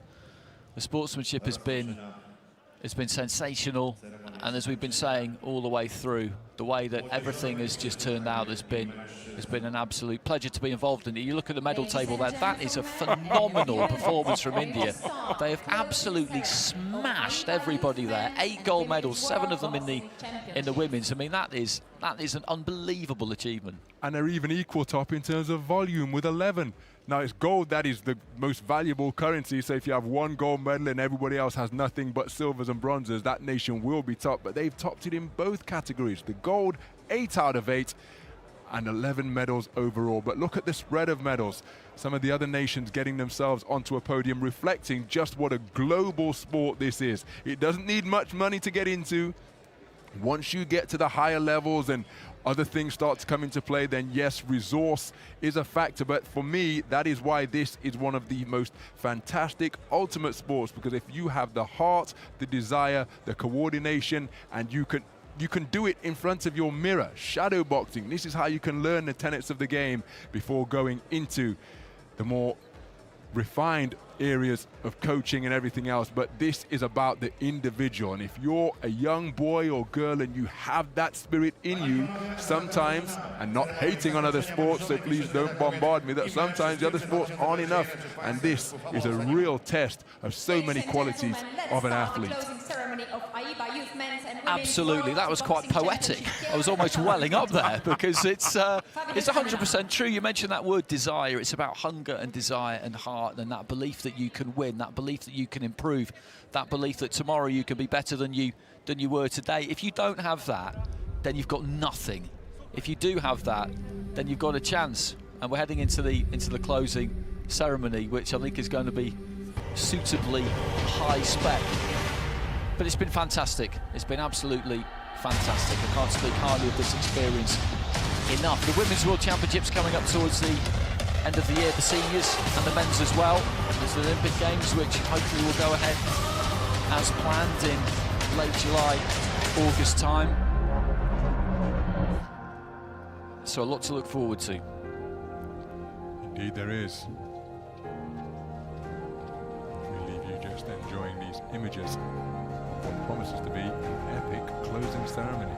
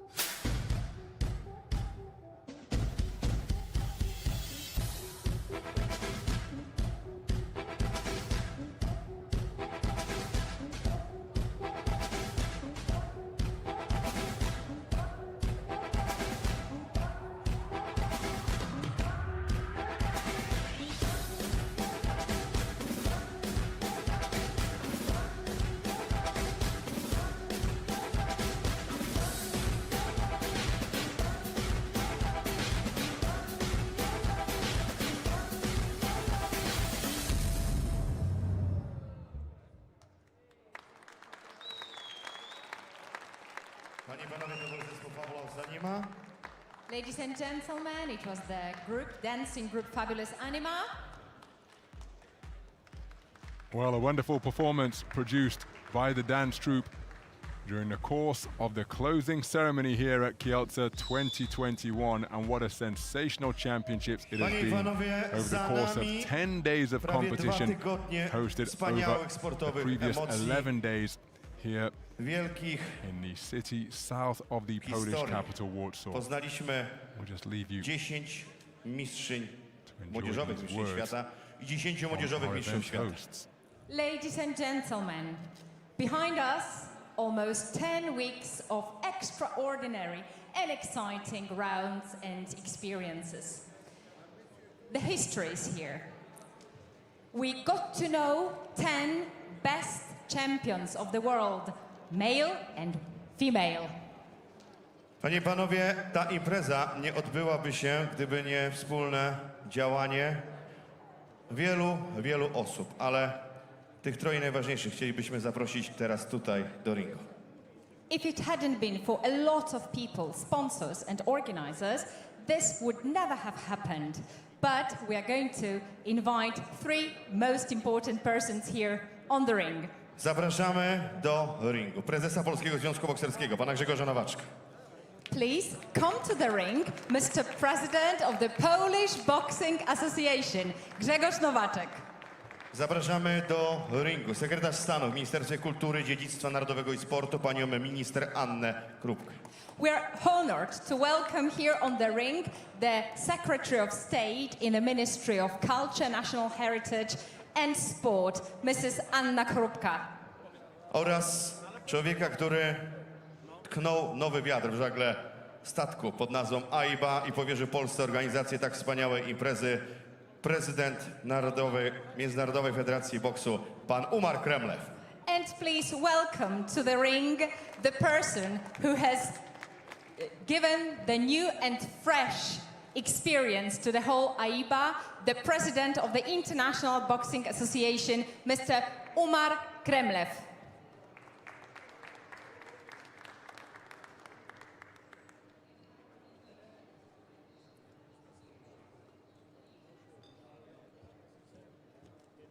Panie i panowie, bardzo prosimy, ażeby podczas tej oficjalnej ceremonii zamknięcia Młodzieżowych Mistrzostw Świata Mężczyzn i Kobiet głos zabrał prezes Polskiego Związku Bokserskiego, pan Grzegorz Nowaczek. Ladies and gentlemen, let's give the floor to the president of Polish Boxing Association, Grzegorz Nowaczek. Dobry wieczór Państwu. Jest mi niezmiernie miło podsumować, że tak powiem, Młodzieżowe Mistrzostwa Świata w boksie. Pierwsze w historii Polskiego Związku Bokserskiego. Ladies and gentlemen, very good evening. I'm very honored to have the chance to close the final ceremony of the World Championship, which happened here in Poland for the first time. 10 dni Kielce Świętokrzyskie było stolicą boksu, światowego boksu młodzieżowego. For the last 10 days, Kielce and the Świętokrzyskie region was the capital city of the World Boxing Championship. Chciałbym serdecznie podziękować z tego miejsca wszystkim zawodnikom, sędziom, działaczom, którzy przyczynili się, pracowali bardzo mocno przy tych mistrzostwach. I would like to thank very much the boxers, the persons who are responsible for them, the referees and all those who contributed to the organization of this championship. Dziękuję bardzo naszym zawodniczkom i zawodnikom, naszej kadrze, którzy zdobyliśmy aż 8 medali. Let me express my gratitude to the Polish boxers and all the Polish team who won a lot of medals, 8 medals during this championship. Dziękuję bardzo całym sztabom trenerskim, którzy ciężko pracowali przez, można powiedzieć, 2 lata, żeby przygotować nasze kadry do tak wielkiego wyniku. I would like to thank those people who contributed to the results of our Polish boxers who are working for this success. Serdecznie chciałbym podziękować pani minister sportu, pani Annie Krupce, która nie tylko objęła patronatem honorowym naszą imprezę, ale bez jej pomocy ta impreza nie miałaby prawa bytu. Pani minister, bardzo serdecznie dziękuję. And I would like to thank the Ministry of Sport and Mrs. Anna Krupka, without whom this championship would never have happened.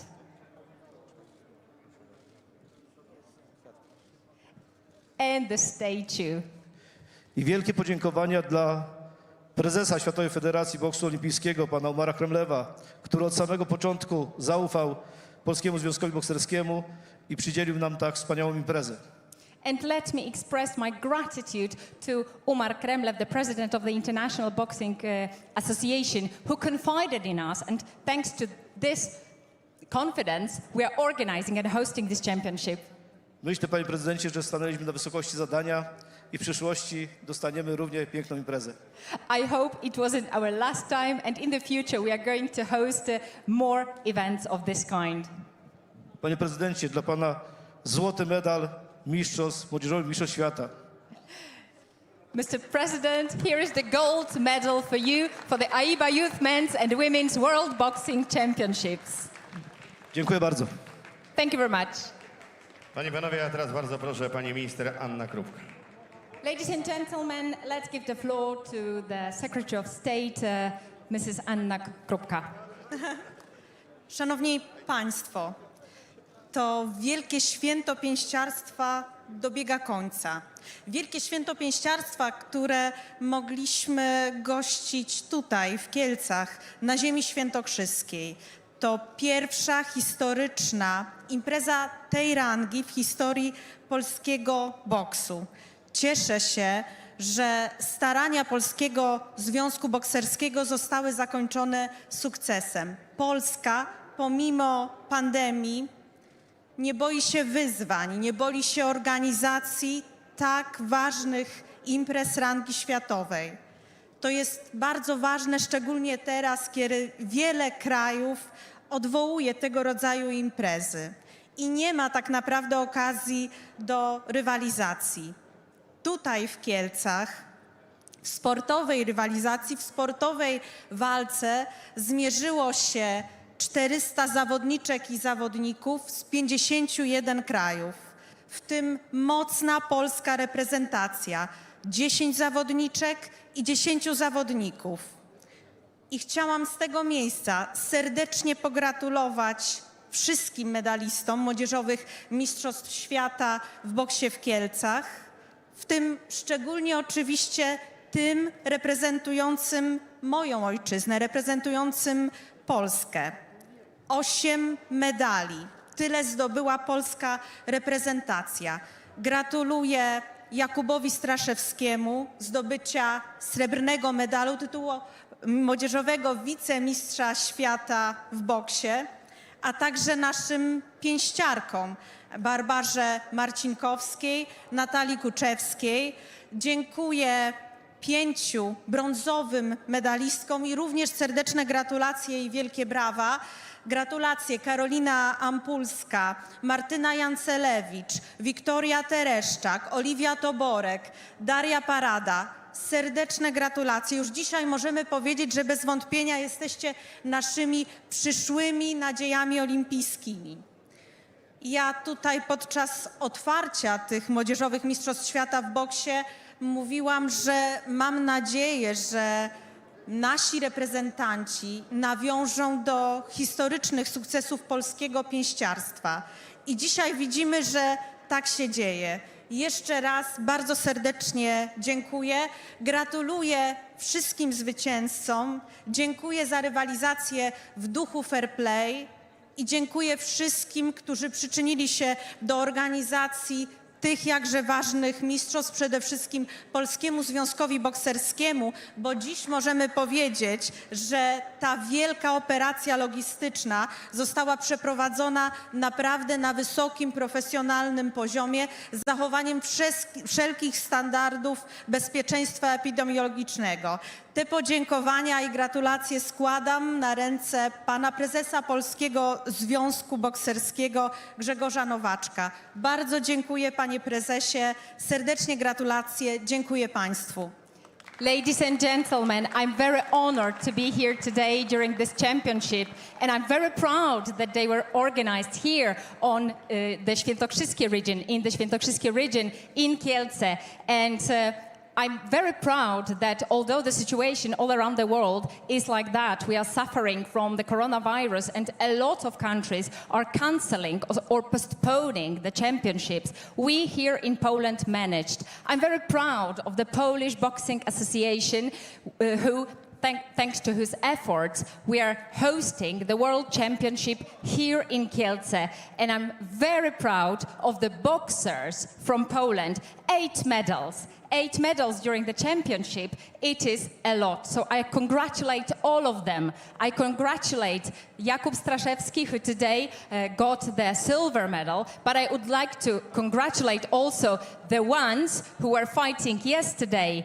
The girls, Barbara Matuszewska and Natalia Kurczewska, for the silver medals yesterday and the medals yesterday, and all those who gained the bronze medals during this Olympic championship. And I would like to congratulate Grzegorz Nowaczek from the Polish Boxing Association for organizing this, because we hear from a lot of people that they raised to the challenge and the organization was at the very, very top level. Congratulate all of you. Panie i panowie, a o oficjalne zamknięcie młodzieżowych Mistrzostw Świata Mężczyzn i Kobiet Kielce 2021 poprosimy prezydenta Międzynarodowej Federacji Bokserskiej AIBA, pana Umara Kromlewa. Ladies and gentlemen, and now let's give the floor to Umar Krumlev, the president of the International Boxing Association, who is going to say the few words and close officially the championship. Первым делом я хотел бы поблагодарить страну Польшу за проведение турнира. Непростое время, когда весь мир борется с коронавирусом. First of all, I would like to congratulate the Polish team and the Polish organizers of this championship who managed to organize this championship during the difficult times for the whole Europe. Поддержала и проведение турнира в Польше. Хочу сказать спасибо руководству страны. I would like to thank and congratulate all that they complied with all the regulations and all the rules were abided by. Министру спорта, президенту Национальной Федерации. I would like to thank the Ministry of Sport, the President of the Polish Boxing Association and the local authorities. Польскому народу сказать спасибо. I would like to thank Polish people. Всем, кто участвовал, чтобы этот турнир состоялся. All those who participated actively in the championships. Волонтерам, спортсменам, тренерам, приехав и участвовав здесь. All the people who came here, all the volunteers, all the referees who came here for the championship. В общем, всем, кто участвовал, чтобы этот турнир состоялся. Спасибо огромное, поклон вам. So all of those who contributed to the organization of the World Championship, I'm very grateful for that and thank you. Ну, задают вопрос мне, много журналистов спрашивают, Польша готова на турнир высшего класса проводить взрослых? I've got a lot of questions from the journalists when I'm here. Is Poland ready to host such championships? Я говорю, да, все 3 критерия Польша соответствует, показала, продемонстрировала. То есть 2 критерии, что может проводить и на высоком уровне. And I would like to say that there are 3 categories, and I would like to mention 2 categories in which Poland was the best. Но один экзамен остался. But there is 1 exam left. Мы сейчас с вами проверим. Сперва министр спорта, конечно же. Yes, let's do the boxing and let's check if this final exam is going to be to me or Mrs. Anna Krupka, the ministry, will be successful in it. Теперь можно здесь проводить, я уверен, на высоком уровне. That's why I'm aware and 100% sure that the level of the organization can be very high. Весь мир поздравляю с боксерским праздником. Всех сказать спасибо. И сегодня празднуют те страны, которые победили. Я их поздравляю всех. So I would like to greet and send my greetings to the whole world, especially those countries who participated, and even those who won and who lost. I'm going to say hello to everyone. А у кого не получилось, надо дорабатывать ошибки, убирать и к следующему чемпионату готовиться как победители. And those who didn't win and weren't successful during this championship, I'm wishing you all the work, and I hope that all the mistakes will be, you've got time to repair all the mistakes for the future. Всем здоровья крепкое и удачи. I wish all of you good health and success.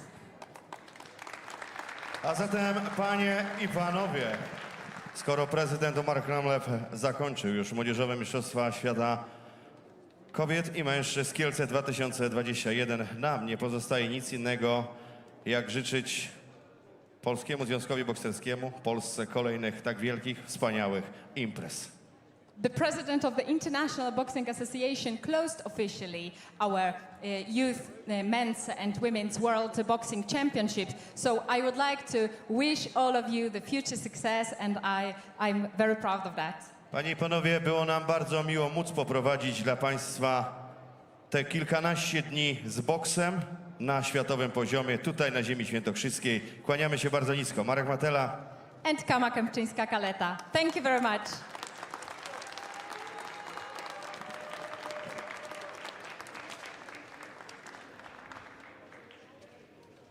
So the president of AIBA, Umar Kremlev, officially closing the 2021 AIBA Youth World Boxing Championships for men and women here in Kielce 2021. We heard from the Minister for Sport in Poland. We heard from the president of the Polish Boxing Federation.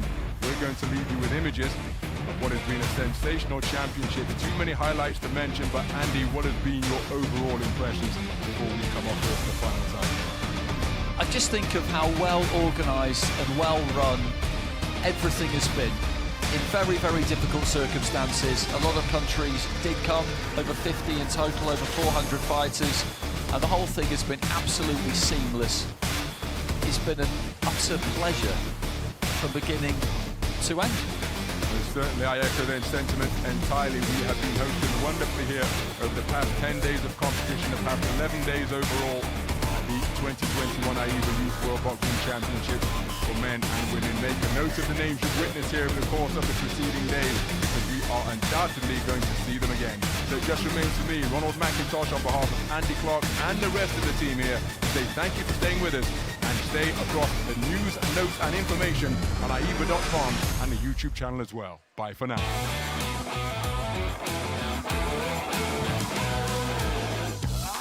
Don't you go anywhere now. Ain't nobody say what I own. Sky limit, gonna get everything now. I'm taking it, I'm taking it. I'm number one every time.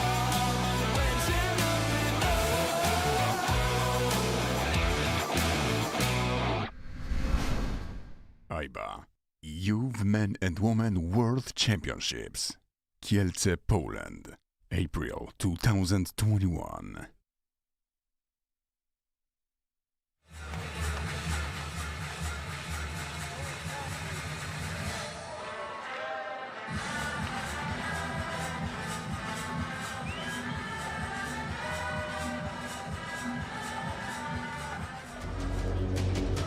Ladies and gentlemen, the judges of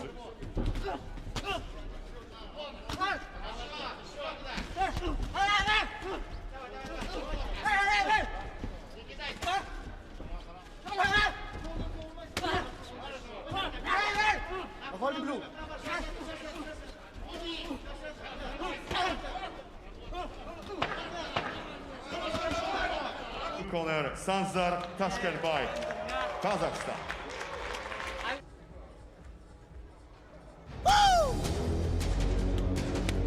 Oh, this bout, 1 Scotland, 2 USA.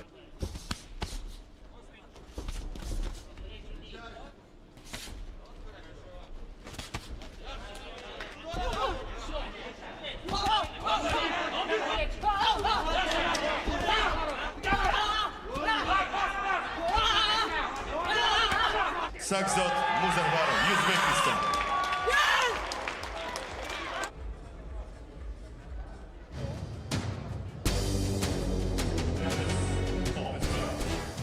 One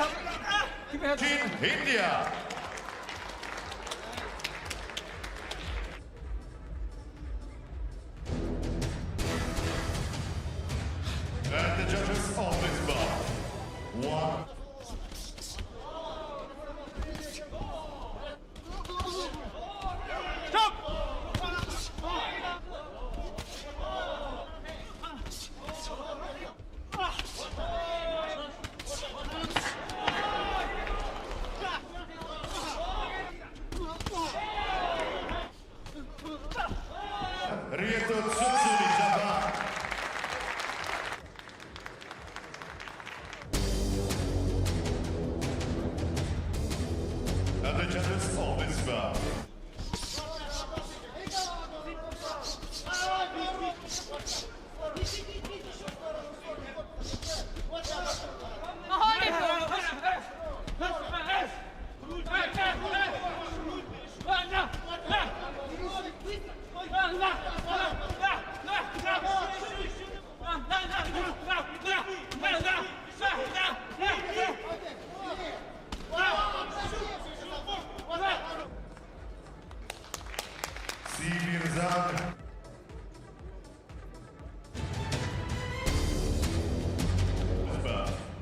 One India, two.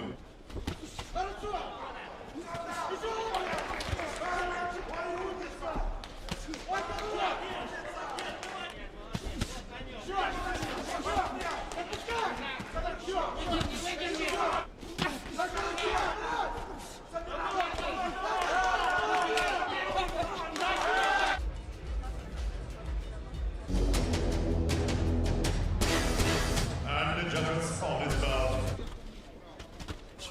Head up, blue.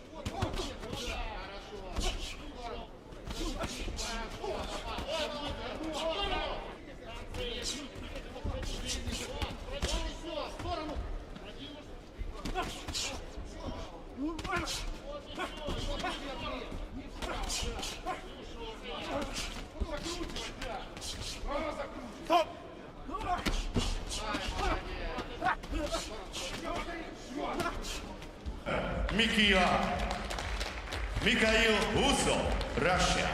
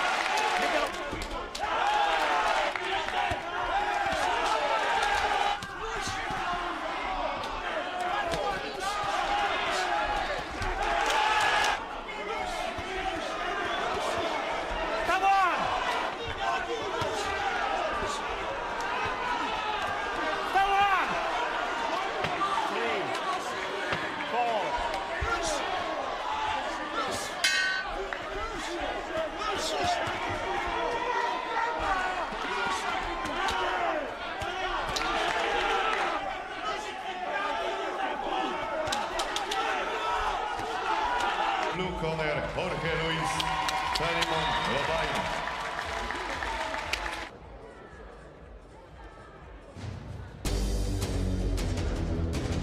Just over this bout. Guatemala,